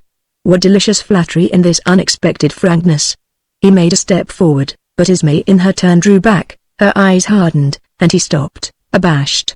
It had been a sudden remembrance of her childish threat to woman. And someday you will know what that means that had tempted her to the rashness which she had so quickly regretted. For she had forgotten that a proposition is generally provided with a corollary. If she had become a woman he no less had grown to manhood, and that one forward step had forced her to recognize the fact. She was silent, feeling a little afraid and wondering at herself. Constance, in more evident discomfiture, blundered on, obsessed by a vague sense of loyalty to his friend. "Alec is away on the expedition to the Southland. He was anxious that you should be found, and I promised to do my best." "He will be glad to know. When is he coming back?" demanded Esme, with an entire absence of enthusiasm. "This month, certainly. Indeed, it may be any day now. You must promise me that you will not tell him where I am or even that you have seen me. But, remember now that you have promised." Constance felt himself called upon to speak with some severity to this unreasonable young person. "You are giving a great deal of trouble to your friends," he said, reprovingly. "My friends?" she echoed, mockingly. "There was your mother and her message to your uncle Hugelin in Crow." "Yes, I know," she broke in. "Then it was received the message?" She stopped, unable to go on. An indefinable emotion possessed her. "My uncle has sent you to fetch me," she whispered. "You are his messenger." Constance had to answer her honestly, and was sorry. "No," he said, bluntly. Messer Hugelin could not see his way to anything. Her pride came to her aid. "Oh, it does not matter," she said, and so indifferently that Constance was deceived. "But you cannot stay here, he insisted. "Here among the Doomsmen. They are my father's people, and you have just told me that my uncle Hugelin does not want me. And what does Quinton Edge desire of you?" he asked. "I do not know," she answered, returning his gaze fearlessly, whereof Constance was glad, although he could not have told her why. "Yet you are a prisoner, it seems so, and my sister Nana as well. But we have nothing of which to complain, and doubtless our master will acquaint us with his pleasure in good time." "It is always that way," said Constance, bitterly. "His will against mine at every turn, a rock upon which I beat with naked hands." "He is a strong man," answered Esme, thoughtfully, "but I think I know where his power lies. It is simply that neither his friends nor his enemies are aware of how they stand with him." But Constance did not even notice that she was speaking. The remembrance of his unfulfilled purpose seized and racked him. He had hated this man, Quinton Edge, from that first moment in which their eyes had clashed ever and always. At first instinctively, then with reason enough and to spare, and yet this small world still held them both. How long were his hands to be tied? Once and again his enemy had stood before him and had gone his way insolently triumphant. He might be now in the house yonder, and Constance looked at it eagerly. A master passion, primitive and crude, possessed him. The girl divined the hostile nature of the power which held him, and instinctively she put forth her own strength against it. "Listen," she said, and plucked him by the sleeve. Constance looked at her. "I am going to trust you," she went on, quickly. "The time may come when I can no longer remain in safety at Arcadia House. When it does I will let you know by displaying a white signal in the western window of the cupola." "Then you will come?" "I will come," he answered, albeit a little slowly and heavily as one who seeks to find himself. Esme opened the door and looked out. It was almost dark, and after listening a moment she seemed satisfied. "You have a ladder? Very well, you need not be afraid of the dogs, for when you see the signal I will arrange that they are kept in leash. And now you had better go, they are surely unchained by this time, and any moment may bring them ranging about. Goodbye, and remember your promise." They walked along together until they came to the plantation of spruce trees. Constance could see that his ladder was still in place on the wall. His path of retreat was open. He put out his hand, and her slim, cool palm rested for a moment in his. She nodded, smiled, and left him, going directly towards the house. Moved by an inexplicable impulse, Constance followed for a short distance, keeping under the shelter of the trees. Then suddenly to him, straining his eyes through the dusk, there appeared a second figure, that of a woman, clothed wholly in white, hovering close upon the retreating steps of the girl. Constance felt his knees loosen under him. The ancient superstitions being still strong in his blood for all of his studies and newfound philosophy. "It is her sister Nana," he muttered to himself, and knew that he lied in saying it.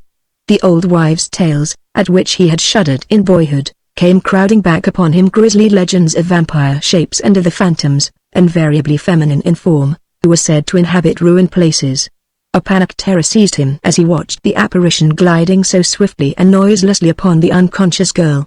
Yet he continued to run forward, stumbling and slipping on the treacherous foothold of melting snow. Esme had reached a side door of the main building. Quite naturally she entered and closed the door behind her, while the white-robed figure, after hesitating a moment, walked to a far corner of the house and disappeared. Out of the indefinite distance came the deep-throated bay of a hound. Constance turned and fled for his life. Safely astride the wall coping he looked back. All was quiet in the garden, and at that instant a light shone out at an upper window of the house. "She is safe," he told himself, and that was enough to know. As he walked slowly westward, the thought of Alec came again to him. Had he really promised the girl that he would tell Alec nothing? Ridiculous as it may appear, he could not remember. Chapter 16. As in a looking-glass, Arcadia House, while it certainly stood in need of a repairer's hand, was by no means uninhabitable, a fact which spoke well for the honesty of its old-time builders. Its oak beams, fastened together with tree nails instead of iron spikes, were still sound, and its brick walls, unusually massive in construction, were without a crack. Most important of all, the roof, shingled with the best cypress, remained watertight, and so protected the interior from the ruinous effects of moisture. In outward appearance, however, Arcadia House had sadly degenerated. The stucco that originally covered the outer walls had fallen away here and there, leaving unsightly patches to vex the eye, and in many of the windows the glazing had been destroyed either wholly or in part. Some years before Quinton Edge had taken possession of this abandoned Eden. The summers in the city were usually warm, and the Doomsmen were in the habit of seeking the upper stories of the tall buildings for relief, just as in the 20th century people went to the mountains for the heated term. Quinton Edge, Having accidentally discovered Arcadia House recognized its advantages as a summer residence, and he had his own reasons for desiring the privacy that its secluded situation afforded. He was satisfied with putting 3 or 4 of the rooms into livable condition, and as for the rest it was only necessary to repair the walls surrounding the grounds and stock the storehouses with fuel and provisions to make of Arcadia House the proverbial castle. That it was his castle was his own affair, and he had taken care that only the fewest possible number should be in the secret. Old Kurt and a couple of Negro slave women made up the ordinary domestic staff of the establishment, and until the advent of Ismay and Nana, some 3 months before, Arcadia House had received no visitors. And he would be a foolish man who called upon Quinton Edge without an invitation. Ismay, after parting from Constance, paused a moment at the side entrance of the house. She wanted to look back, but a stronger instinct forbade it. She opened the door and passed into the hall. It was a broad, low-ceilinged apartment, and served as a common living room to the master of Arcadia House and his guests. A few embers burned on the hearth, and a solitary candle set in a wall sconce strove with its feeble glimmer against the full tide of silver moonshine that poured in through the uncurtained windows facing on the river. Quinton Edge himself was sitting at the corner of the fireplace smoking a red clay pipe with a reed stem. He rose as Ismay entered, detaining her with a gesture as she would have passed him. "One moment, if you will." The girl stopped and waited for him to continue. He considered a moment, looking her over coolly. And indeed she made an attractive picture as she stood there, the firelight glinting redly in her tawny eyes and her cheeks incarnadine with excitement. Quinton Edge told himself that he had made no mistake. Then he spoke. "You have waited most patiently for me to announce my intentions. Let me see, it is nearly 3 months since you came to Arcadia House." The girl made no reply. Alert and keeping herself well in hand, she would force him to the first move. And Quinton Edge realized that he would have to make it. "It won't be any news to you that there are several people who would be glad to be informed of your whereabouts. There's Boris, for one, and young Alec. We spoke of them some time ago, but to no purpose, sir, you remember that, perfectly. Still, in 3 months a woman may change her mind many times, but only for her own satisfaction. Then it is hopeless to expect a decision from you, evidently. In that case it may become necessary for me to act for you." "Oh!" The exclamation told its own story, and the girl in her vexation bit the lip that had betrayed her. Quinton Edge smiled. "Don't distress yourself," he said, smoothly. "I am only giving you the warning that courtesy entitles you to receive." Ismay reflected. Whatever his intentions concerning her, she could not be the worse off for knowing them. So she went on, steadily. "Since you have already decided upon my future, argument would be useless. But perhaps I may assume that you have acted with some small regard for my interests." "Not the least in the world," returned Quinton Edge, and Ismay smiled involuntarily at frankness so unblushing. Whereupon, and curiously enough, Quinton Edge became suddenly of a great gravity, the flippancy of his accustomed manner falling from him as a cloak drops unnoticed from a man's shoulders. He rose to his feet, strode to a window, and stood there for perhaps a minute looking out upon the moonlit waters of the lesser river. When he turned again to the girl there were lines of hardness about his mouth that she had never noticed before. Yet, in speaking, his voice was soft, almost hesitating. "Why should I tell you of these things, and then again why not? We are both children of the Doomsman, and the matter concerns us nearly. Not equally, of course, but listen and draw your own conclusions. There are clouds in the political sky, and our little ship of state is in danger of going upon the rocks, coincident with the death of Dom Gillian, its old-time helmsman. And that contingency in the natural course of events cannot be long delayed. Now there are 2 nominal heirs, Boris and Alec. Each deems himself the chosen successor to his great-grandfather, and each is incompetent to play the part. In the past the reins of power have been held by the man who stands between them. I am that third man, as everybody knows now. No, and for the simple reason that there are few to care who rules so long as the figurehead remains a presentable one. But let me continue. Dom Gillian will formally nominate one of his grandsons as his heir. It makes no difference whether Boris or Alex succeeds, the outcome must be the same. Both have personal followings, and that of the disappointed one will form a minority insignificant in numerical strength, but capable of being kneaded by strong hands into a compact mass. A revolution, then? By no means. I accept the situation as it is and simply turn it to my own advantage as third man. This makes it necessary that the disappointed one should become my absolute property. Now I hold the price that he will demand for the surrender of his rights and freedom nothing less than yourself. I shall not affect to be surprised, said the girl, coolly. But are you quite sure that I am valued at so high a figure? It would be mortifying for you to go into the market and find that your currency had depreciated on your hands. I am not afraid, he answered. The passion with Boris and Alec is genuine enough, albeit of somewhat different sort. As you care for neither, it should be a matter of indifference whose property you become. The blood burned redly under the girl's brown skin. No one but a woman could know how unforgivable is that insult, she said. Then, with a suddenly conceived appeal to the man himself. But why a bargain at all? You have the strength, the courage, the brains. Why chaffer when you have but to strike once to win all? You stand between Boris and Alec, crush them both in a single embrace and take their birthright of power, bah! Said the Doomsman, contemptuously. Do you think that the mere possession of the wolfskin is the object of the hunt? It is the game that amuses me and not the final distribution of the stakes. The game, I say, and it happens to suit my humor to play it in this particular way.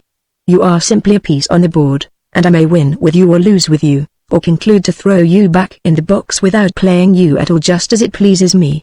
The means are at least nobler than the end, retorted the girl. A lofty ambition, truly, to stand behind a screen and pull the strings of a puppet, who in turn lords it over a handful of rick burners and kettleovers. Even my uncle Hugolin, Councillor Primus of Crow, cuts a better figure when, clad in his state robe of silver fox fur, he presides over his parliament of shopkeepers. Granted, returned Quinton Edge, but one and all dance together when I choose to pipe. Is it such a contemptible thing to rule a small world, if, indeed, it be the world? I take all that there is to be taken. Could Alexander or Caesar do more? I'm beginning to comprehend, she said, slowly. An ambition that confessedly overleaps all bounds is at least not an ignoble one. He turned and searched her eyes. You will play the game with me? No, yet a moment ago you were considering it the possibility. I mean, for the moment yes. After 3 months of Arcadia House dullness almost any amusement would seem worthwhile. But, frankly speaking, it is the nature of the risk that appalls me. I cannot afford to lose my stake nor even to adventure it. To speak plainly, well, then, you contribute to the common capital but one thing, your brains. Later on, if the play goes against us, you may have to throw on the table your liberty, and, in the last extremity, your life. But that is the utmost limit of your losses. I, on the contrary, must contribute myself to the hazard, and no man understands what that means to a woman. How long is it since the woman has understood? He asked, mockingly, but Ismay was silent. Well, then, if I cannot have you with me, I want you actively against me. The more balls in the air, the better sport for the jugular. And at least we understand each other. There is just the one question, perhaps an obvious one. Yes, Boris or Alec? For of course you know which of them is to be the old Dom's heir. I do. I am to be informed of my purchaser's name after the bargaining is over? And only then? Since you choose to put it in that way, yes. Neither chose to break the silence that fell between them, and Ismay, catching up her skirt, turned to go. Good night, she said, but Quinton Edge did not answer. Apparently he had forgotten her very existence. He sat with feet outstretched to the fire, his eyes fixed upon the curl of blue smoke that hung above his pipe bowl. Ismay went up to the room on the second floor which she shared with her sister. Nana was already in bed and asleep, but she started up as Ismay entered, like a dog that has been listening in its dreams for its master's footsteps. Are you coming to bed? She asked, drowsily, and fell back among the pillows without even waiting for the answer. Ismay, unconscious of the cold, remained seated at the window looking out upon the river, her mind busy with the ultimatum which had just been presented to it. That it was an ultimatum, she could not doubt. Quinton Edge had been in deadly earnest in confronting her with her fate, a double-faced one, as she thought, with a little shiver.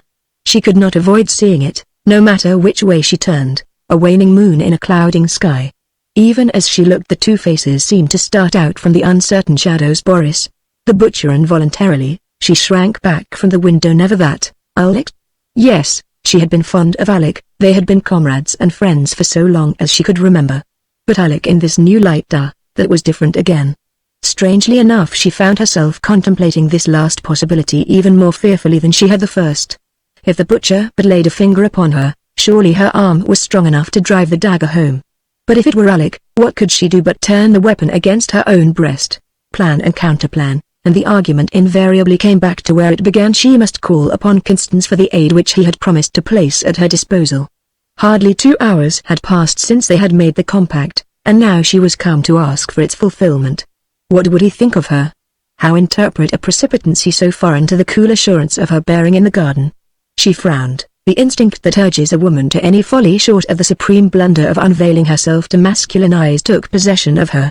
But only for a moment, for again the imminence of the peril in which she stood broke over her like a wave. There was but one thing to do, the signal must be set this very night. The returning expedition from the south might even now be encamped at the high bridge, and if Constance could help her at all it must be at once. Without waiting to parley further with herself, Ismay went to the door opening into the hall and looked out. The hour must be close upon midnight, the house was quiet and dark, a piece of white cloth had been the signal agreed upon, and a fluttering handkerchief should answer the purpose well enough without being too conspicuous to alien eyes. Nana still slept, and Ismay, slipping into the hallway, stood listening for a moment.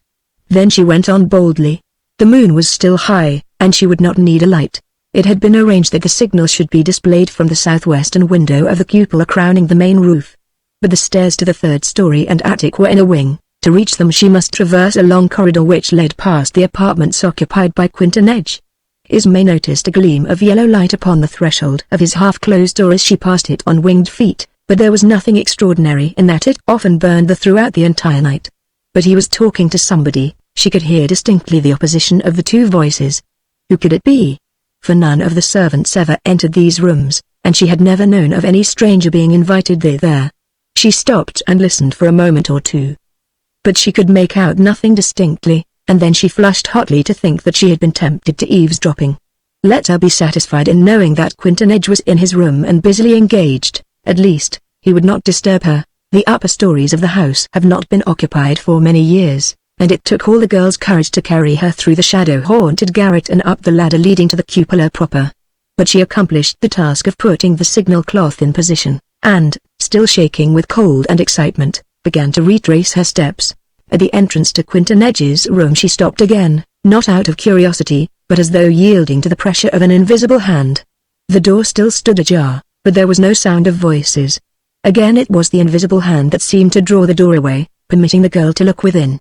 An empty room, save for the figure that sat at the table, his head buried in his hands, the whole attitude one of intense weariness and dejection. Even as she stood there he looked up, and she saw his face mirrored in the glass that hung suspended from the opposite wall.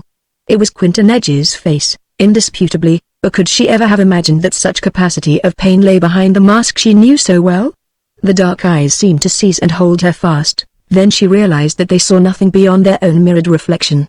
Again the head sank forward into the hollowed hands, and only the slow heave of the shoulders made certain that it was a living man who sat there in the silence. Noiselessly closing the door, Ismay regained her room and, all clothed as she was, crept into bed. Nana stirred sleepily and put out a protecting arm. How blessed the comfort of that strong, warm clasp. Chapter 17 The Awakening. Constance climbed to his observatory on the roof of the Flatiron as usual the next morning. It was a fine, bright day and so clear that he could see for miles without the use of his glass. And there was something to see far away to the north. He discovered a thin thread of smoke that must mark the spot of a newly extinguished campfire. At last the raiders were back from the Southland. They would be within the city boundaries by this time and should arrive at the Citadel Square by noon at the latest. Glancing down into the fortress he saw that already tidings of the return must have been received. Torch signals had probably been sent during the night from the height bridge announcing the fact of the arrival, and now all was bustle and excitement. It was a colorful and inspiriting scene. Soldiers engaged in polishing their accoutrements or clouting up hitherto neglected rents in cloak or tunic, musicians tuning their simple instruments, negro slaves grooming horses, women busy over saucepans that bubbled upon extemporized furnaces of piled-up bricks, children and dogs on all sides, chattering, squealing, under everybody's feet, alternately and impartially cuffed and caressed. An air of joyous expectancy lightened every face, for now the long months of waiting and of anxiety were past. The outriders of doom had returned from the Southland with goodly store of corn and wine and of fat beeves for future feasting. It was, indeed, chilled and aged blood that did not run the faster on this day of days. Outside of the White Tower stood a groom, holding the bridle of a horse whose housings were of the most gorgeous description, a blaze of crimson cloth and gold thread. The owner's spear, with its pennon of embroidered silk, stood close at hand, its iron-shod shaft wedged tightly into a convenient crack in the pavement. Upon the banneret, Constance, with his glass, made out the symbol used by Quinton Edge, a raven in midair bearing a skull in his beak. Evidently he was to command the guard of honor who would escort the returned warriors down the palace road, and the hour must be close at hand. A few moments later and Quintonage himself appeared, issuing forth from the White Tower. A splendidly gorgeous figure he presented, for over his close-fitting suit of claret cloth he wore a surcoat of white velvet ornamented with gold lace and buttons of amethyst. His hat of soft felt was decorated with a white ostrich plume, exquisitely curled and secured by a jeweled clasp, and in his left hand he carried an ivory truncheon tipped with gold, the emblem, doubtless, of his high position in the councils of the Doomsman. Apparently he was in good humor this morning. He chatted animatedly with those nearest to him, and once or twice he even laughed aloud. A trumpet sounded, and, without much pretense at military smartness, the escorting party scrambled into their saddles and the cavalcade moved forward through the north gate and up the palace road. By noon at the latest they should return, and preparations immediately began for the feast that was to be given in honor of the long-absent warriors now happily restored to the society of their families and friends. A score or more of wine casks were rolled out from the public stores and made ready for broaching. In the center of the square the board flooring had been removed from a huge circular pit that measured 20 feet across by 6 or 8 in depth. It was lined and bottomed with flat paving stones. A fire of hardwood had been burning in it for hours, the preliminary to a gigantic barbecue of fat oxen. Upon the open space in front of the guard huts, slaves were erecting long trestle tables to serve as the banqueting board. The day had turned so warm that there would be no discomfort in dining out of doors, for all that the date was March 22d and the last snowfall still lay a foot or more in depth in the side streets. The square itself had been thoroughly cleaned, or it would have been a veritable sea of slush. Astonishing. But as the sun's rays became more and more inclined to the vertical, it became apparent that the day would not only be warm but actually hot. Constance had grown tired of making his observations at long range. He resolved to descend and mingle boldly with the people in the square. He had only Quintonage to fear, and it should be easy to keep out of his way. Moreover, this was a golden chance for him to pick up some intimate information about the defenses of the Citadel Square. Carefully adjusting the details of his ecclesiastical costume, Constance prepared to descend. His last act was to cast a perfunctory glance in the direction of Arcadia House, and it seemed that his eye caught the flutter of something white. He raised the binoculars. It was true, the signal was there. A handkerchief tied to the lattice blind of the cupola window. Constance frowned and reflected. It was only last night that the girl had asserted her entire ability to look after herself. It was like a woman to be so soon of another mind. And there was Alec who would have shed the last drop in his veins to serve her. Yet she would have none of him, and she had deliberately tied Constance's hands in exacting the promise that he should not reveal her whereabouts to the man who of all things desired to serve her. There could be no reasoning with this willful young person. She would have her way in spite of all the masculine logic in the world, and he realized the fact with a growing resentment. Yet there was his promise and it must be kept. He would go again to Arcadia House sometime during the afternoon or evening, for the matter was not one of absolute urgency. In the latter case 2 signals would have been displayed, and there was but the one. So, dismissing the matter from mind for the present, he made his way to the street and joined with the crowd that was continually passing in and out of the north gate. With an air of easy unconcern, he directed his steps towards the entrance. A harsh croak greeted him, and he recognized the crippled sailor who called himself Kurt the Knacker. He glanced up to see that worthy ensconced in a snug corner of the gateway and surrounded by his accustomed cronies, the warders on duty. Plainly, there had been more than one replenishing of the blackjack that stood on the settle beside him, for his face was flushed and the purple veins in his high, bald forehead presented an inordinately swollen appearance. "Hola, shipmate," said the Knacker, in a tone that was doubtless intended to be affable. "It is to be a brave show today and you are come in good time to see it. 7 thunders. But one always sees the black jackets flocking thick as flies in a pudding when the smell of the saucepan is in the air. Your master yonder was of too proud a stomach to clink can with us, but you will be more amiable. There's a fresh cask on the trestles and not a token to pay."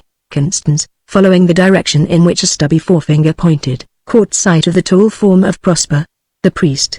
He was moving slowly along in the press and only a few yards away. Now Constance had no desire for a meeting with his ecclesiastical superior, so, without troubling himself to reply to the Knacker's hospitable invitation, he tried to edge forward and again seek concealment in the crowd. But Kurt reached out and caught his sleeve. "No skulking, reverend sir," he said, maliciously. "Which shall it be, a swig from my blackjack or a full toss of the horn? For drink you must, if you would deign to hear." One of the guardsmen held out a full ox horn of wine, and the Knacker seized it and forced it into Constance's hand. After all, the good malt is for stronger stomachs, wine is the tipple for women, boys, and priests.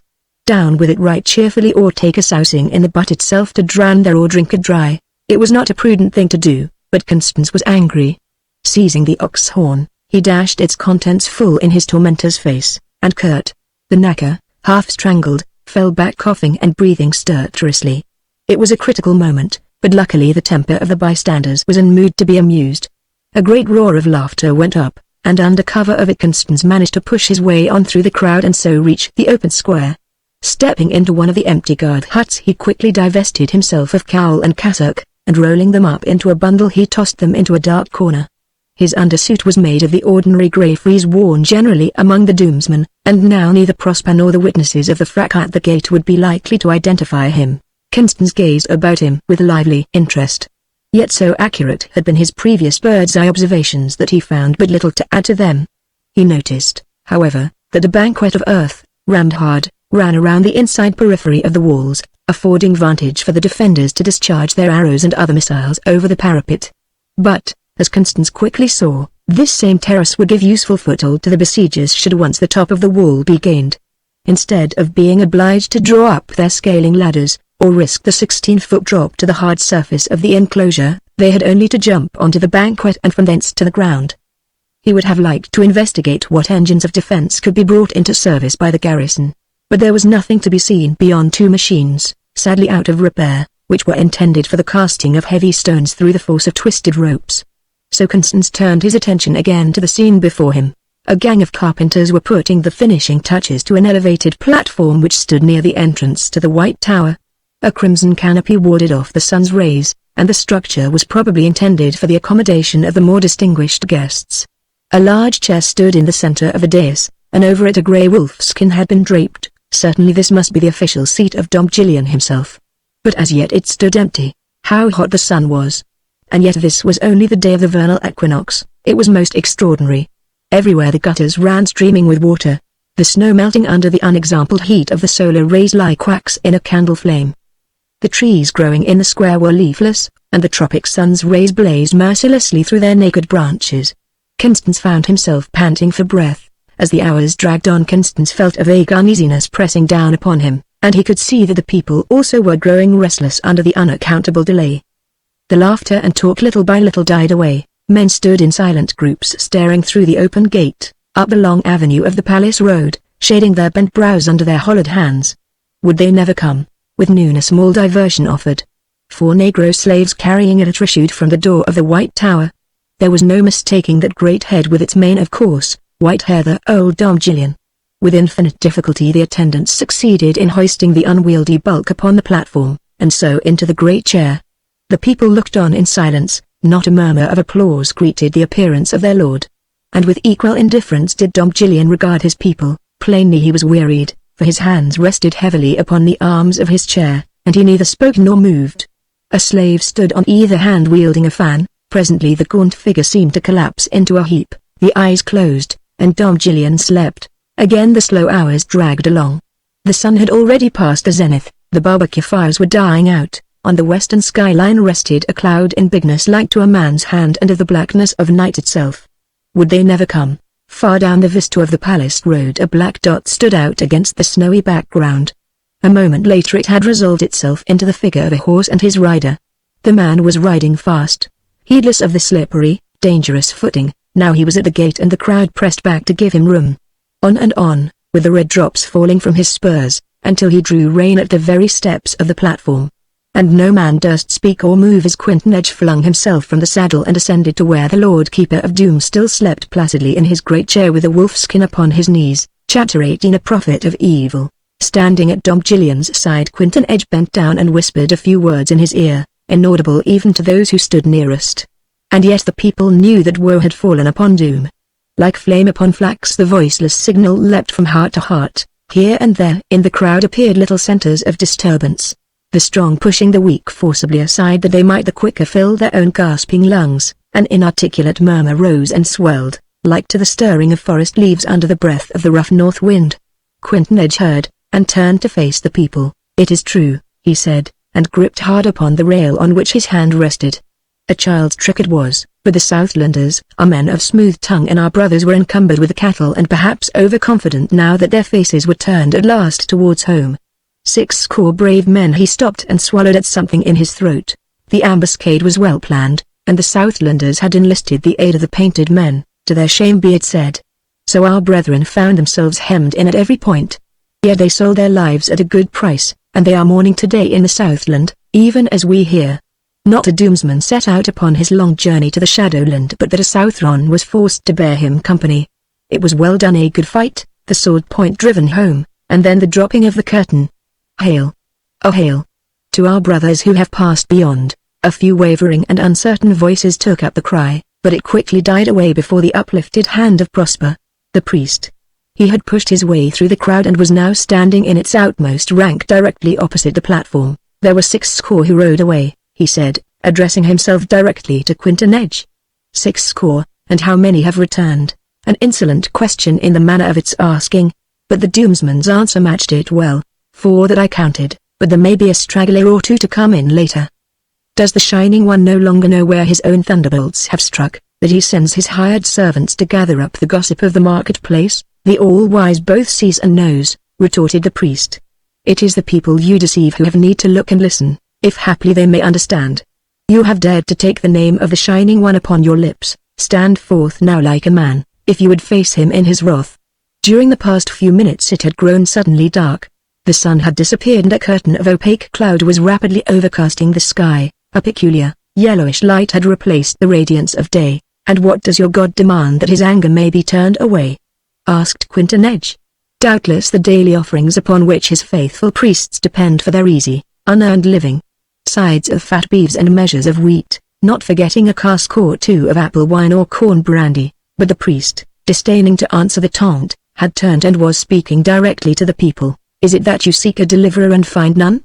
But how shall the Shining One keep faith with you who turn your feet away from his sanctuary and bring no victims to his altars? Has he not called to you daily, and have you not stopped your ears? And now that ye call in turn, shall he indeed hear? Already is your woe come upon you, children of doom. Look and listen. A flash of lightning accompanied the priest's last words, and the crash of the thunder came almost simultaneously.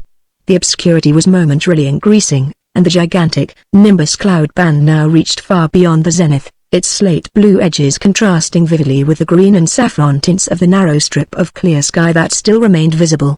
And in another moment that, too, had disappeared. Such was the darkness that a man could not see his neighbor's face, though their elbows might be touching. To your holes and dens! Shouted the priest, now quite beside himself in his fanatical exultation. He speaks again. He speaks again. Woe, woe to the city of doom. Once more the firmament seemed cleft in twain, and the earth trembled under the reverberations of the tremendous electrical discharges. The effect upon the overwrought nerves of the throng was instantaneous. As one man the crowd turned and made for the exits from the Citadel Square. Even the personal attendants upon Dom Gillian were affected by the panic, and leapt over the guardrails of the platform into the mass of humanity below. In half a score of minutes the enormous square was deserted save for a few infirm and crippled stragglers, and Constance himself thought it prudent to withdraw to the shelter of one of the guard huts from whose doorway he could still watch the progress of events. Only Prosper, the priest, remained in the open, standing there with uplifted hands and gazing steadfastly into the sable vault above him. Quinton Edge called to him, but he answered not. Then the Doomsman, leaning far over the balustrade of the platform, struck the priest sharply on the shoulder with his truncheon of office. Come up here and help me with the Lord Keeper. These dogs have all sought their kennels and left us to shift for ourselves. Gathering up his long, black robe, Prosper ascended the steps of the platform and passed to the Lord Keeper's side. He looked eagerly into Dom Gillian's eyes, but the old man's face might have been a mask in its impassive stolidity. Plainly he had neither heard nor understood aught of all that had passed. It is too late, muttered the priest. The crash of steel is now the only music to which the old lion will prick his ears, and the Shining One must strike for his own honor. Suddenly the obscurity lightened. A downpour of rain was imminent, but the sky had lost its terrifying aspect of abnormality. The yellowish haze that in superstitious eyes presaged some dreadful convulsion of nature had drifted away before the rising wind. It would be a pelting shower and nothing more. Quinton Edge looked around, smiling.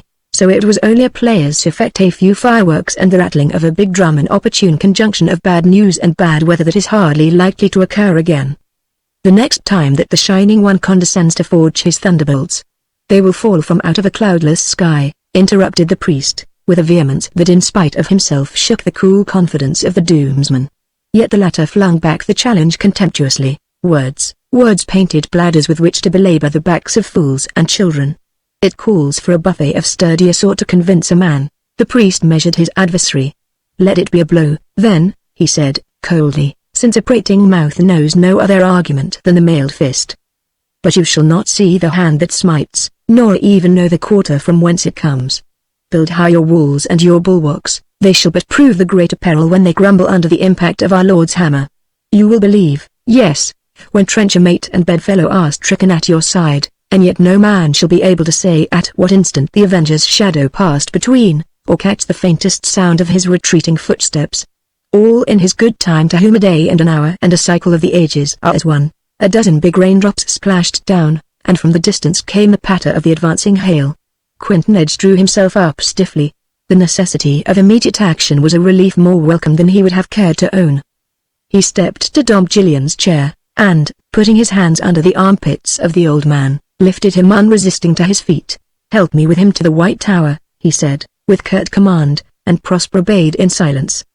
Together they managed to get Dom Gillian down the steps and across the open space to the entrance of the tower, barely gaining the shelter when the storm broke in earnest, the rain coming down in great, grey masses as through the clouds had been literally torn asunder by the weight of their burden.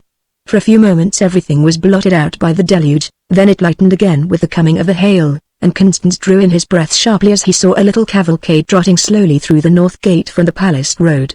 First came a few of the escort guard and behind them 3 or 4 troopers, survivors of the ill-fated expedition, followed by a couple of horse litters, improvised from fence poles and blankets. In these rough beds lay 2 grievously wounded men, and Constance gazed, half in hope, half in fear, upon their wan faces upon which the stinging hail beat down.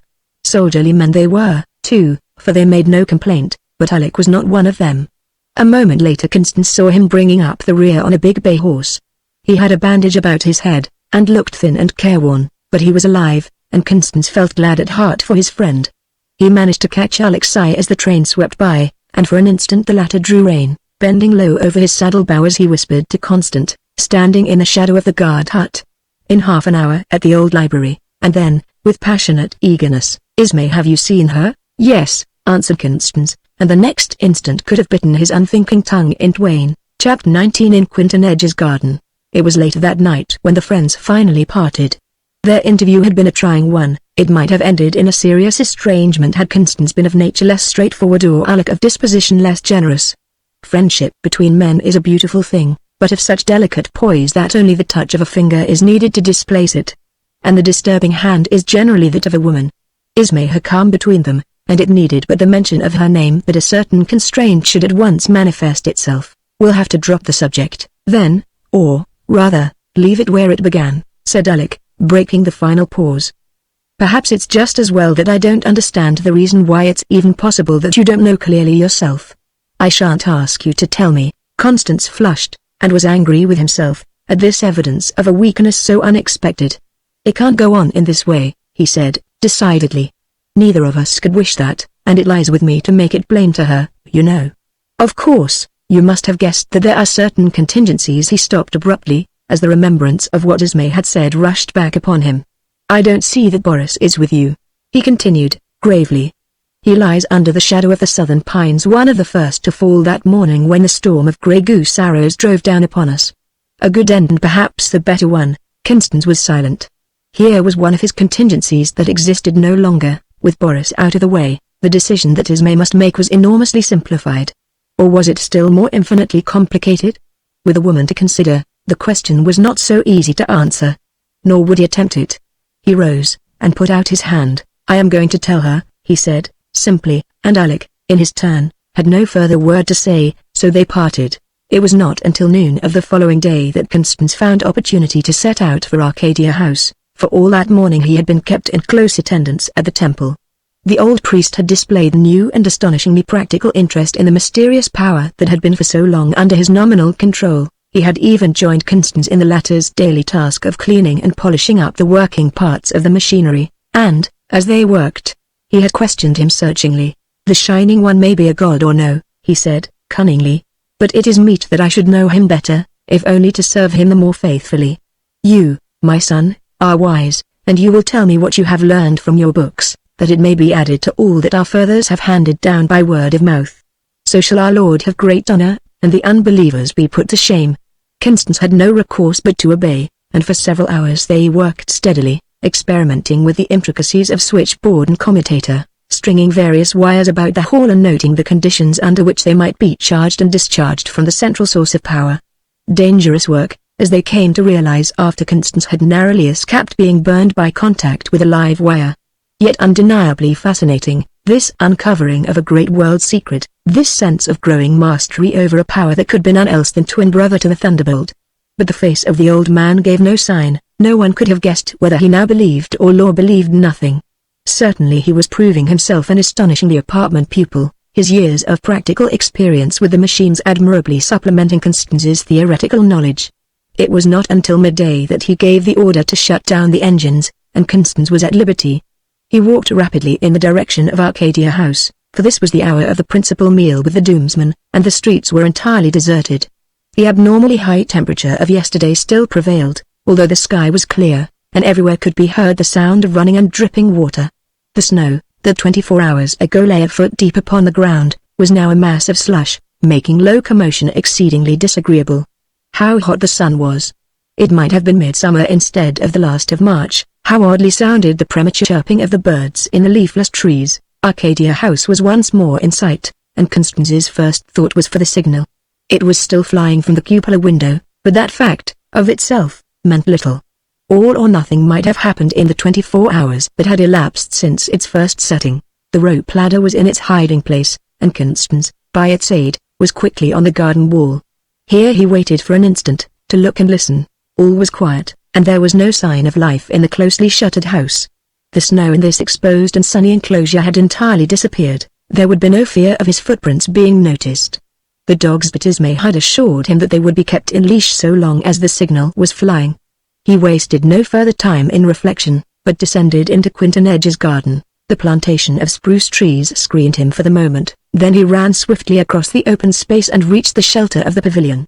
It was empty, but he had expected that. He had previously set his answering signal at the window of a house overlooking the garden at the back, and he would now have to wait until Ismay should find opportunity to join him. An hour passed, and there was no sign of her appearance. Constance grew restless, impatient, uneasy, until finally inaction became intolerable.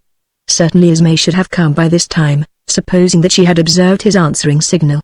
She might be absent, ill, a prisoner. He looked searchingly at the apparently deserted house. The bold thought struck him to examine it more closely, even at the risk of discovery. He had his rope ladder with him, and, at a pinch, could make a run for it. Along the northern wall of the enclosure there was a windbreak of evergreens that would protect him up to the sunken carriageway, and, surely, he could adventure thus far and then trust fortune and his own wits for the next move. The piece of open ground was some 70 yards in width. He crossed it at speed and dived into the shadow of the trees, keeping close to the wall as he worked along. He reached the road without misadventure and dropped lightly down upon its stone-paved surface.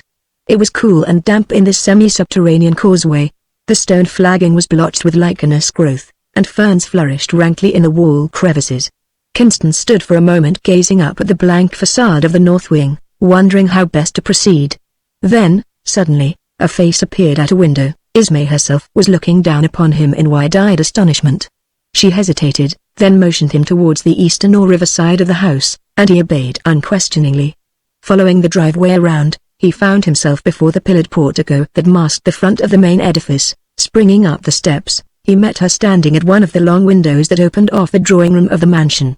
She drew back, inviting him to enter. "You are very foolish," she said, in a whisper, yet looked upon him approvingly as a woman always must upon the man who dares. "I told you that I would come," he answered. "Yesterday it was the unexpected that happened, the return of the expedition. Between the storm and Alec, you and the signal were clean put out of mind until too late." She flushed. "Then you have seen Alec?" "Yes. He is safe and well." He hesitated. How should he tell her the truth about the other? He ended by blurting it out. "You know that Boris he will not return." "He is dead?" Constance nodded. The girl turned and looked out of the window for perhaps half a minute. I was to have decided between them this very day. He who is my master had so determined, and that is why I sent for you. For indeed I cannot." She stopped. It was so difficult to put into words what must be said. Then she went on, speaking softly. "If it had finally come to that, I must have named Boris, for I could have gone on hating him just the same as before.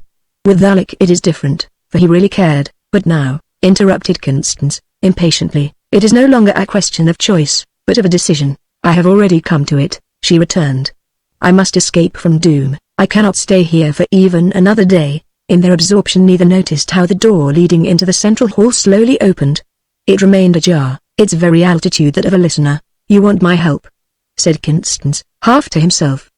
He was casting over in his mind the effect that the death of Boris might have upon Quintanedge's intrigues, and he could not but conclude that Esme had become a factor more necessary than ever in their successful development. Alec was now the sole heir to the old Dom Gillian, and he was hostile to Quintanedge. Only through Alec's passion for this slip of a girl could the Doomsman hope to control him. What an admirable stroke, then, to snatch the card from his hand before he had a chance to play it. "I will help you," he continued, aloud. "But where to find a boat? There is a canoe which is generally kept moored at the garden dock. You can see it from the terrace. It is a good, stout dugout, and, oh, well, there is Nana, my sister. I cannot go without her. She is in no danger," said Constance, with calm indifference. "The boat will carry only 2, is that it?" "Yes, very well, then, Nana must remain behind. It is impossible to leave her, I have promised." "No, it is her coming that is impossible, and because I say so." The girl remained silent. Had she yielded to a will stronger than her own? The door seemed to hesitate, then it closed noiselessly. Esme crossed over to one of the windows opening on the garden grounds and flung the shutters open. The coolness of the later afternoon breeze fell gratefully upon her hot cheeks. The horizontal, reddish rays of the declining sun emphasized the warm coloring of her hair and complexion, and brought out again those curious carmine flecks in her eyes of topaz that Constance had noticed once or twice before. An odd combination, but he realized now that he had thought it pretty. The girl divined the unspoken word and drew back a trifle. Retreat is the first and essential principle of feminine strategy, and in practice it should suggest the ambuscade to even the most thoughtless of masculine minds. But it never does. Constance stepped up a little closer. "Nana must go with me," repeated the girl, hurriedly. "You will help us to get out the boat and tell me in what direction Crow lies. We shall find our way, never fear, for I know the stars, and Nana can paddle all day long as well as a man." "And what will you do when you get to Crow?" asked Constance, gently. "Must you hear the whole truth about your uncle, Messer Hugolin? It is not that he is unable but unwilling to turn a hand in your behalf. The humblest shelter, the meanest food, I know what you would say. But not even a night's housing in the cattle byre or a plate of broken victuals is to be had from Messer Hugolin unless one is prepared to pay, and roundly, too. Remember that I, too, am of his blood, and have dwelt in his house." The girl's eyes grew cloudy and troubled. "There is the town itself," she faltered. "Surely among so many people there must be some chance for a livelihood." "There is work, not of the honest kind and for such as you," he retorted. "Must I make you understand? Look at yourself, then, in the glass behind you." Suddenly he took her hand between both his own.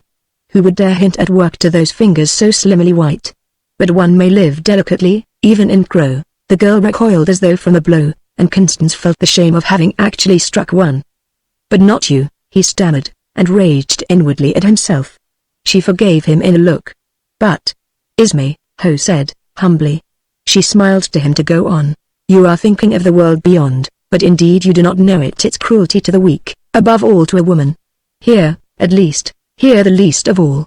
She interrupted, but would not look at him to make her meaning clearer. "Yet you see how I could not let you go alone or even with Nana," he urged. "Yes, I understand that. What is it that you wish me to do?" Constance started. Was he, then, prepared to make himself responsible for this young creature's future? Of course she could not remain longer in a position so dangerous and equivocal. But why should she not be reasonable?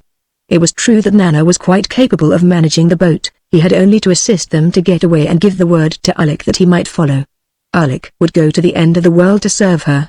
A thoroughly sensible solution of the problem, and then in a twinkle Constance forgot that he had ever wanted Esme to be reasonable, forgot the faith owed to a friend and the vengeance sworn against an enemy, forgot times and seasons and the peril in which they stood, forgot all things save that he was a man and she was a woman, and that he had suddenly come to desire her above all else in life. A woman, and someday he would come to know what that meant.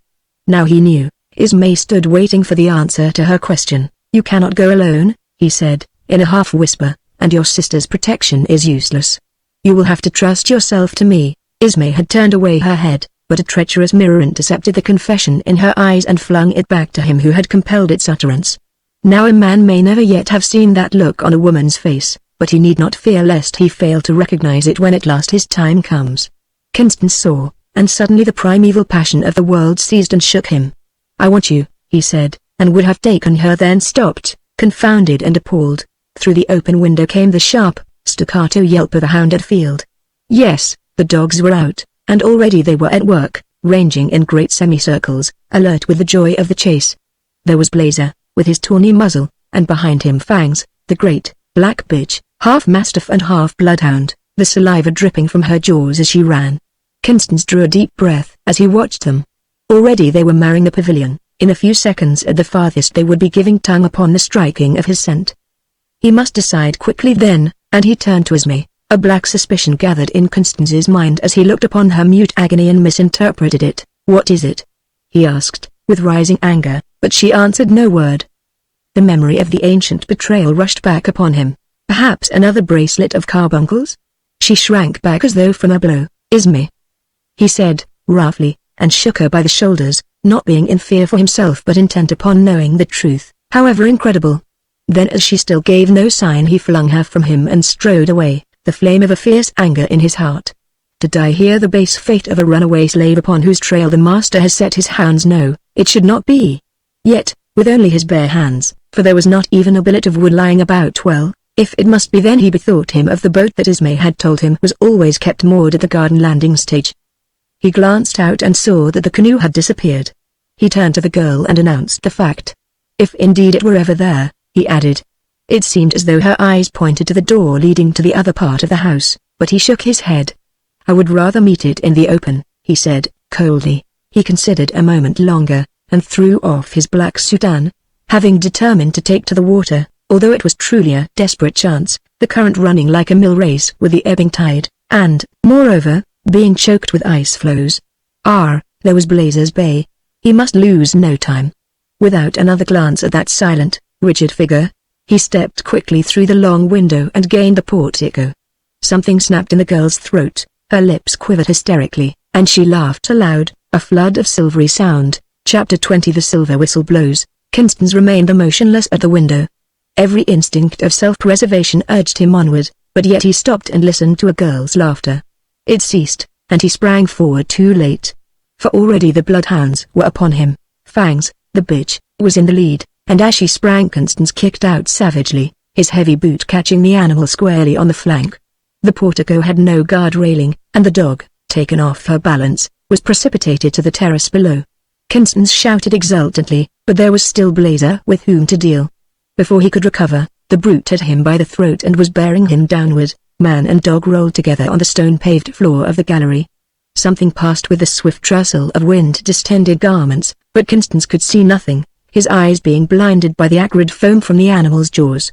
Fortunately, the high collar of leather that he wore prevented the dog's teeth from fastening on his actual throat, but that advantage could not endure, and already he could feel that the animal was shifting its hold for a better one. Then, as he despaired, his right hand struck upon something round and hard in the outside pocket of his doublet. It was the handle of the loaded revolver that he had carried for a month past. A supreme effort and he managed to seize it. Without attempting to draw it from the pocket he pulled the trigger. The report followed, and immediately he felt the dog's grip relax. He pushed the dead weight from off his chest and rose to his feet. Up from the river terrace came Ismay, and behind her ran Quintanedge. Constance turned to meet them. Then, as they gained the portico, he saw the girl's face go white and realized dizzily the danger that still menaced him. But he was past caring now, and so stood stupidly in his tracks as the great, black bitch crawled up behind him, her belly close to the ground, and crouching for her rush. He heard Quintanedge shout and saw him raise his hand. The dog, recognizing her master's voice, even as she leapt, was quick to obey, arching and stiffening her back in midair so as to break the force of her spring. He saw her fall in a heap at his feet, and lie there whimpering. Whereupon, for a brief moment, The trees seemed to bow themselves before him and the sky grew black. When again he found himself, he saw Lieutenant bending over the dead hound and inspecting, with curious attention, the ragged hole in its chest. But the Doomsman asked no questions. He spoke, lightly and carelessly, as was his wont. Fortunate that I happened to be returning from an excursion on the river, for my pets are a difficult pair to manage, even for one who carries a thunderbolt in his doublet pocket. You scored nicely on poor Blazer, but I venture to think that Fangs would have avenged her mate had I let her have her way. He stopped and patted the brute's huge head.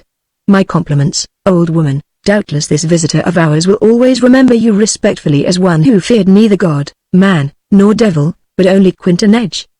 Now be off with you. The hound licked her master's hand and limped away. Quinton Edge straightened up and passed his lace-edged handkerchief across his lips. Then, with smooth irony, an honor, indeed, to entertain so unexpected a guest at Arcadia House. To what happy chance am I indebted? That I am here should be condemnation sufficient for your purpose, said Constance, slowly. I have nothing to add to it. He hardly troubled to look up as he spoke, exhausted and dispirited as he was. What did it matter what he answered? Then you do not even plead a first offense? Constance remained silent. Like a disobedient school urchin, he told himself, glowering sulkily in the presence of his tutor. Between this man and himself lay an enmity that was deeper than a grave, and yet to Quinton Edge he was merely the petulant boy to be scolded and punished or, even more contemptuously, ignored. Was he never to stand before him as man to man? It is just as well, continued the Doomsman, since there have been other eyes who have kept watch for me. I am not entirely uninformed concerning a romantic adventure of 2 days ago at the pavilion in the garden. But perhaps on this count the maid may choose to answer for herself, speech being a woman's prerogative, and ofttimes her opportunity. But Esme, holding herself as straight and white as the portico column behind her, made no sign of even hearing, and Quinton Edge fell upon a sudden earnestness of speech and manner. Then since neither of you have a word to say, you must perforce listen to me of a matter equally concerning you, Esme Scarlet, a daughter of the Doomsman, and you, Constance, son of Gavin of the Keep. For today the fate of the world lies between us three, a ball that we may toss from hand to hand. You know both the strength and the weakness of Doom. We have lost heavily in the expedition to the south. Every man in the reserve must now be called upon to fill up the ranks.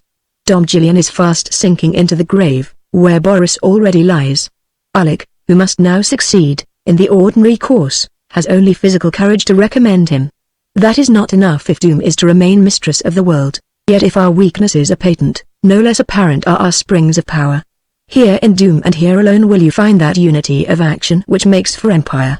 Were the stockaders and the house people to join hands they could overwhelm us in a night, but they will not, since jealousy digs a never-widening chasm. Moreover, it is a strong position that we hold here in this wilderness of stone, when every brick is a man. There is no need for boasting, this is the truth, as you know, yet there is one thing lacking: a man to lead and a brain to guide. Alec may possess the strong arm, and doubtless I have the wits, but I fear that, like oil and water, we, too, shall never mix. Besides, I may grow weary of the business, or the time may come when I must turn my back upon it all. Yet I could not be content that chaos should reign in my stead. I must leave a man behind me, and that man is you, Constance, son of Gavin. Nay, but hear me out.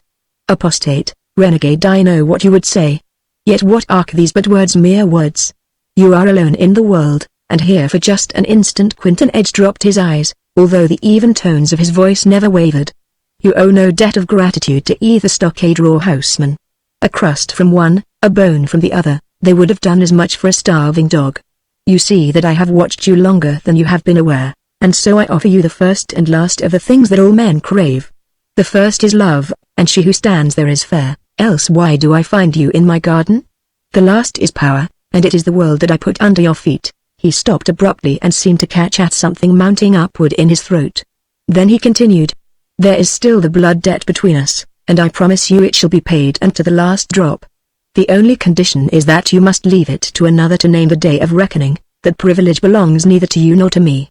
Rest assured that when that day does come, I shall be ready, more than ready to pay my score. Again silence fell between them for the space of a full minute.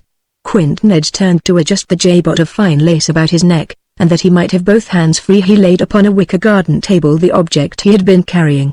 Constance saw that it was a bunch of May bloom, a glorious cluster of pink and white blossom. I am waiting for my answer, said Quinton Edge, Constance tried to command his voice, but he could not speak, and Quinton Edge turned to Ismay.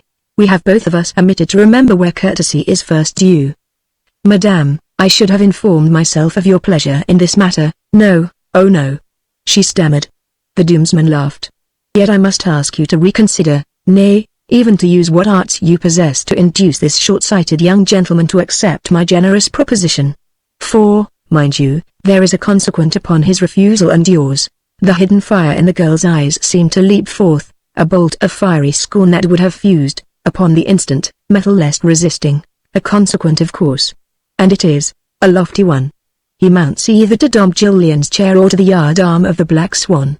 A spy's death for a spy, it is but justice." Ismay turned to Constance. "Surely it were shame enough for any woman to find herself made part of such a bargain. But my humiliation goes even deeper, for I must parade my poor wares before you like any huckster, beseeching you to buy. My lord, it is for your life, and I am but a flower that it may please you to wear today and cast aside tomorrow. Buy of me, my lord, and at what price you will, it is for your life. But be quick, he will not wait over long." She plucked at his sleeve. "Do you not understand? The men are coming. You can hear the rattle of the sheaf blocks at the masthead of the galley." Constance. But Constance looked only at his enemy, Quinton Edge. "I'm ready," he said, coldly. Ismay passed through the long window and so into the drawing room. To her overly excited senses the signal was already sounding in her ears, and a gradual faintness mounted to her brain, even as water rises about the swimmer advancing through the shingle to the first shock of the surge. Then, in deadly truth, she heard Quinton Edge blow his whistle, and the darkness closed in upon her. For the second time the Doomsman raised the pipe to his lips. It slipped from his fingers and fell to the garden table at his side. As he bent to recover it, the subtle, uprising scent of the May bloom struck him like a blow. A dark flush overspread his brow. He spoke, quickly, insistently. "The canoe is still at the landing stage. Go, while there is yet time." He seized Constance by the shoulders, slewing him around and pushing him towards the steps that led to the terrace. "Go, and forget all that you have seen and heard in Doom the Forbidden. You and your secrets are known. Be content to leave my people with theirs. And to me my memories." The madness of protest, of resistance, was still upon Constance, and yet he found himself yielding to this stronger will. Mechanically, he leapt to the terrace below, and from thence ran onto the landing stage just as Kurt, the knacker, hobbled around the corner of the house at the head of a squad of sailors from the Black Swan. An arrow or two flew wild, but Constance quickly had the boat in the current, which was running out on a strong ebb tide, and so was safe from further molestation. Half a mile downstream he ventured to make a landing. The dozen or so of rifles and store of ammunition that he had left in hiding at this point were too precious a treasure to be abandoned without an CF taught. Yet hardly had he transferred the last case of cartridges to his boat than he became aware that the Doomsmen were close upon him, and this time he got a bruised shoulder from a spent crossbolt by way of a parting salute. The canoe was heavily laden, but fortunately the wind had gone down with the sun, and the water was unusually smooth. Constance bent to his paddle, shaping his course to the southwest, the direction of his old home on the West Inch. How cool and pure the air! How clean and sweet the stars that shone above him! Little by little the fever and the fret of life departed from him, and he was at peace. He wondered now at the madness that had possessed him, at the passion that had thrilled him at the touch of a woman's hand. He had come so near to proving himself a traitor, a recreant to all that was sacred in his life. And then a hound had bayed, and a girl had laughed, and the shining bubble had vanished into the air. Beguiled, betricked, betrayed-based repetition of the ancient injury. What a fool he had been. Then, his heart being sore, he tried to comfort himself after a man's fashion. It had been all a mistake from the beginning. He had never really loved this amber-haired enchantress, it had been the infatuation of passion only, and he had escaped. Let him be thankful. Or even granting that love lay behind, was not all of life before him? One day had passed, but another was soon to dawn, a day for new purposes, fresh consecrations. In his present exalted mood, even his long-cherished vengeance upon Quinton Edge seemed a small, a contemptible thing. What were either his love or his hate in the world drama that was being enacted under his eyes?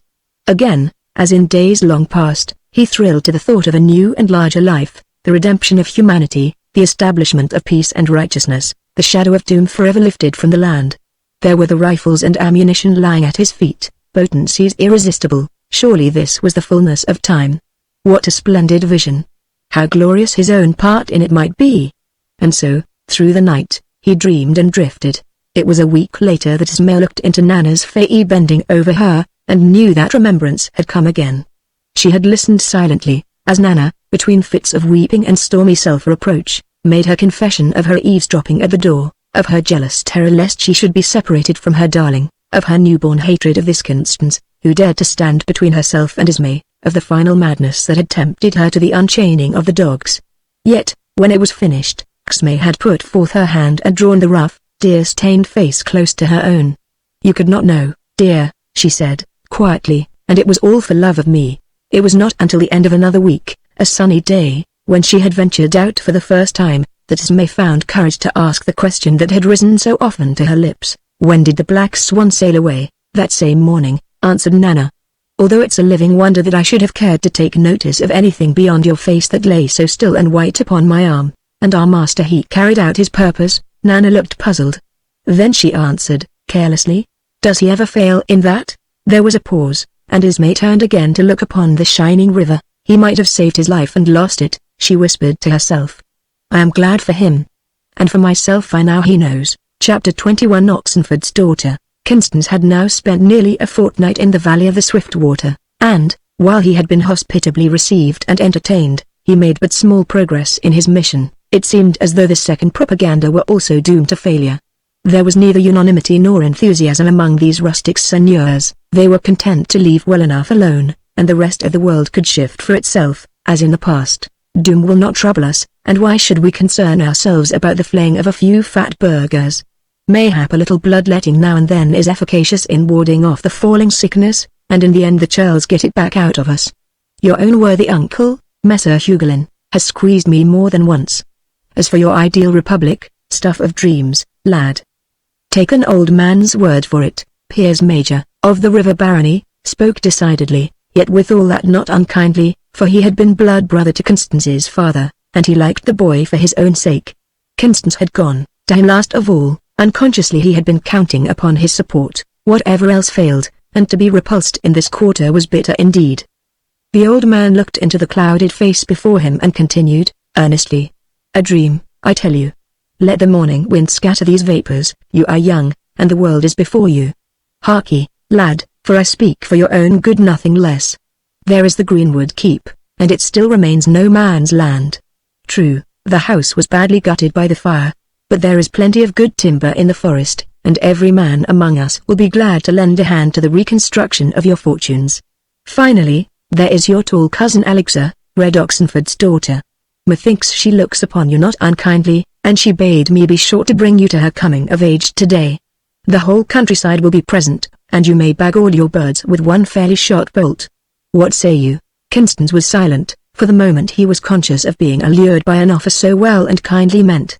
To restore the old home, to find himself again among his kinsmen and friends, contentedly sharing their simple, wholesome life, to plough his own acres and see the smoke curling upward from his own hearthstone, were not these things, after all, the actualities of life? Was he to be always turning his back upon them to grasp at clouds mirrored in running water, shadows that ever eluded his grasp? His cousin Alexandra, undoubtedly she was a pretty girl, with her rose-leaf complexion and bright, grey eyes. He had met her on 2 or 3 occasions, and he was not wholly unaware of her shy pleasure in his companionship, impersonal as it had hitherto been. He might, indeed, stop and consider, yet the temptation passed as quickly as it had presented itself. There was that other work in the world today, and who was to take it up if he drew back? Others might be of gifts more competent, but at least he had come to know himself through hard experience, and knowledge so bought was not to be lightly flung away. "It cannot be," he said, shortly. "Believe me, that I am not ungrateful, but my own way is plain, and I must take it." He hesitated. "You are of my father's covenant," he continued, slowly. "The blood bond is between us," assented the other, heartily enough, and yet knitting his brows as he spoke. "Then if I choose to exact the full obligation of brotherhood, even to sword service, it must be paid, and it shall be," said Piers Major, quickly, and still his countenance was troubled. Constance deliberated. "I shall not require so severe a test of your good faith," he said at length. "Yet I may ask you to hold the question open, to give me a chance to prove that my plans are feasible and that action is necessary for the future peace of all. That I can agree to with all my heart. But, mind you, the argument must have a keen edge and weight behind it. We Stucaders are a stubborn generation, So, too, are facts, returned Constance, and possibly you may have to deal with them rather than with my theories. It is a long time since the men in grey have needed to go afield in this direction, but the country around Grow is a dry sponge, and I happen to know that there were more empty saddles than full hands in the expedition that has just returned to Doom from the Southland. I stood on Harbour Hill last night, and there were lights in the Narrows. It may be so, said the old man, somberly, but the Greybacks should not have forgotten already the lesson we taught them at the Golden Cove the year of the Red Comet. But, Constance, lad, we should be on our way if we would not have the pretty Alexa furrowing her forehead over our empty seats at her birthday board. Hola. Willem, the horses, the way to Deepdene, Red Oxenford's stronghold, led through the forest, and the Green Drive was a pleasant place on this brightest of May mornings, there being the languor of coming summer in the fitful breeze. The two horsemen rode slowly, yet their speech was brief, each being absorbed in his own thoughts and questionings. A couple of miles farther on and they came to the crossing of the Ochre Brook. As they rode their horses into the ford, a wild dog that had been lapping at the brink started up with a snarl under the very feet of Piers Major's steed. Now such is the cowardly nature of the wood dog that he will run from the presence of man if chance of escape be offered, yet if cornered he will show all the ferocity of a wounded boar. In this instance the dog could not retreat to advantage, and so he sprang at the horse, gripping the tender muscle in his strong, sharp teeth, and hanging there like a rat on a terrier. The horse, maddened with pain, plunged and reared. His master drew his hunting knife and made an ineffectual pass at the ugly beast. Hold! Shouted Constance. Back in your saddle and leave him to me. The pistol in his hand spoke once, and the dog, shot through the lungs, fell back into the water. A bubble of crimson foam floated for a moment on the current, and he was gone. That was well done, said Piers Major, gravely. He had finally succeeded in quieting his horse, and they were again on their way. It is one of the ancient secrets, said Constance, and explained as best he could the mechanism of the revolver and the composition of its explosive cartridge. The old man examined the strange weapon with respectful attention. He had had proof of its powers. Have you ever killed a man? He demanded. Constance was obliged to answer in the negative, and the other seemed a little doubtful. Look, said Constance, and, drawing rein, he took aim at a beech tree a few yards distant. The bullet ploughed into the wood, leaving a small, round hole in the smooth bark. See how deeply it has penetrated, he continued. Think you that a man could endure have this lump of lead drilled through heart or brain? And against it no cuirass of quilted cloth will avail, however well it may turn an arrow point. Piers Major smiled grimly. If I questioned your assertion, he said, you would doubtless invite me to stand up and put the matter to the proof.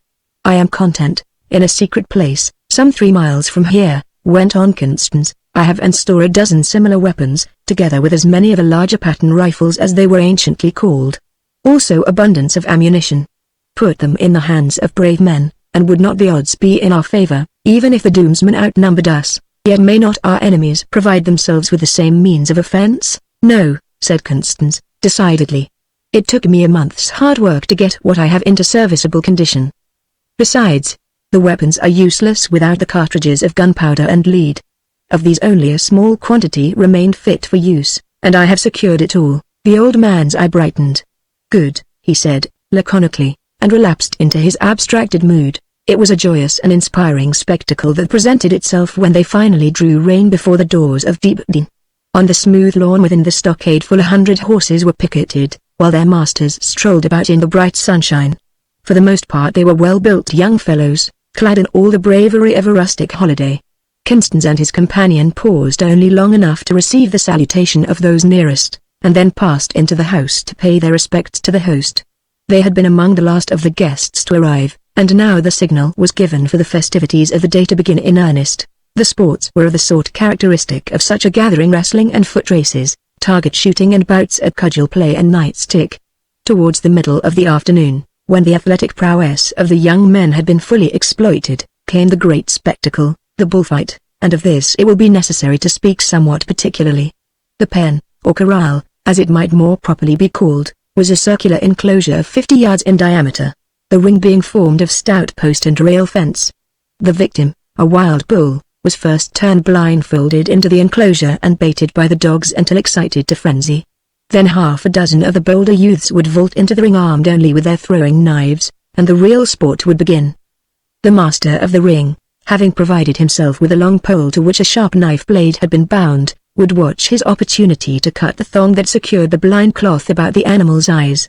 Woe now to him who was dull of eye or laggard of foot. The object of the game was, of course, to strike the fatal blow, but, skilled as were the young stockaders in the art of throwing the knife, it often happened that a bull would be bleeding from 100 wounds and still keep his feet. Commonly, too, he would manage to score upon one or more of his adversaries before succumbing, for while it was permissible for a contestant to leave the ring, he could only do so after he had thrown his knife and as a last resort against the bull's charge. When the animal's attention had been diverted by an attack from another quarter, the disarmed contestant would vault again into the ring and recover his weapon. Here, indeed, was a game that might well stir the coldest blood, since life itself was the stake for which it was played. The company had gathered about the bullpen, pressing closely against the barrier, that they might lose no part of the show. It should be a spectacle worth more than ordinary attention, for the bull was an animal of exceptional size and of a temper to correspond. The knowing ones opined that the contest would be a protracted one, and expatiated gravely upon the animal's strong points to their less informed brethren. Wafers were being booked. There were endless arguments, asseverations, questionings, the smoke from innumerable pipes hung like a blue haze above the heads of the throng, and here and there a fretful child lifted up complaining voice. Already the sun hung in the zenith, and it was time to begin if the sport were not to encroach upon the dinner hour. At the north end of the enclosure a wooden gallery had been reared for the accommodation of the principal guests, and Constance, to his surprise, found himself included in this privileged number. Possibly the pretty Alexa could have explained the mystery of his invitation. Certain it is that she favored him with a radiant smile when he made his appearance on the platform, a mark of encouragement which might have justified him in appropriating the vacant seat at the maiden's right hand. But Constance, being of a retiring disposition, and even a little indifferent to his opportunities, let the chance slip, and another who had been waiting anxiously upon the lady's nod was finally made happy.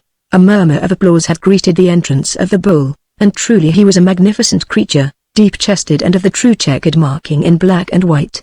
The customary baiting had been omitted, for the ugliness of his temper needed no external stimulus, and the young men were already in the ring when he appeared. The preliminary encounter was a mortifying experience for the sextet of overconfident youth. One by one they launched their weapons and either missed outright or else scored but lightly. Successively they had been forced to retreat beyond the barrier by the animal, whose agility in getting around the ring was marvelous. Unfortunately for the contestants, all the knives had fallen on virtually the same spot, and the bull proceeded to mount guard over them as though aware that their possession was the guarantee of his own immunity. The game was now indefinitely blocked, since it was certain death for a player to attempt the recovery of his throwing knife, and the rules did not permit the substitution of fresh weapons. The crowd laughed ironically as the situation dawned upon them, and the discomfited players were compelled to submit to many a jibe. The bull remained master of the field, and the spectators, grown tired of waiting, began to express their disapproval audibly. Piers Major pushed his way to Constance's side. "A chance for you and your fire stick," he whispered. "I have been talking to Red Oxenford and the others about it, and they are curious to see for themselves. Think you that you can drop that fellow where he stands?" And he nodded at the bull, who still kept watch over his spoils. "Yes," answered Constance, confidently. Here was the supreme moment at last arrived. The very thought of failure was impossible. He must and would succeed in the task imposed. Obeying the beckoning finger of his host, Constance advanced to the edge of the platform overhanging the enclosure. An excited murmur rose from the crowd below, and even the dignitaries upon the gallery jostled one another to obtain a favorable vantage point. Alexa stood immediately behind Constance, her eyes bright with excitement, and her slim hand hidden in her father's huge fist. Without attempting to take aim, Constance raised the revolver and fired. The bullet struck the ground in front of the bull and threw up a spiteful puff of dust, at which the animal pawed disdainfully. But if the shot had missed its mark, the report of the explosion did full execution among the spectators. The women shrieked, and the men nearest the enclosure pushed back hastily among the crowd. For a moment a panic was imminent, but Constance quieted it with a word. "It is only the bark of the dog," he said, smilingly, and his hearers somewhat shamefacedly resumed their places, but this time leaving a dear space in which he might stand and handle his weapon. Constance took steady aim, and, to his surprise, missed again, the bullet flying wide. The failure nettled him. He made his preparations for the third essay with care, raising and lowering the pistol several times, until he was sure that he could not miss the mark. A third failure, the bullet clipping a splinter from a fence post on the opposite side of the ring. A mist rose before Constance's eyes. What did it mean? Could he have deceived himself in thinking that he had mastered this secret of the ancients? Was it to fail him now, when all depended upon success? His hand trembled so that he could hardly draw the trigger. The hammer fell for the fourth time, but no explosion followed, the cartridge having missed fire. He had now but one shot left, and the whispers of disapproval and disappointment among the crowd were plainly audible. Without stopping to reflect, Constance leapt over the rail of the gallery to the arena below. As he jumped, the girl, Alexa, started, and a cry escaped her parted lips. It was a sigh rather than an exclamation, the voice of a crushed flower suspiring its last vital breath. And Constance did not hear. For perhaps half a dozen seconds man and beast stood motionless, waiting upon each other. The bull tossed his head savagely, his tail twitching, and a cloud of dust and gravel rising under his impatient hoof. Constance, with finger on trigger, moved a step to the right so as to face him fairly. Suddenly the great horns came down with a vindictive sweep, the shoulders heaved in the first impulse of the coming charge. Like the snap of a whip the report rang out clean and sharp, and the bullet went home at just the one vulnerable point in the thick skull that at which the butcher aims his poleaxe. The bull pulled up short, the glaring eyes softened as though in wonder at this strange performance that had been enacted before him. Then, as the people still held their breath, the brute sank quietly to his knees and rolled over dead. A woman started in to laugh hysterically, but her voice was drowned in a mighty shout. Like a wave the crowd passed over the barrier, and Constance grasped helplessly at 100 outstretched hands. A babel of voices arose. The arena, filled to overflowing with excited men and women, was comparable only to some gigantic anthill. 50 yards outside of the main palisade stood an oak tree. Under the stockade law no standing timber should have been permitted at a less distance than 100 paces. But the oak was such a fine specimen that Red Oxenford had allowed it to remain a fatal error. A bowstring twanged, the arrow sped to its mark the fair young breast of Oxenford's daughter, and in her father's arms the maiden gasped and died. All this in the space of time in which a cloud of the bigness of a man's hand might pass across the sun. Down from the lower branches of that accursed oak dropped the lithe figure of a man garbed all in grey. "Stop him!" called a weak, uncertain voice, but no one moved. The man in grey waved his hand derisively and disappeared into the bush. An inarticulate sound arose from the closely packed throng in the enclosure, the exhalation of a universal sigh. Red Oxenford had made neither sound nor sign. He stood motionless, his daughter's head cradled in the hollow of his arm. He stared stupidly at the girl's face, so pitifully white and small it seemed, with its virginal coronal of flaxen hair. Then he fell in a heap, like to a collapsing wall. Piers Major gently withdrew the bolt from the wound and held it up to view. Its message was plain to all, for none save the Doomsman feathered their arrows with the plume of the grey goose. Only now the quills were stained to a darker hue. "It is her blood," he said, and the shaft of polished hickory snapped like a straw between his fingers. "Her blood. And of Doom shall we require it?" And at that all the people shouted and then stood with uncovered heads, while the young men bore away the body of Oxenford's daughter on their locked shields and gave it to her mother. That night Constance rode out from Deepden at the head of 20 picked men, leading them to the secret place where he had stored the guns and ammunition which he had brought from Doom. 2 days of practice with the unfamiliar weapons, and on the morning of the third the little squad, reinforced by a company of 200 men at arms, set out upon the northern road. Towards noon they passed through Crow. It had been their intention to stop here for the midday meal, but none cared to propose a halt after entering this strange city of silence. Ordinarily the central square would have been filled with a voluble, chaffering crowd, it being a market day. Now there was not a living thing to be seen, not even a hog wallowing in the kennel nor a buzzard about the butcher stalls. Yet there were no traces of fire and sword, the houses had suffered no violence, and stood the barred and shuttered as though it were still the middle watch of the night. "What think you?" said Piers Major to Constance. "Is it the plague? No, or there would be fires burning in the streets and yellow crosses chalked upon the door lintels. Those who keep so close behind their bolts and bars are living people, hale and strong as ourselves. But, assuredly, some great fear has been put upon them. Perhaps we shall know more as we go on." The answer to the riddle was given as they turned the corner by Messer Hugolin's house.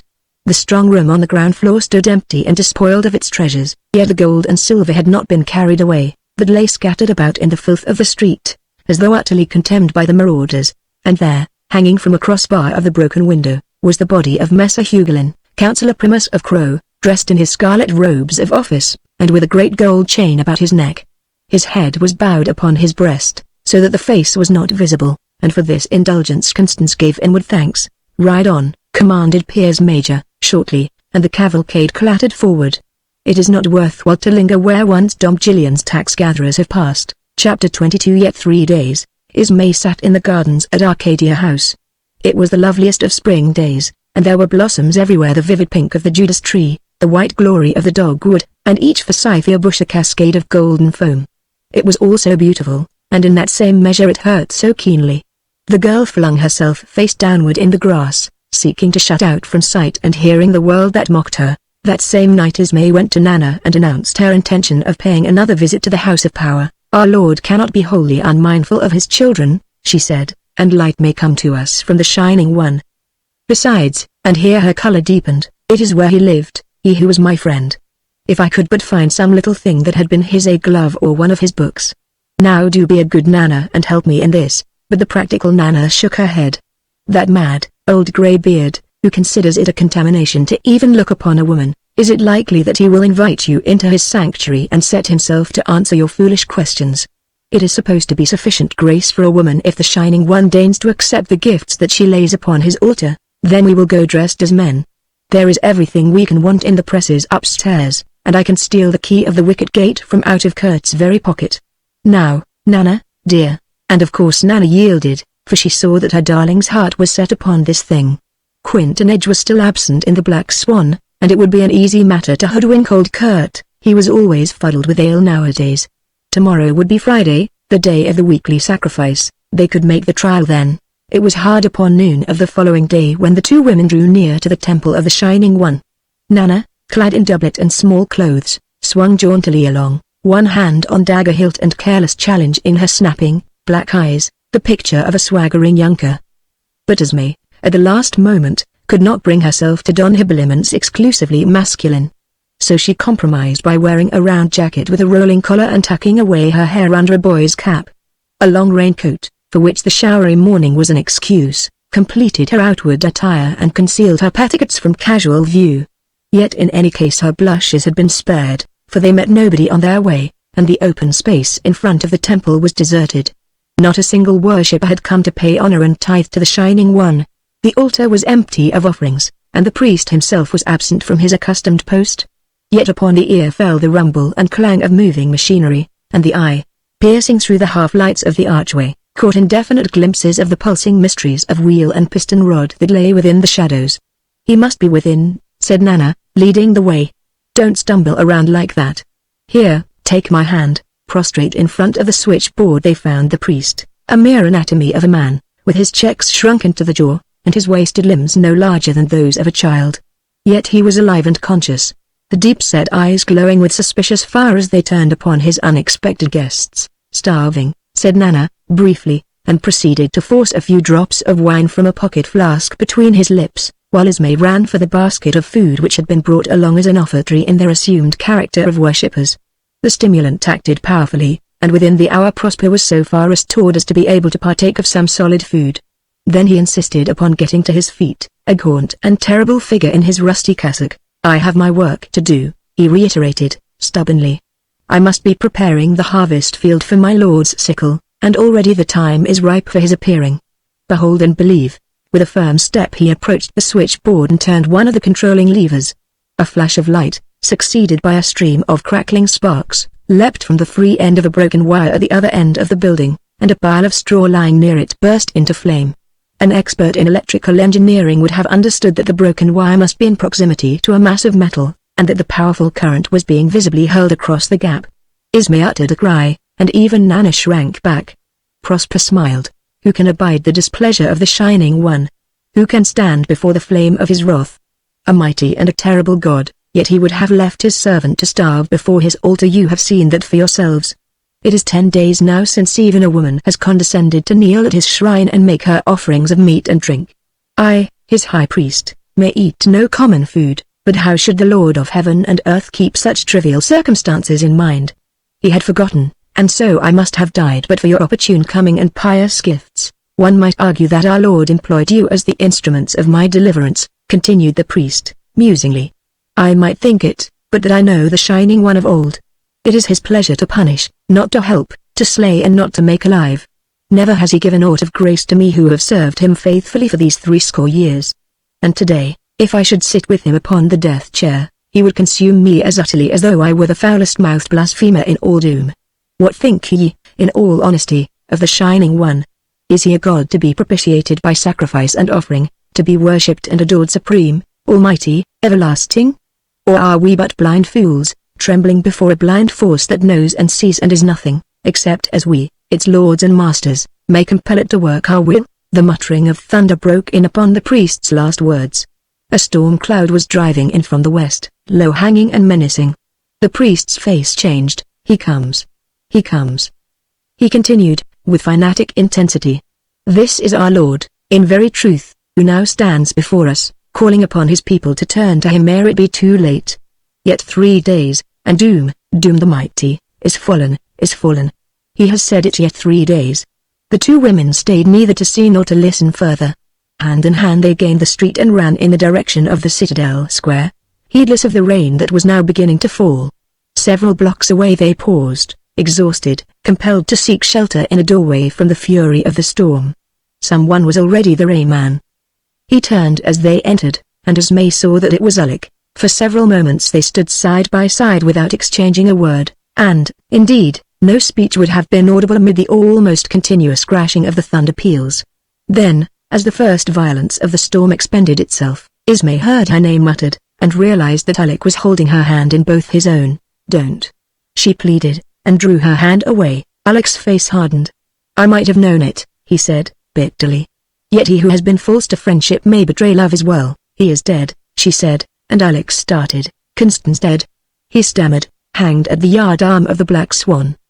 "But Quinton Edge still lives." "You loved him?" persisted Alec. The sense of his injury still strong within him, the girl drew herself up proudly. "Yes, I loved him, that is for you and all the world to know. But be comforted, he cared not a whit for me. That, in the end, was made plain enough." Alec's face was pale. "But he still stands between us?" he said. "Yes," she answered, simply. The rain had almost ceased. Esme made a movement to depart. "There is nothing, no way in which I can serve you?" he asked. She shook her head. "Nothing. I am going back to Arcadia House, but I shall have Nana with me. There is nothing to fear." He regarded her fixedly. "What can you do against Quinton Edge? He is the master, our master." "I do not know, I have not thought. But I can watch and I can wait." Waiting. If that were all, no, no. It could not be. She colored hotly, and he stopped, abashed. "You must go now," she went on, gently. "Alec, dear Alec, I am sending you away, but, indeed, it is better so. And I shall remember always." He would have spoken again, but something in her face restrained him. He bent and kissed her reverently, as a brother might, and went out. And she, watching him go, found her vision suddenly blurred by a mist of tears. For there is something in every woman's heart that pleads a true man's cause, for all that she may not accept the gift he proffers. Nana had disappeared into the house some few minutes before. Now she returned from her journey of discovery, wearing an expression of gravity quite new to her. "Come," she said, "I want to show you something." She drew Esme after her down the draughty passage that led to the offices of the long-since deserted dwelling house. There was a large apartment at the end of the passage, the kitchen, to judge from the character of the fittings. The room had been formerly lighted by electricity, and Nana pointed out a lamp wire whose free end was dangling in close proximity to a lead water pipe. Underneath was a small heap of oil-soaked rags. "You remember what we saw at the House of Power?"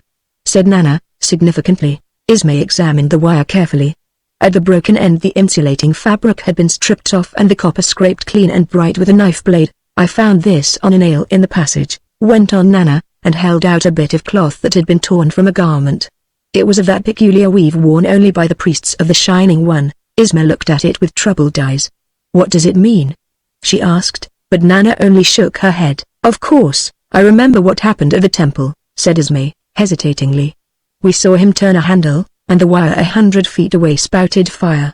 "If 100 feet, why not half a mile?" "It is a trap," asserted Nana. "But for what purpose?" Nana was not to be moved. "A trap," she persisted. "I do not understand, but I can feel what it is just as do the wolverine and the fox." "Come away." They walked down the street. What could Prosper hope to catch in such a snare? For whom could he have set it? Asked Esme, putting into audible language the question over which both were puzzling. "Unless," she went on, thoughtfully, "unless this is only one of many. Nana nodded. Dozens, hundreds of them, and scattered all over the city. It is the harvest field of which he spoke. As they passed a street corner that commanded a view of the palace road, Nana caught Ismay by the arm and bade her look. Towering head and shoulders above the throng of idle men and gossiping women strode Prosper, the priest, and as he went he proclaimed the woe that must shortly come upon the city, a message to which none gave heed. But for all their mocking he would not forbear, and long after he had passed out of sight Ismay could distinguish the accents of his powerful voice rising above the din that strove to drown it. Yet 3 days, and Doom the Mighty is fallen, is fallen. Chapter 23 The Red Light in the North. It had been Constance's original plan to cross the river some miles above Crow, and so avoid attracting the attention of the Doomsman should any of their parties be afield. The expedition would then move cautiously down the east bank in the hope of surprising the guard at the high bridge, and so gain entrance to the city. But Piers Major, at the council of war that first evening, brought about a reconsideration. Against the citadel, he said, shrewdly, we should rather choose to direct an unexpected blow. The bridge may be carried by rush, but not so the stone walls that guard the heart of Doom. In that assault a man's life must be paid for each rung gained on the scaling ladders. We have no batteries with which to hammer at the gate hinges, and as for a siege, well, it is weary work starving out rats whose fortress is a granary in itself. Let us move, indeed, but cautiously, prudently. Splendor of God! Shouted Red Oxenford, and he sprang to his feet.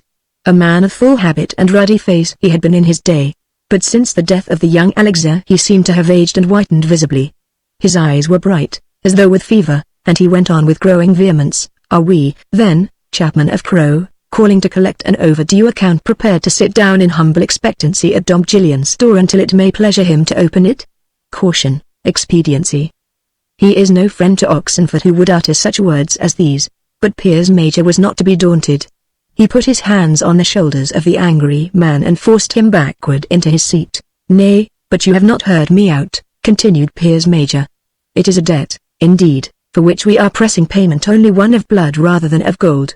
All the more reason, then, that the settlement should be in full and the cost of collection kept small. Now, Dom Gillian has shut his door in our faces, and it is a strong one. If we so elect we may butt out our brains against it, and be none the better off. A fortress and a woman, there is always more than one way in which they may be taken. Let us find that back door, and some of us may quietly enter the while the others are parleying at the front. Once within the walls, the fire sticks should quickly clear the house for us. Man, broke in Oxenford, impatiently, but all this is words, not deeds. What can we do so that Dom Gillian hangs from his own doorpost before a second rising of the sun? I propose, then, answered Piers Major, that the score of men who are armed with the new weapons shall take boat down the river and make a landing to the south of the Citadel Square, remaining in hiding until the rising of the moon tomorrow night. The main body will force the high bridge at the coming dawn, and should be able to drive the Doomsman to cover within the next 12 hours. Then the front will attack in force and the gunfire from behind. If they follow each other at the proper interval, our victory is assured. It is your idea that I should go with the flanking party? Asked Constance. Naturally, since you alone know the city. We can reach the Citadel Square from our side without difficulty, for it is a simple matter of hewing our way thither. But with your party it must be the progress of the snake through the grass. Without further parley the plan proposed was adopted. Piers Major would command the main body in person, about 150 men in all. Constance selected Piers Minor, son of Piers Major, as his lieutenant, and, somewhat to his surprise, Oxenford elected to join the smaller command. It is the better chance, he explained, grimly, for my getting a face-to-face look at the old, grey wolf. Fortunately, the question of transportation for the river party was quickly settled. One of Messer Hugolin's flatboats, coming down from the upper river with a cargo of hides, had anchored for the night a half-mile upstream. It was an easy matter to impress crew and vessel into service. The hides were tossed ashore, and by midnight the expedition was ready to start. The scow was fitted with 2 masts, carrying square sails, and, as the wind was directly astern and blowing strongly, the clumsy craft swept away from her moorings with imposing animation, leaving a full half-acre of bubbles to mark her wake. For the third time, said Constance to himself as he sat in the bow with his back to the squat foremast and watched the river flowing darkly by. Twice now had he measured strength with Doom the Forbidden, and twice had the battle been drawn, the issue left undecided. This time one or the other must fall.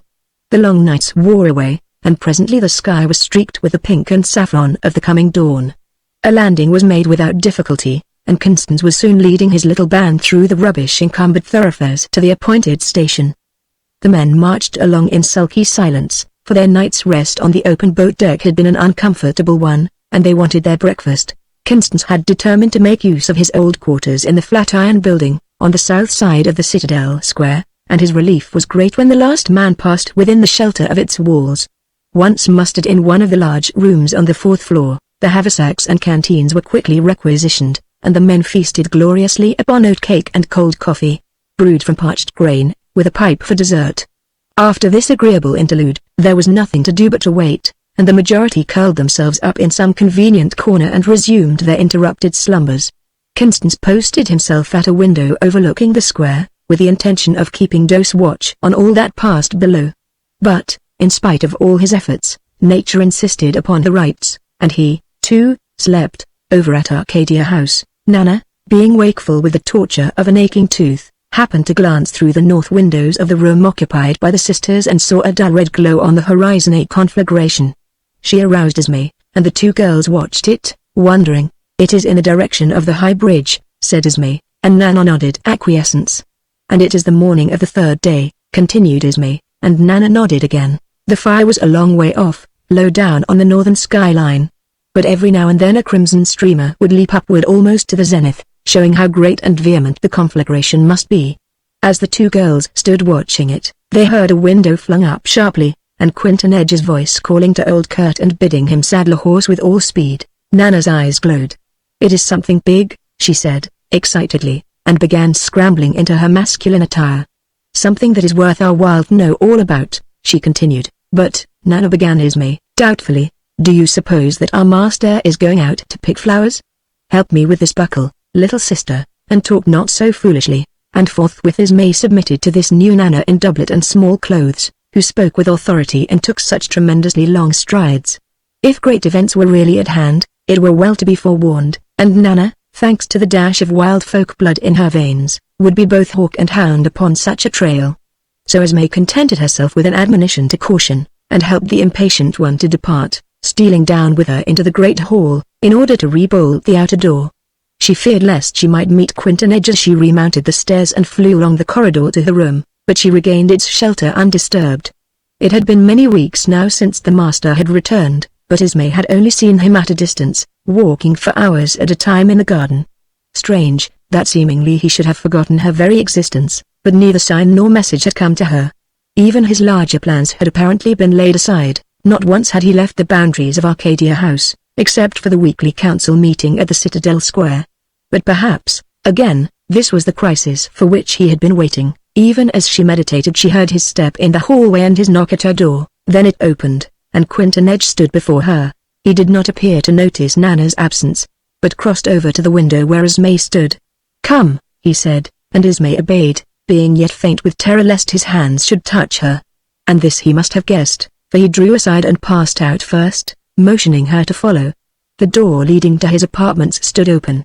Esme hesitated. "Yes," said Quentin Edge, and the girl turned and searched his face. She did not understand what she saw there, yet it contented her, and she crossed the threshold. Quentin Edge followed, reappearing almost immediately and carefully locking the door behind him. He descended the stairs and passed out to the eastern portico, where his horse should have been in waiting. It was not there, and Quentin Edge grew angry. "Kurt!" he called, once and twice and thrice. Then at last the delinquent appeared. The sullenness of sleep was still upon him, and when his master would have reproved him for his tardiness he answered back insolently. "Enough," said Quentin Edge, and struck him across the mouth with his riding whip. Then vaulting into the saddle, he spurred through the gateway, riding hard for the northwest. Old Kurt gazed after his master. 30 lashes at Middlemas, he muttered, and now this.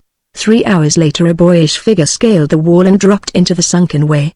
Fangs, who was sunning herself on the terrace, looked up with white teeth bared, then rose, wagging her tail in friendly greeting. But Nana, with a hasty word to the dog, entered the house and ran up to Esme's room. Great news indeed. But where was the child? Nana stood stock still, gazing stupidly around the empty room. "Esme," she murmured, in a half-whisper, and passed out into the corridor. She went straight to the door leading to Quentin Edge's apartments. A tiny hairpin of tortoise shell lay on the floor. Nana picked it up with a sob and regarded it fixedly. She knocked twice upon the door, but there was no response. She tried her strength against it, and shook her head. Nothing could be done here. She went downstairs, and looked 2 seconds if the key of the wicket gate was hanging in its accustomed place behind the master's leather chair. It was there. She took it and let herself into the street. There was only Fangs, the great, black bitch, to watch her go, the dog whining and leaping upon the wicket gate as it swung back into place. Chapter 24. The eve of the 3rd day. A touch upon Constance's shoulder and a voice in his ear aroused him. He sprang to his feet. The sunshine was streaming through the glazeless easements, and Constance, being yet heavy with sleep, blinked against it as a man drunken with wine. Oxenford confronted him. "The attack?" questioned Constance, and for the life of him could not help yawning prodigiously. Red Oxenford laughed. "In that case I should have pulled your ear off instead of wasting time shouting into it." "By the thunders of God, man, but you sleep soundly." Constance was fully awake now. He glanced at the sun, which was high in the sky, and then at Oxenford's gaunt face. "I have left you to do the watching alone," he said, apologetically. "What matter?" was the indifferent answer. "For me slumber would not have meant forgetfulness, and the watching made the waiting so much the easier." Constance stood by the window looking across the Citadel Square and directly up the Palace Road. "I seconds no sign of Piers Major," he said at length. "Down in the square," replied Oxenford, laconically. In truth there was a most unusual activity pervading the stronghold of the Doomsman. Already the long rows of guard huts were tenanted by a throng of women and children, and the number was being constantly reinforced by fresh arrivals. Guards were pacing the walls, and a squad of the younger men were engaged in setting up the artillery machines for hurling stones so as to command the open space in front of the north gate. New ropes were being fitted to the torsion levers, and an ox cart loaded with ammunition, in the shape of rounded boulders, creaked noisily through the gateway. "The warning must have come down from the height bridge at an early hour," said Constance, thoughtfully. "How long has all this been going on?" "Only within the last hour," returned Oxenford. "I waited for the old grey wolf himself to seek his lair before arousing you. He has but just crawled into it out of arrow shot," he added, regretfully. Constance could see 6 of the green jerkin guards lounging about the entrance to the White Tower, evidence that Dom Gillian was resting within. There was nothing to be seen of Quinton Edge, but surely he would not be far away from the storm centre. Probably he was directing the defence at the northern boundary or even at the High Bridge. Slowly the day dragged on for the watchers in the Flatiron. It was impossible to form any conjecture as to how the preliminary conflict was proceeding. It was not even certain that it had begun. Piers Major had undoubtedly forced the passage of the bridge, but apparently he had been content with holding his advantage.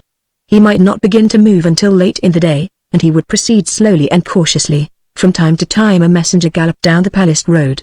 At once he would be surrounded by an eager throng and escorted to the guard room of the White Tower, where Alec had set up his headquarters. For it was Alec who had been left in command of the Citadel garrison and entrusted with the preparations for the impending siege. Twice Constance had caught him fairly with his binoculars, and he could not be mistaken in the features and carriage of his friend.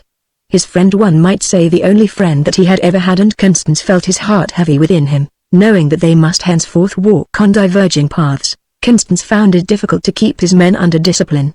It was all important that their presence should be unsuspected by the enemy, but it would have been betrayed a score of times had not his vigilance intervened. Red Oxenford, in particular, grew more and more unmanageable. He had neither eaten nor slept now for 3 days, and the strain was telling on him. Finally he announced that he would wait no longer. The north gate was open, and what should prevent his walking straight up to the White Tower and sticking his boar spear into the grey wolf's hide? "And I will by the 7 thunders of God." His voice rose into a shriek. It took 6 men to gag and bind him. He lay on a truss of straw, his eyes fixed malevolently on Constance, whose orders had prevented him from carrying out a plan so eminently practicable. The shadows were growing long when Piers Minor pointed out a cloud of dust far up the Palace Road. Later on they could distinguish the figures of men and horses. Stragglers and wounded began to dribble away from the fighting line. They came running down the Palace Road, one by one, then in bunches of 2 and 3 and 4. Piers Major, with his greatly superior force, was evidently driving the defenders back. Half an hour later the conjecture became accomplished fact. The Doomsman, retreating with admirable steadiness, fell back upon the shelter of the citadel walls. Quinton Edge, with a score of mounted crossbowmen, brought up the rear, and he himself was the last man to pass through the north gate. 300 yards away the stockaders came suddenly into view, but it was close to sunset, the time for the evening meal, and, as though by mutual consent, both sides laid aside their arms for the homelier utensils of the cuisine. Down in the citadel square 100 little fires started up, and as many pots and kettles began to bubble cheerfully. The invaders contented themselves with building huge bonfires, intended for warmth rather than for cooking, since their light marching order precluded the carrying of anything more than cold rations. From far up the avenue came the boom of an ox horn, militant, almost brazen in its sonority. A drum, beaten noisily, rattled back an impudent defiance from the citadel. Chapter 25. The Entr'acte. There had been no final understanding between Constans and Piers Major as to the precise time of the attack upon the citadel. That must depend upon the successful carrying of the defences at the boundary and upon the duration of the skirmishing in the streets. Both had agreed, however, that a night assault offered the better chances of victory. The stockaders had no siege artillery with which to batter down the gates at long range. They would have to march straight to the walls, and the darkness would be in the nature of a protection from the missiles of the enemy. The moon, a little past the full, rose about 9 o'clock, but its light was liable to be obscured by clouds. One of the sudden changes characteristic of the month of May was in progress, and a cold wind was blowing from the northwest. It promised to be half a gale by midnight, and already the sky was partially overcast. The initiative lay, of course, with Piers Major, and Constans must use his own judgment in making the diversion in the rear. "They are throwing up an inner barricade," said Piers Minor, at Constans's elbow. He looked, and saw that the space immediately in front of the storehouses was being enclosed by a barrier of earth and paving stones. The Doomsman were prepared, then, for the possible carrying of the main walls by assault. What could be the weak point in the defense? "The gate," suggested Piers Minor. Constans levelled his glass and examined the barrier with attention. The vaulted archway through the walls was about 16 feet long by 10 wide and as many high. At the street end it was closed by a gate consisting of 2 wooden leaves, swung on hinges in the ordinary manner, and having as a central support a stout post firmly sunken into the ground. The timber construction was of the heaviest, but axe and sledge would make short work of it could they be brought near enough for effective use. At the inner entrance to the archway was suspended a portcullis of wrought iron bars. This was the real barrier, for, even if the attacking party succeeded in battering down the outer gate, they would find themselves cooped up in the passageway and exposed to missiles discharged both through the grating and from trapdoors in the vaulted ceiling. A well-conceived theory of defense, but its present practice was complicated by an unexpected difficulty. The portcullis, long unused, has become jammed in the ways and refused to descend.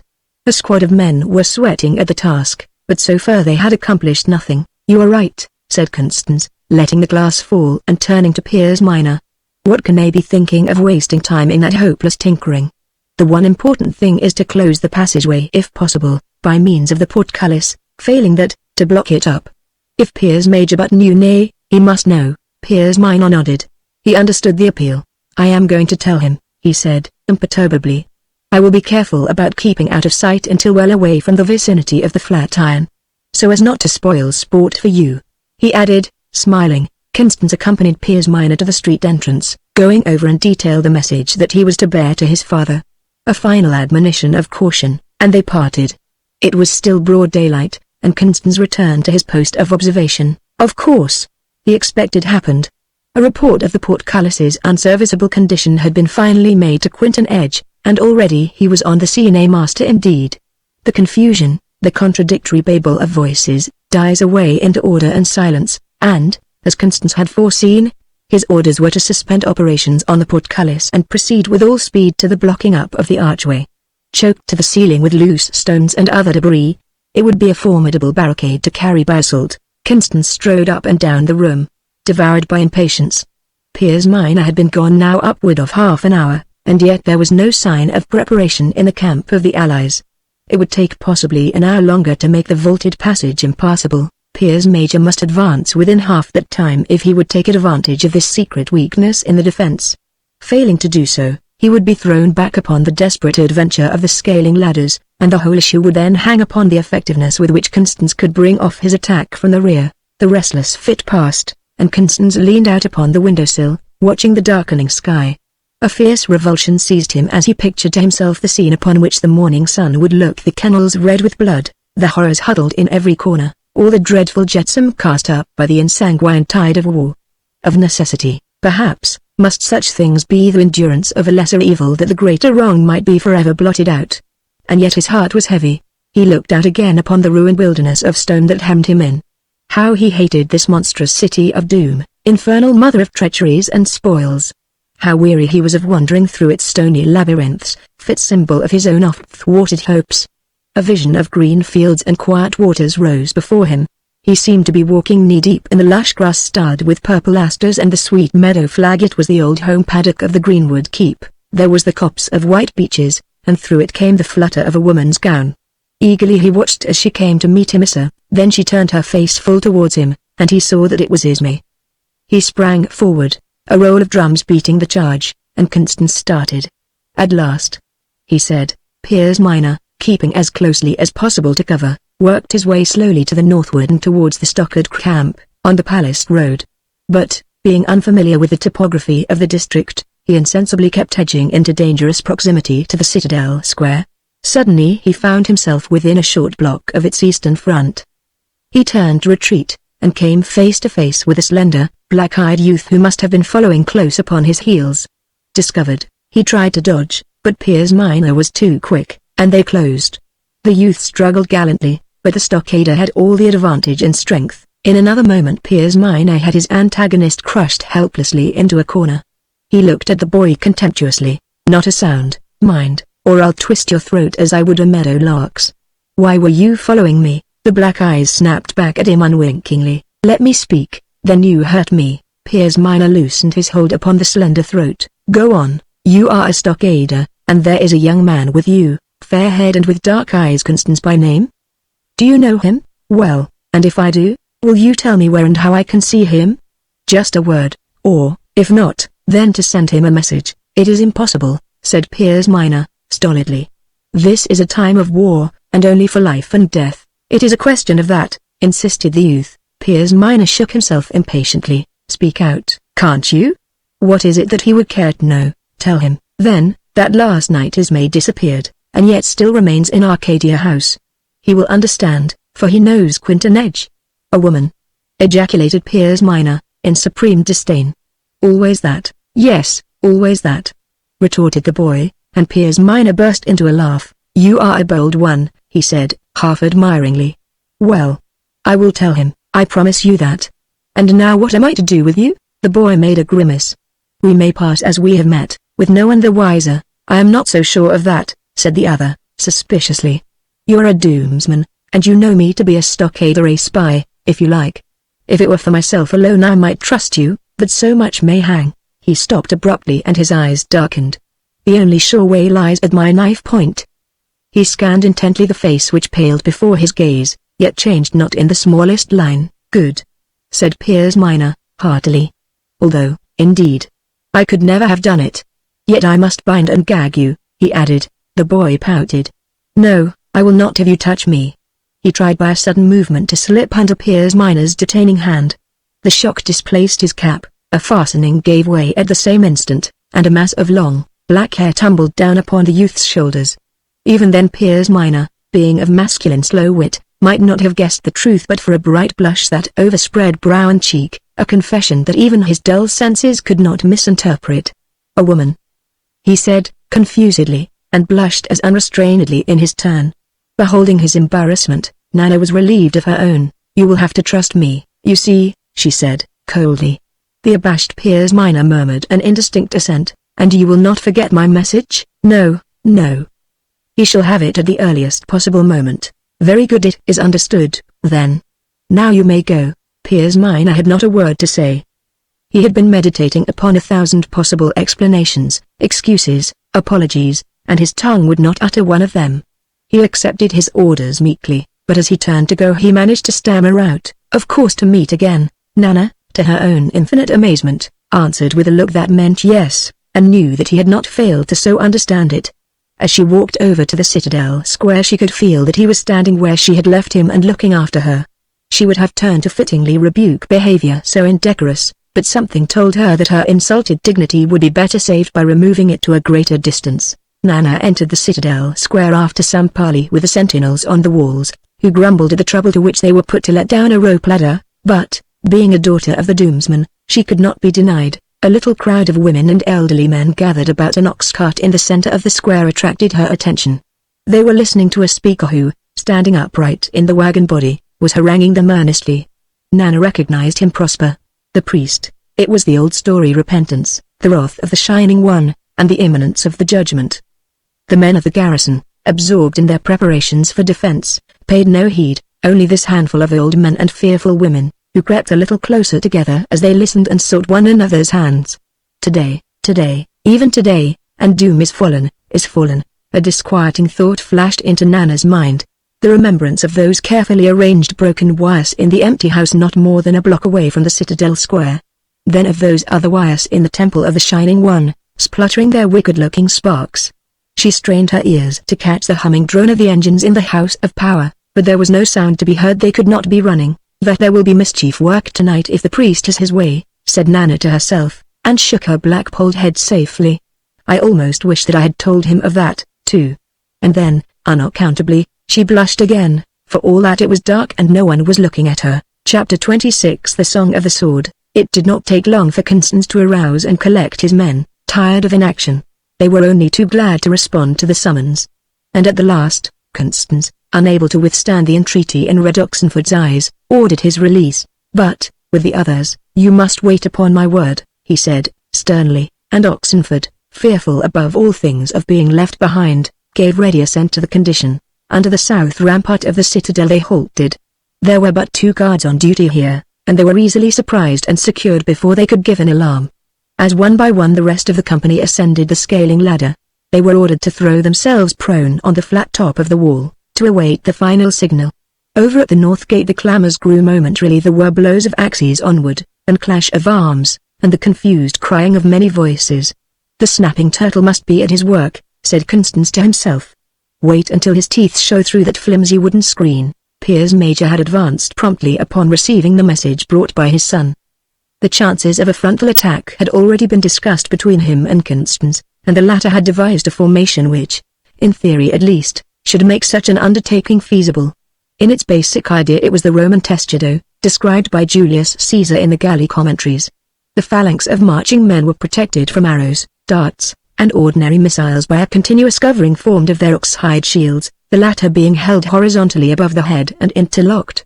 The overlapping shields bore a fanciful resemblance to the scaly carapace of a tortoise, hence its name, and, so long as the essential principle of unity of action was maintained, it might be reckoned an effective engine of warfare. As the testudo moved down the palace road and towards the wooden barrier of the north gate, it was to be observed that the front rank men and the file closers carried their shields in the ordinary fashion, in order to ward off horizontally flying missiles. Once under the shelter of the walls, the leaders would immediately discard their now useless bucklers and begin to ply their axes, protected from overhead assaults by the overlapping shields of their comrades. The formation advanced steadily. There was a suggestion of terrific irresistibility in the very slowness of its progress. To the eager fancy it might have been the veritable recreation of some prehistoric monster, the illusion being heightened by the torchlight that flickered uncertainly over the rounded bellies of the shields of greenish leather and was reflected redly from their copper bosses. The defense had been quick to recognize the character of the assault, and had done their best to repel it. The catapults had brought into action, and their huge projectiles hurtled constantly through the air, but for the most part innocuously, the machines not being in the best of order and the artillerymen unpracticed in their use. It was not until the testudo had advanced within 50 yards that a shot discharged by a machine, worked by Quintonage in person, took effect, the missile striking the testudo on the left wing and disabling 3 men. Before the advantage could be followed up the files had been closed again and the formation had advanced so far that the catapults became useless, it being impossible to depress them beyond a certain angle. The front rank had now reached the barrier, and the axes fell furiously upon the wooden leaves of the gate. The Doomsmen on the walls renewed the attack with hand weapons, the slingers and archers hurling their missiles vertically downward and the spearmen watching their opportunity for an effective body thrust. The affair would be short and sharp, for the testudo could not be expected to hold its position for longer than a few minutes. It was not in flesh and blood to withstand indefinitely that fierce and deadly shower. Already there were gaps in the protective roof of shields impossible to repair, for in that close-packed mass the bodies of the wounded and dead impeded the progress of those who would otherwise have taken their places. Yet the struggle went stubbornly on. A sharp-eyed youth who was lying next to Constance touched him on the arm, directing his attention to a squad of the defenders who were working to dislodge one of the massive coping stones of the gateway arch. Already it was oscillating under the heave of the levers. If it fell, a score of men might be crushed beneath its weight, and the destruction of the test shadow would be a certainty. Constance raised his rifle. It was a long shot, but he could not wait to take deliberate aim. He fired. The bullet had found its mark, for one man was fallen where he stood and another nursed a broken wrist.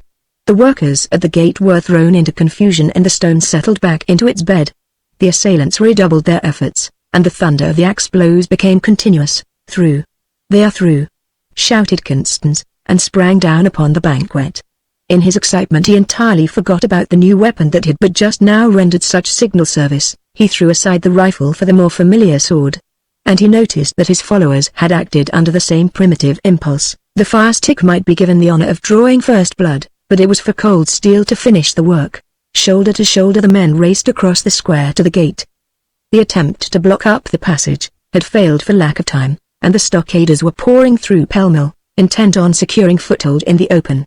The Doomsman, forsaking the now useless walls, met them man to man. There was the clash of opposing bucklers, and through the din pierced the keen, clearing of blades in play the song of the sword. The diversion in the rear came at the opportune moment. The Doomsman had so far greatly outnumbered the stockaders, and the latter were being forced back into the vaulted passage, thereby blocking it against the main body of their comrades.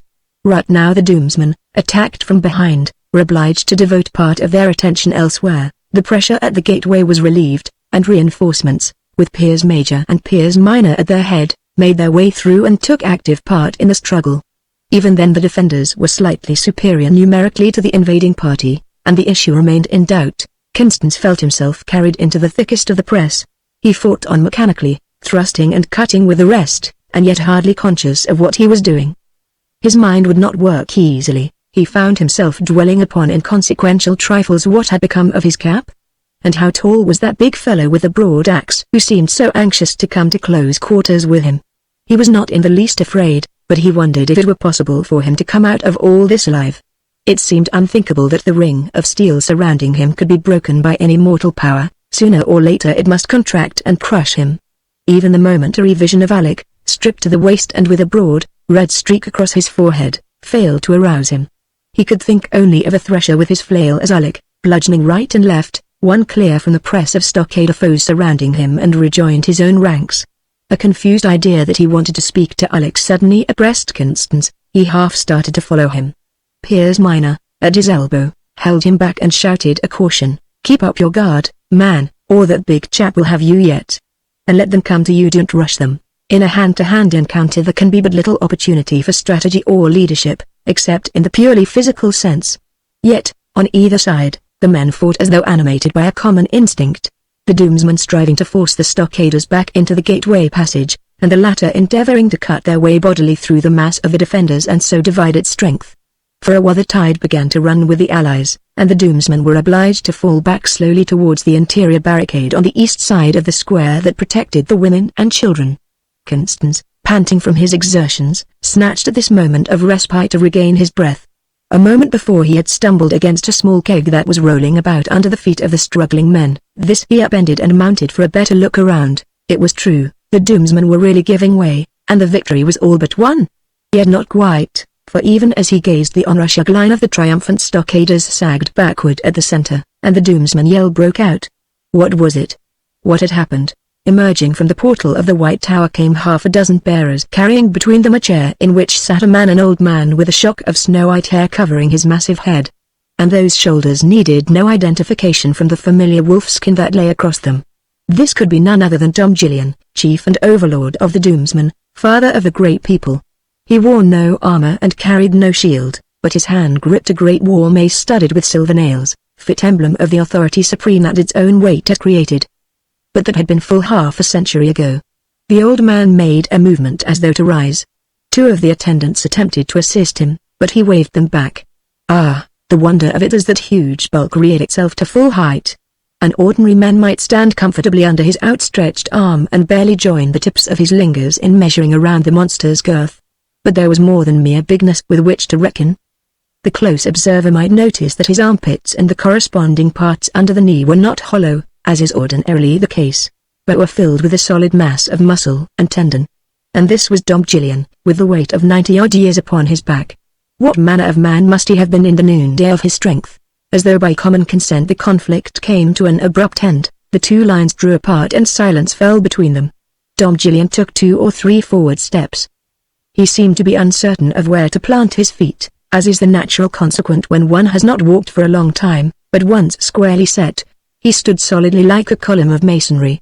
The bent shoulders had straightened up and the chest had filled out. There was no evidence of decrepitude in the ease with which he manipulated his ponderous mace, swinging it from side to side in great, slow circles. Only Constance noticed that he kept his head turned constantly in one direction, where there was a great flare of light, a dozen cressets and linked torches burning together. Could it be that his eyesight had failed save for the mere distinction between light and darkness? It might be well to know surely, and, stepping down from his vantage point, Constance forced his way to the front. Quintanedge was speaking, and Constance listened with the rest. "If there is one among you," he said, with smooth distinctness, "who thinks himself a man, let him stand forth and make answer to our father, Doomsman, face to face, so that our Lord may particularly inquire concerning these dogs of stockaders who dare to show a naked blade in the inmost citadel of Doom the Forbidden. You have tracked the grey wolf to his lair, now send you out a gallant who will clip his claws." Constance, intent upon his theory, noticed that Doomsman had turned his head in the direction of Quintanedge's voice when he first began to speak, but almost immediately his attention had flagged and his eyes had wandered back to the lights. Now, as Quintanedge stopped, the old man's face changed suddenly, the eyebrows contracting and the jaw setting itself rigidly. It seemed as though he were about to speak, but there was only that murmur in his throat, hoarse and unintelligible. Then Constance understood that this was no longer a man that stood before them, but merely a wild beast in leash. The monster seemed annoyed by the silence. He moved forward uncertainly for a few steps and stood still. One could hear him purring softly like a big cat. "We are waiting," said Quintanedge. A man brushed by Constance and stepped into the open. It was Oxenford the Red. "This belongs to me, none other," he said, and looked about him. No man moved. "I'm ready," he continued, and threw his upper coat on the ground behind him. Constance stood for an instant at Oxenford's ear. "The old wolf is nearly blind," he whispered. "Take care not to get between him and the light yonder and you have a chance." Oxenford nodded. His manner was quiet and collected, and his face, though pale, had lost the strained look that had characterized it for these last few days. "Stand clear," he said, and Constance moved away and stood watching. Man to man, Oxenford, though by no means a weakling, was yet outclassed in every particular of height, weight, and reach. But he possessed one inestimable advantage, that of agility. Quick footwork should save him at even the closest pinch, that and his wits. Then, if the giant were really blind, realizing the futility of trying to meet Doomsman with weapons similar to his own, Oxenford had provided himself with a simple truncheon of lignum vitae, while in his belt was stuck a broad-bladed, double-edged knife. The latter was for close quarters, but it would require some maneuvering to get there, and Doomsman would ask opportunity but for one clean stroke. The men faced each other steadily for perhaps a minute. Then Oxenford rapped his antagonist smartly across the knuckles and sprang back out of reach. The Colossus, with a growl, swung his mace to right and left, striking at random, for Oxenford had cunningly contrived to turn Doomsman so that the light was at his back. Quintanedge must have noticed the ruse, for he beckoned to an attendant and ordered that every available torch and cresset should be placed about the arena. But the affair was over long before the command could be obeyed. Again the giant struck out, and this time so strongly that he came near to losing his balance. Oxenford, rushing in, discharged a quick half-arm blow on the Doomsman's right wrist, and the mace dropped from the suddenly paralyzed grip. Confused and terror-stricken, Doomsman dropped on all fours, groping about in the darkness for the weapon that had rolled away and out of immediate reach. Oxenford, drawing his knife, struck downward, aiming for the angle of neck and collarbone. But in his eagerness he overshot the mark, the blade making only a trifling flesh wound, and the next instant Doomsman had him in his clutch. The two stood up together. It seemed a long time, hours indeed, that Doomsman waited for his injured wrist to recover its strength, holding Oxenford easily in his left hand and shaking the other incessantly to restore the interrupted circulation. Even when at last satisfied that the wrist could be trusted to do its duty, he did not appear to be in any hurry. He seemed to be meditating upon the most effective use to which he could apply the advantage that he had gained. Then, suddenly, Doomsman bent down and grasped his victim by the ankles, swinging Oxenford into the air as easily as a thresher docks his flail. With every muscle starting to the strain, the Doomsman whirled his enemy's body once, twice, and thrice, at full sweep about his head, then downward into crushing contact with the pavement. A final superhuman effort, and the inert mass was hurled clean over the heads of the onlookers, falling with the dead sound of overripe fruit against the wall of the White Tower. A full minute passed, and still every eye remained fixed on Dom Julian. He had not moved, except to turn his head again in the direction of the light, a dumb instinct like to the compass needle that seeks the magnetic pole. A colossal statue, but Constance fancied that it was swaying at its base. Then he saw the great chest heave convulsively and a bubble of reddish foam issuing at his lips. But the man was dying hard. In another moment he had straightened up, and was resolutely swallowing back the salty, suffocating tide, beating the air with his hands as he strove for breath. Only for an instant, however, for now the tide had become a flood, and, with a little fretful moan, like to that of a tired child, Dom Julian, overlord of doom, sank to earth, not falling headlong, as docks a fell tree, but quietly settling into a heap, just as an empty bag collapses into itself. The fighting had begun again, no man could say why or how. True, the Doomsmen had been disheartened by the fall of their champion, but they were not yet ready to yield themselves. They had retreated to the shelter of the interior barricade, and would make their final stand. The stockaders, flushed with anticipated triumph, drove blindly, recklessly at the barrier. Constance felt the blood singing in his ears, then a weight suddenly lifted from his brain, his eyes cleared and the fierce joy of conflict captured him. He forced his way to the front, gaining foothold on the barricade. 10 feet away stood Quinton Edge, and Constance's heart was glad. At last.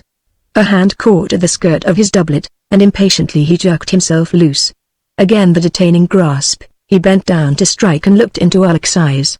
Obedient to the unspoken request, he knelt down and tried to move his friend into a more comfortable position. The crushed chest sank horribly under his hands, and he was obliged to give over. "Close to me," whispered Alec, and Constance bent his head to listen. "It is of Esme," he said.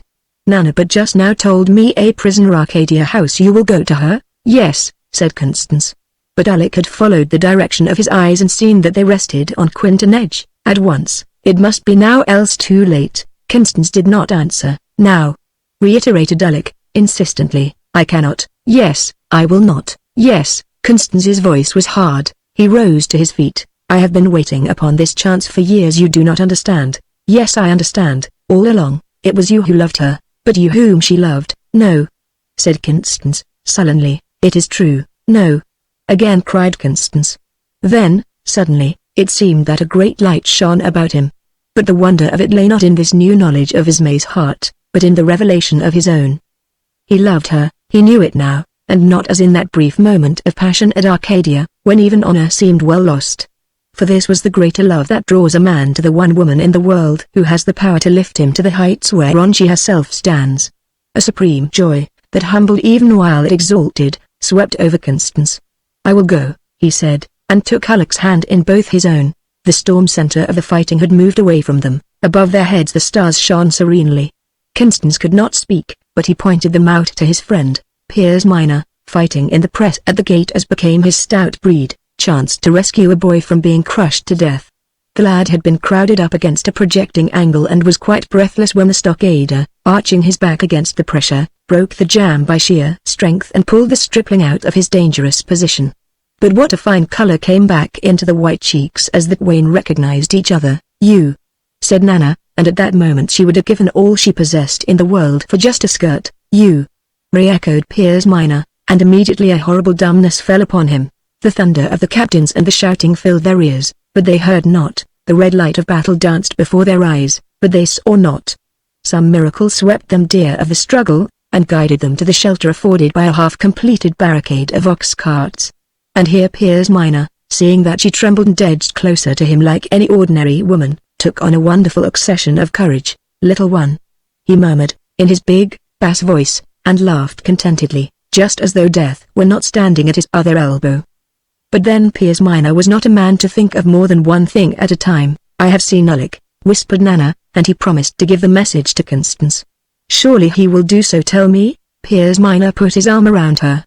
"Of course," he answered, stoutly, without comprehending in the least who Alec was or what the message could be about. But he did understand that she wanted comfort in her trouble, and so he said and did precisely the right thing. All of which was exceedingly clever for Piers Minor. Someone brushed rudely against them, and Piers Minor turned in anger. But Nana laid her hand upon his arm.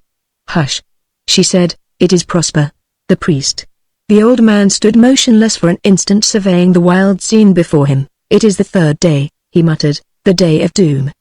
The day and now the hour. So be it, Lord, it is thy will, and I obey." With the last word he wheeled and disappeared into the shadows. An intuitive sense of the impending peril seized the girl. "Come," she panted, and dragged at her companion's sleeve. "It is the vengeance of the Shining One. But there is a chance if we follow." Piers Minor did not hesitate. "As you will," he said, briefly, and Nana flashed back at him a brilliant smile. Hand in hand they sped through the now deserted passageway of the North Gate.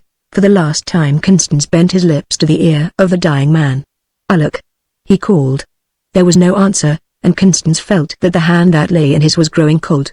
Then for one brief instant the soul looked out from the hollowed eyes. "The sun," he said, and smiled as one who, having kept the watches of a long night, looks upon the dawn. "The sun," he cried again, and his spirit went forth to meet it. Constance rose unsteadily to his feet. "The sun." A vivid glare beat down upon him. "The sun." And rising in the west, a vast shaft of fire shot upward to the zenith, and all along the western horizon pinnacles and roof lines stood out etched in crimson. Constance saw that the entire quarter of the city west of the Citadel Square was in conflagration, and the flames, borne on the wings of a northwest gale, came driving swiftly down. A rain of red-hot cinders fell about him. A shout of terror went up from Doomsman and Stockader alike, and the fighting ended abruptly. Then began a rush for the gate. Victors and vanquished mingled indiscriminately together, constrained only by the one common impulse to seek refuge in flight. To add to the confusion, fresh explosions were heard on the north and south, followed almost immediately by the appearance of flames in these latter quarters. Where, then, led the path to safety? Constance, running towards the southern rampart, where he knew he should find his ladder, saw a tall figure just ahead of him. He recognized Quinton Edge, but the Doomsman had reached and scaled the wall before Constance could overtake him. Yet he caught a glimpse of his enemy proceeding rapidly in a northeast direction. Constance followed immediately, tightening his belt for the hard run that lay before him. Chapter 27 Doomsday. Prosper's start upon Piers Minor and Nana had been a short one, and under ordinary circumstances he could hardly have retained his advantage. But in her nervous confusion Nana made two wrong turns, and so many precious moments were wasted. A quarter of a mile away from the citadel they were halted by the sound of a heavy explosion. Piers Minor spoke his astonishment frankly. "Thunder on a cool night in May. Whoever heard of such a thing?" "It is the voice of the Shining One," said Nana to herself, and hurried on the faster. "Yet the lightning must have struck somewhere," persisted Piers Minor, "for the sky is red. There. Look for yourself." Half a dozen blocks away to the westward they could see flames shooting from the windows of a warehouse. Its contents must have been highly combustible, for they were burning like chaff in a furnace draft. As they stood and watched the conflagration a second explosion occurred, and so close at hand that the ground seemed to rock beneath their feet. And with that Nana's heart grew faint within her, for now she knew certainly that they were too late. The Shining One had spoken, and doom was falling. Piers Minor looked at his companion with troubled eyes. What was this devil's work? "The Shining One," she whispered, and clung to his arm. "See how his tongues of fire lick up the dust of doom." "But who is the Shining One?" demanded the young man, wonderingly. "Listen." Deep under the crackling of the flames vibrated the diapason of the great dynamo. Piers Minor turned pale. "He speaks," whispered the girl. "And now look, look." A little distance away stood one of the ancient telegraph poles carrying a tangled mass of wire ends. The pole had been swaying dangerously in the rising gale. Now with a loud crack it broke off close to the ground and fell so that the wires were brought into naked contact with a copper cable suspended on the opposite side of the street. Instantly the dead wires awoke to life, spluttering and hissing like a bunch of snakes. A cataract of yellow-blue sparks poured from the broken ends. "The tongues of fire," said Nana. "You may have seen them devour a single tree in the forest or suck out a man's life with a touch, but tonight they are hungry and they are eating up the world." A terrifying conclusion that was not so far away from the truth. During the last few minutes the area of the conflagration had increased tremendously and the whole central portion of the city, including the Citadel Square, was now a vast furnace in which no life could possibly exist. For the moment the general direction of the wind had shifted, and the flames were not bearing down so rapidly as before upon the two fugitives. They would be in comparative safety for some time yet unless the gale veered back to its former quarter. "We can never get through to the north," said Piers Minor. "There is no necessity," returned Nana. "I know of a wharf on the lesser river where the shadfishers keep their boats. We can reach it from here in a quarter of an hour." "Good," said Piers Minor, and waited for her to lead the way. Then, as she still held back, he went on, impatiently. "The wind may change at any moment, and it is foolish to wait." "It is my sister," explained the girl. "She is here in the city a prisoner." Her voice shook and failed her. "But what can we do?" asked the young man. "You do not even know in Quinton Edge's house, you say? But that is a mile or more away, and the road is already blocked." "It is impossible." "Yes, I know, but suppose there should be a chance the hand that has moved the Shining One to strike, may it not be lifted again to repair the evil?" "I do not understand," said Piers Minor, and thereupon Nana described as clearly as she could the part that Prosper, the priest, had played in the impending tragedy. Surely he might be prevailed upon to avert the judgment from the innocent. He who had released the flames could as easily restrain them. Or, at least, Arcadia House might be spared, but where are we to find him? Nana pointed down the street. "They're in the House of Power." "Come," he said, and they went on quickly. At the entrance to the Temple of the Shining One they stopped and listened. The air was all tremulous with the hum of the rapidly revolving dynamos, the thud of the reciprocating machinery, and the grinding of the badly lubricated shafting. Piers Minor knew that he was horribly afraid, but for very shame he could not hold back. Together they stole a little way within the vaulted entrance and listened again. Nothing but the roar of the machinery. The vast hall would have been in utter darkness save for the glare of the conflagration. As it was, they could see clearly that there was nobody within. "The little room beyond," said Nana, and shivered. These were forbidden sights for a woman's eyes, and the god would be very angry. Yet it must be done. They joined hands like two children and went forward. Now they stood, wondering, within the little room with its low ceiling and bare white walls. Could it be that so great a god as the Shining One could dwell here? An empty room, save for the oak chair standing in the middle of the floor and that curious-appearing board fixed against the wall, with its multiplicity of keys, knobs, and levers. That was all, and yet a vague terror laid its hand upon them. They remained motionless and speechless. Someone had entered the room. Slow footsteps and the rustle of trailing garments. Then the sound of a lever snapped to its connecting points, and the great, shining face flamed out of the darkness. In his intense absorption, the old priest saw nothing of the two who also waited there. Advancing to the center of the room, he stood and looked upon the countenance of the Shining One, while a man might count a score. Then he spoke, slowly and hesitatingly, as one who excuses himself of grievous fault. "Let the Shining One be content, it is accomplished. And now, O Father, have mercy. For the sins of thy people a sacrifice."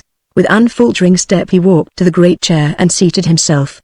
Then, in a clear voice, "Lord, if indeed thou art Lord." There was the click of a switch key, the man's body half rose from its seat and sank back again. Piers Minor felt the girl's dead weight thrown suddenly upon him. "Nana!" he cried, and she responded bravely, fighting with all her strength against the inflowing tide of faintness. One forward step, taken with infinite precaution, and then another. The stillness remained unbroken. The great chair stood with its back towards them, and they could not see the seated figure. But Piers Minor caught one glimpse of a hand gripped hard upon the chair arm, and he saw that it was burned hard and black as a coal. Now the door was within reach and they passed out. In the little room, Prosper, the priest, sat upon the knees of the Shining One, and the great, white face looked down upon him. Not an instant too soon had Piers Minor and Nana reached the open street. The wind had shifted back to the northwest, and the fire, breaking out in one place after another from the gale-scattered brands, was coming down upon them in great bounds, as though it were some gigantic beast of prey. A suffocating smoke choked their throats and nostrils. They could neither speak nor breathe. Then, by the mercy of God, a fierce countercurrent drove the smoke back a little way. They ran at full speed towards the southeast. Now they stopped an instant to refill their panting lungs, then on again, for the air about them was full of flying sparks that stung the unprotected flesh and even burned holes in their clothing of stout woolen. On and on, till their heads felt light as a child's toy balloon and the blood in their ears pounded like a mill-wheel. Piers Minor stumbled and fell. "I'm blind," he gasped. "Leave me." But Nana would not give over, tugging at the man's weight until she had him to his feet again, with a convenient railing at his back. She picked up some water from the gutter with her hands held cup-wise, and dashed the liquid in his face. Piers Minor straightened up, and from his eyes the darkness cleared away. "Courage," she said, and he smiled back at her.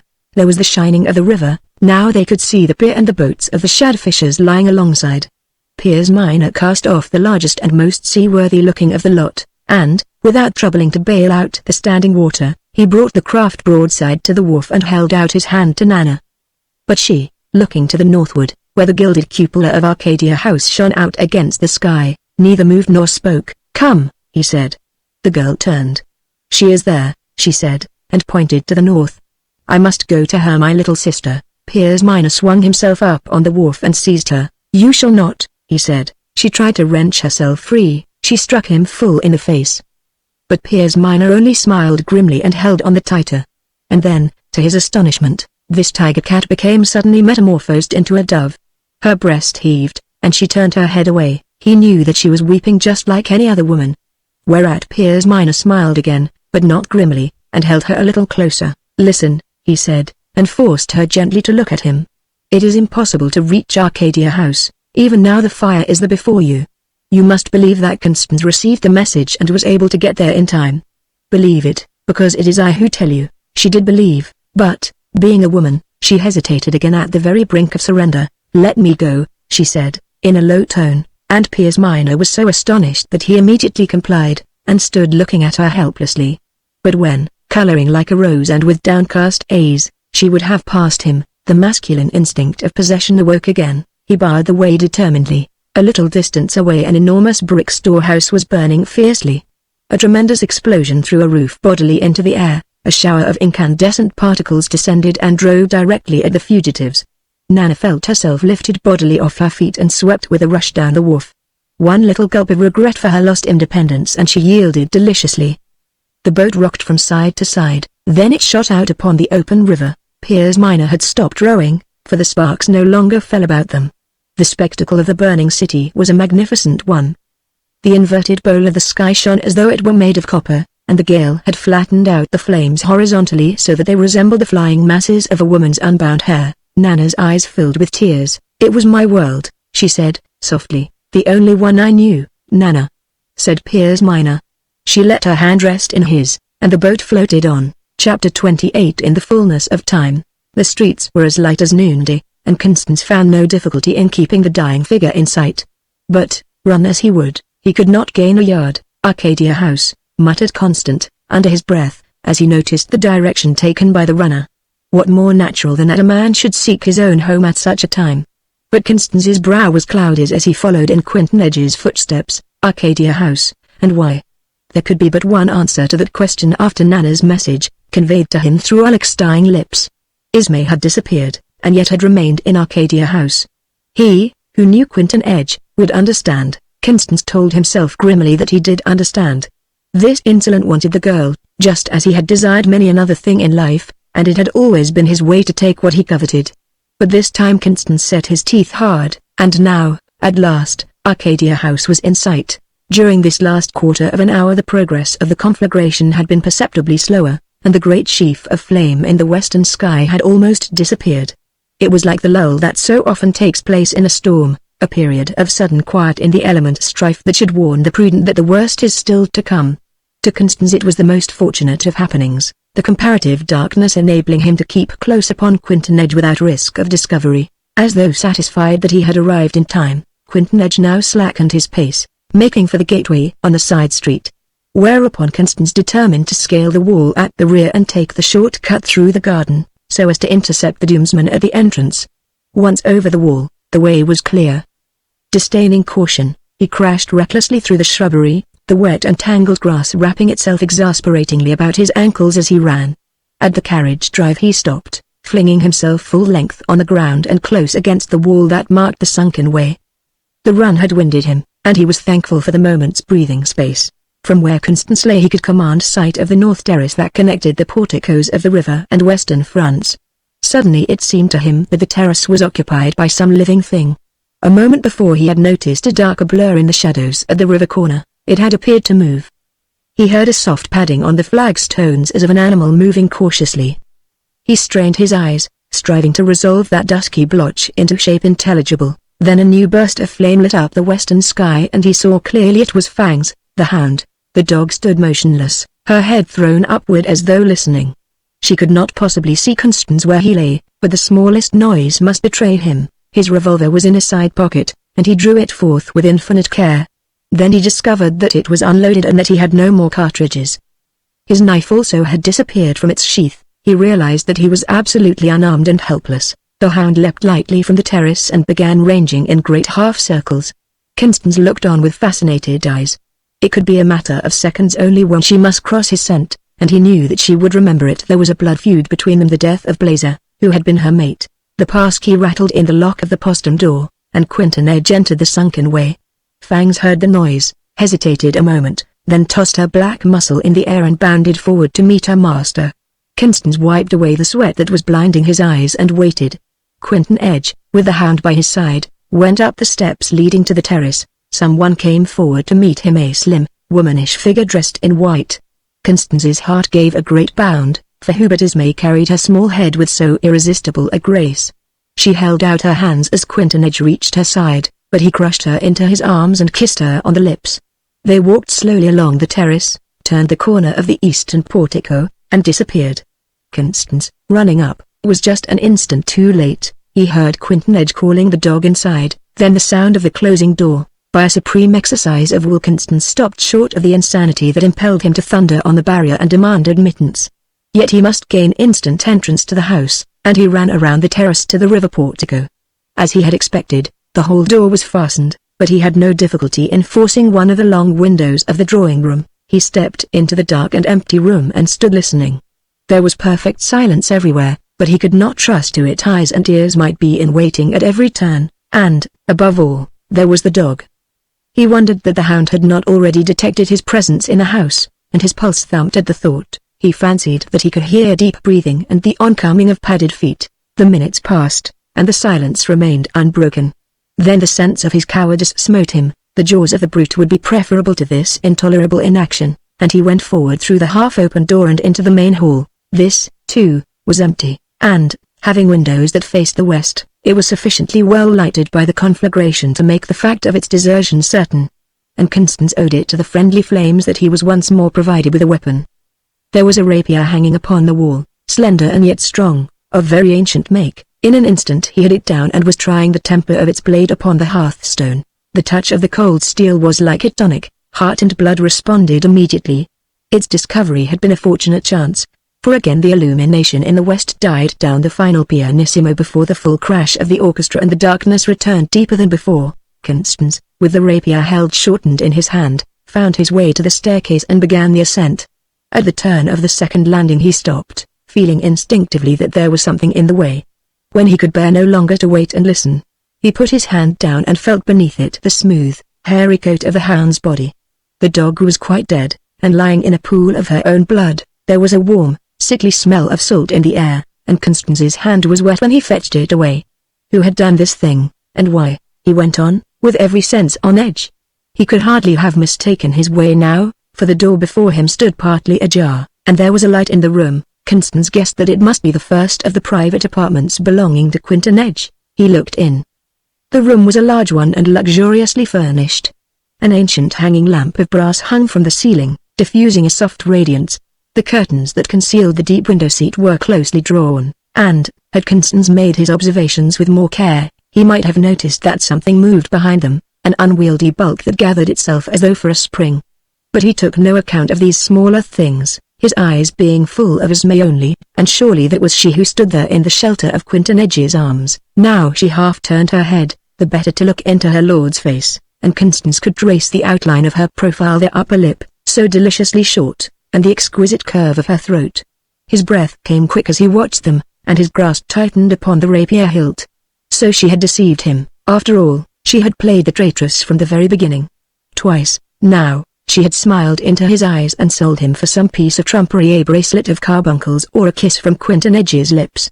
Well, he could kill them both, and almost at a single stroke, since they stood with their backs to the doorway and were quite unconscious of his presence. But, upon further thought, he determined to wreak positive vengeance on Quinton Edge alone. It was shame to strike a woman, and unnecessary it would be her punishment to live. Dispassionately he reviewed his decision and reaffirmed it. It was now the time for action. But he had delayed just a moment too long. Before he could take that first forward step, the one who waited behind the window curtains had passed before him, an ungainly figure of man, who limped upon one knee and whose blackboard fell like a curtain before his cruel mouth and lips skirt, whom men called the knacker. A knife was in his hand, and he struck once and twice at Quinton Edge, this for the 30 lashes at Middlemas.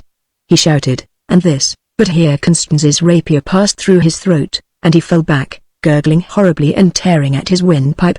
It had all happened so quickly that the two living men could only stare alternately at each other and at the burden that lay in Quinton Edge's arms.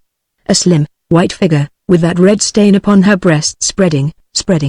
Constance gathered himself with a mighty effort. "Let me help you," he said, and between them they carried her over to the couch and laid her down. On a nearby table stood a ewer of water. Constance fetched it and began moistening the bloodless lips. They parted with a little sigh, and then the eyes of his sister Issa opened upon him. "Little brother," she whispered, and smiled. Constance looked over at Quinton Edge, but he shook his head and stood back among the shadows. "Little brother," said Issa again, and put out a wavering hand. Chapter 29 Death and Life. It had been very quiet in the room for a long time.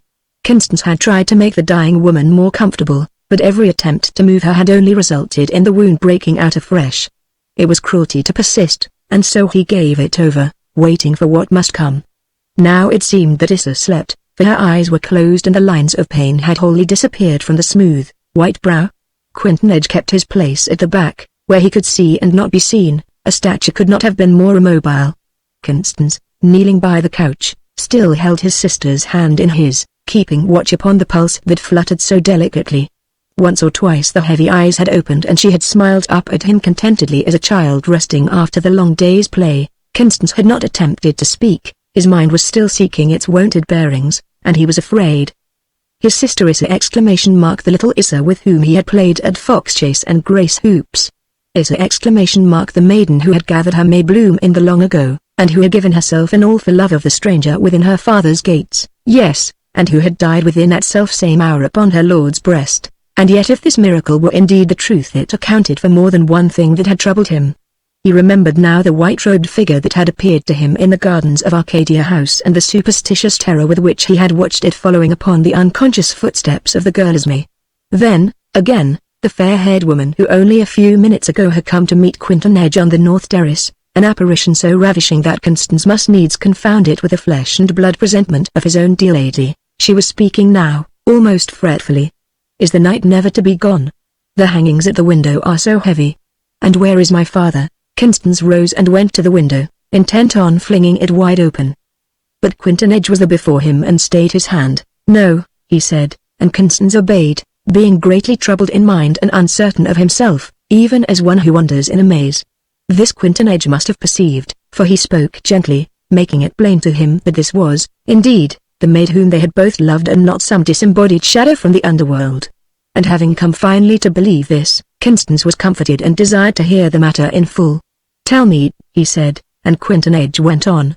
"It was weeks and weeks that she lay weak and speechless upon a pallet of dried fern, her only shelter the thatch of a mountain sheepfold.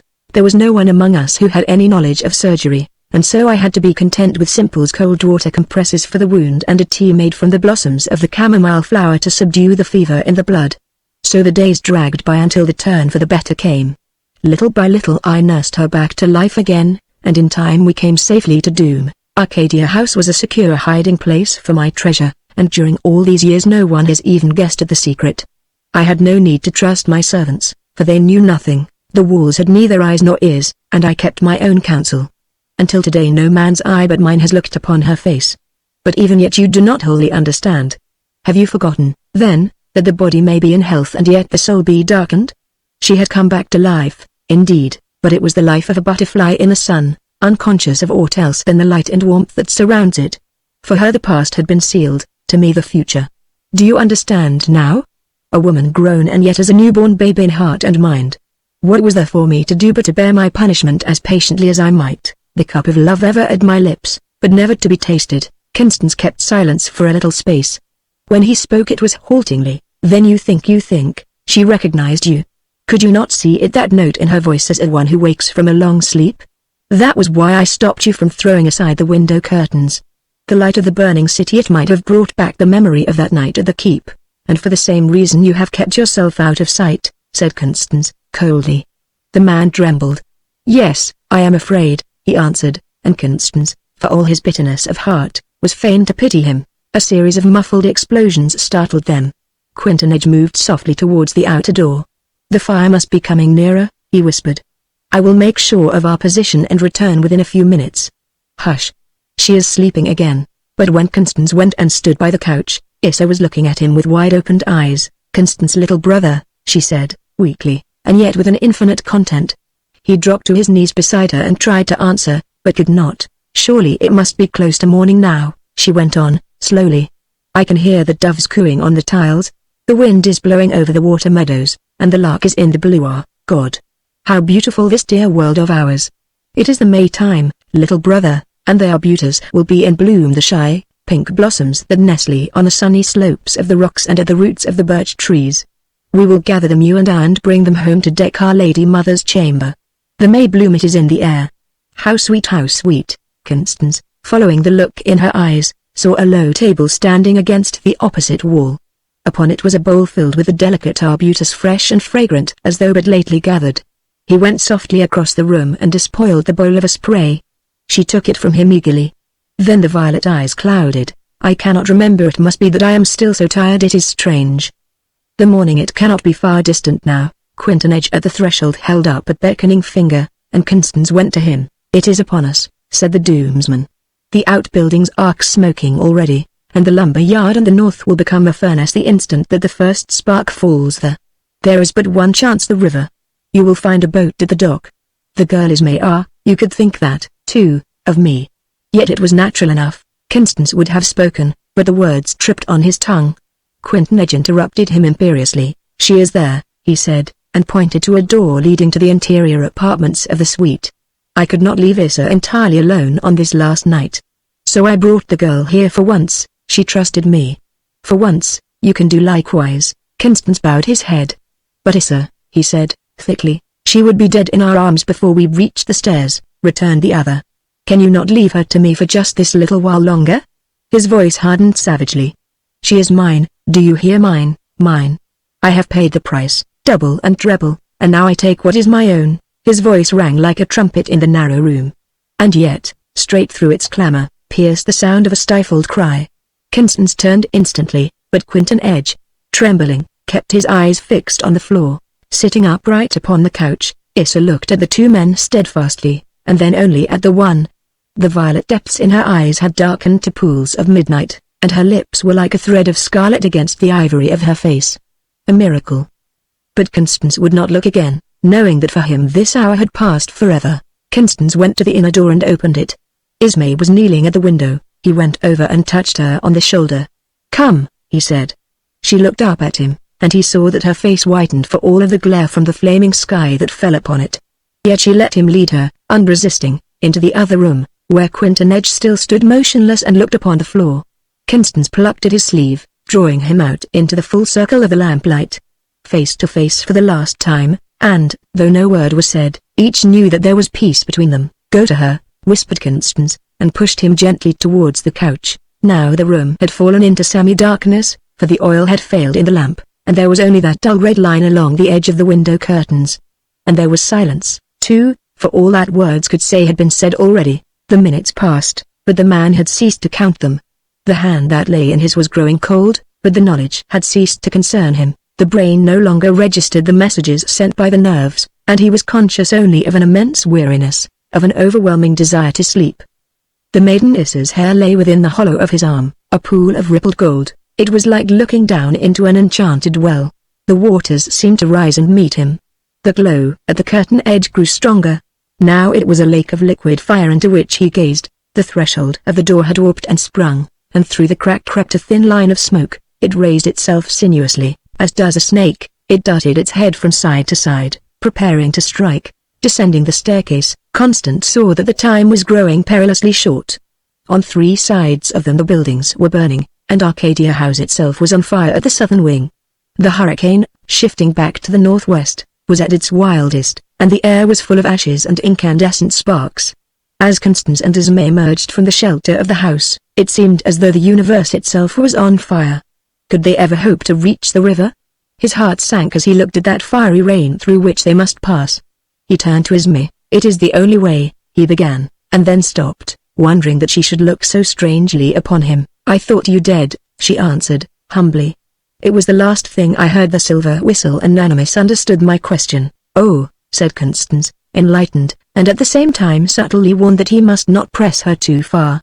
"So you feared that it might have been my spirit that came to fetch you?" "No, not feared," she answered, and with such sweet confidence that Constance's heart thrilled to new courage.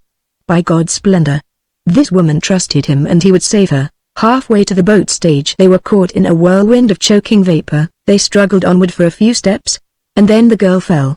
With infinite difficulty Constance half carried, half dragged her down the last slope to the landing. The boat, a small canoe or dugout, was there, but he could find only one broken paddle.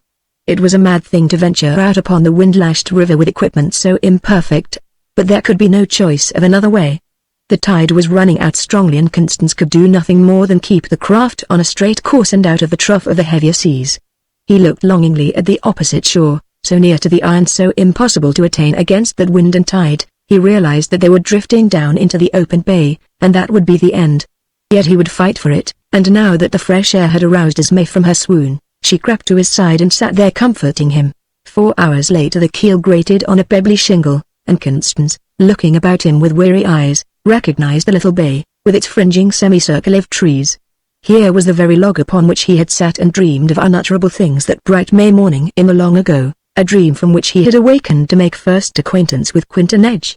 A little way up the grassy glade a fire was burning, and there was the savory odor of roasted meat in the air. Constance helped Esme out of the boat, and with stiffened limbs they dragged themselves up the forest way. There was a little shriek, a rush of feet, and swishing skirts, and Nana's arms were about her sister, while Constance was looking into Piers Minor's honest eyes. Far in the north, a smoke as of a furnace ascended, and the sky was darkened. But here the sun shone brightly, the grass was green underfoot, the birds sang in the branches above their heads, and the smell of the springtide was in the air. Truly, life and light are sweet to him who has once walked in the shadow. Chapter 30 The Star in the East. It was in October of the same year that Constance and Esme stood one day in the courtyard of the Greenwood Keep, now restored and rebuilt. His father's blood friends had helped generously in the rehabilitation of his fortunes, and Constance had worked hard with his own hands. Now the task was finished, and he had persuaded Esme to ride over from the River Barony and pronounce in person upon its merits. For let it be known that Piers Minor had lost no time in bringing home his bride, and both he and Nana had insisted that Esme must live with them. And Esme had accepted gratefully, for all that she was an heiress in her own right, through inheritance of her uncle Hugoland's estate, and could have bought and sold Piers Minor and Nana, and all their holdings, 10 times over. But all of her red gold could not buy love, and Esme was wise enough to know this. Moreover, the River Barony was but 20 miles distant from the Greenwood Keep, and at least twice every week Constance rode over and spent the night. It was pleasant to hear him tell proudly of the progress of the work, how yesterday the routing of the guardhouse had been started, and how today they had turned for the first time the waters of the Ochre Brook into the moat. Esme always listened attentively, and it pleased her to think that Constance looked at her when he talked, even though his actual words might be addressed to Piers Minor or to Nana. Listening always, but speaking seldom, for she felt that he was waiting purposely until some milestone of achievement had been passed, and she feared that he might consider her unwomanly. So the summer had gone, the great work was accomplished, and now they were viewing it together. They had seen everything, going in turn from lighting platform to carving barn, from forge and smithy to my lady's bower. And Esme had duly admired all and pronounced it good. Now they were standing in the great hall watching the martins as they circled around the red-capped gatehouse, and the white doves cooing in the eaves. A silence had fallen between them, and Constance, leaning against the window casement, seemed to have forgotten of Esme's very existence. Quietly she drew aside and left him, impelled by an irresistible desire to know if he would notice her absence and would follow her. Hardly had she stolen 5 steps away than she heard him start, and then turn to seek her. A sheer delight coursed through her veins, and she began to run. "Esme!" he called, but she would not stop, gathering up her skirts in both her hands, and trying not to look behind her. But he was quickly at her heels, and an inexplicable terror seemed to seize her. She looked about for a hiding place. A door presented itself, and she clutched the handle desperately, but it refused to turn. Seeing her discomfiture, Constance believed that he was entitled to enjoy his triumph. He walked up with leisurely deliberation.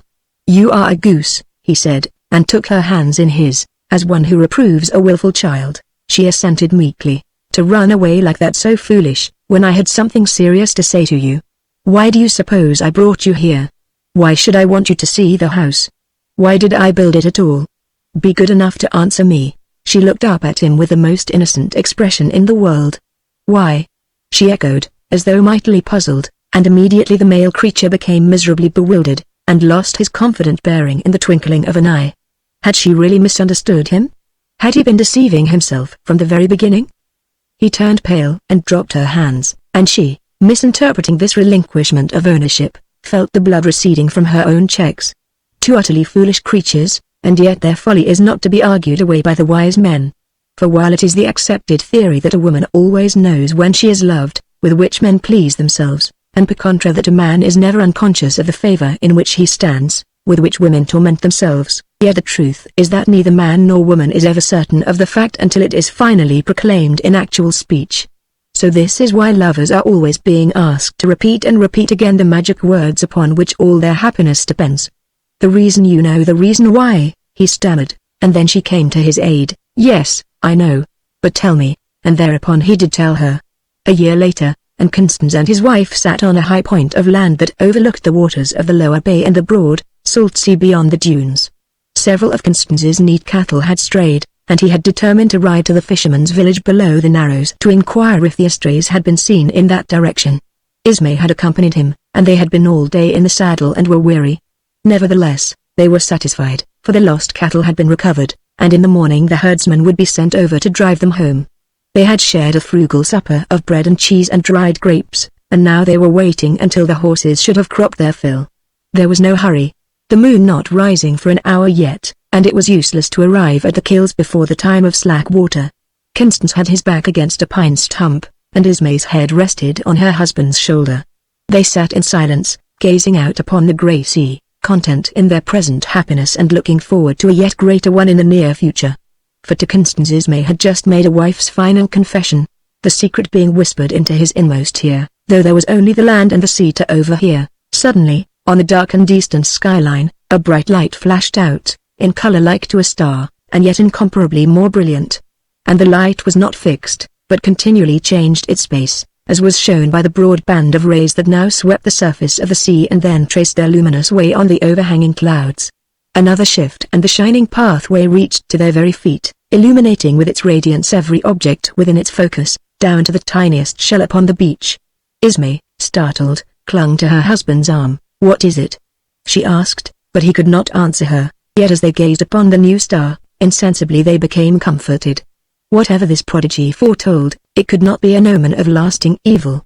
Had they not seen for themselves that, even in the worst of worlds, righteousness and justice and truth had been something more than names? Doom had fallen, for more than a 12-month the ruins had smouldered, and today they were but a harmless haunt of bat and badger.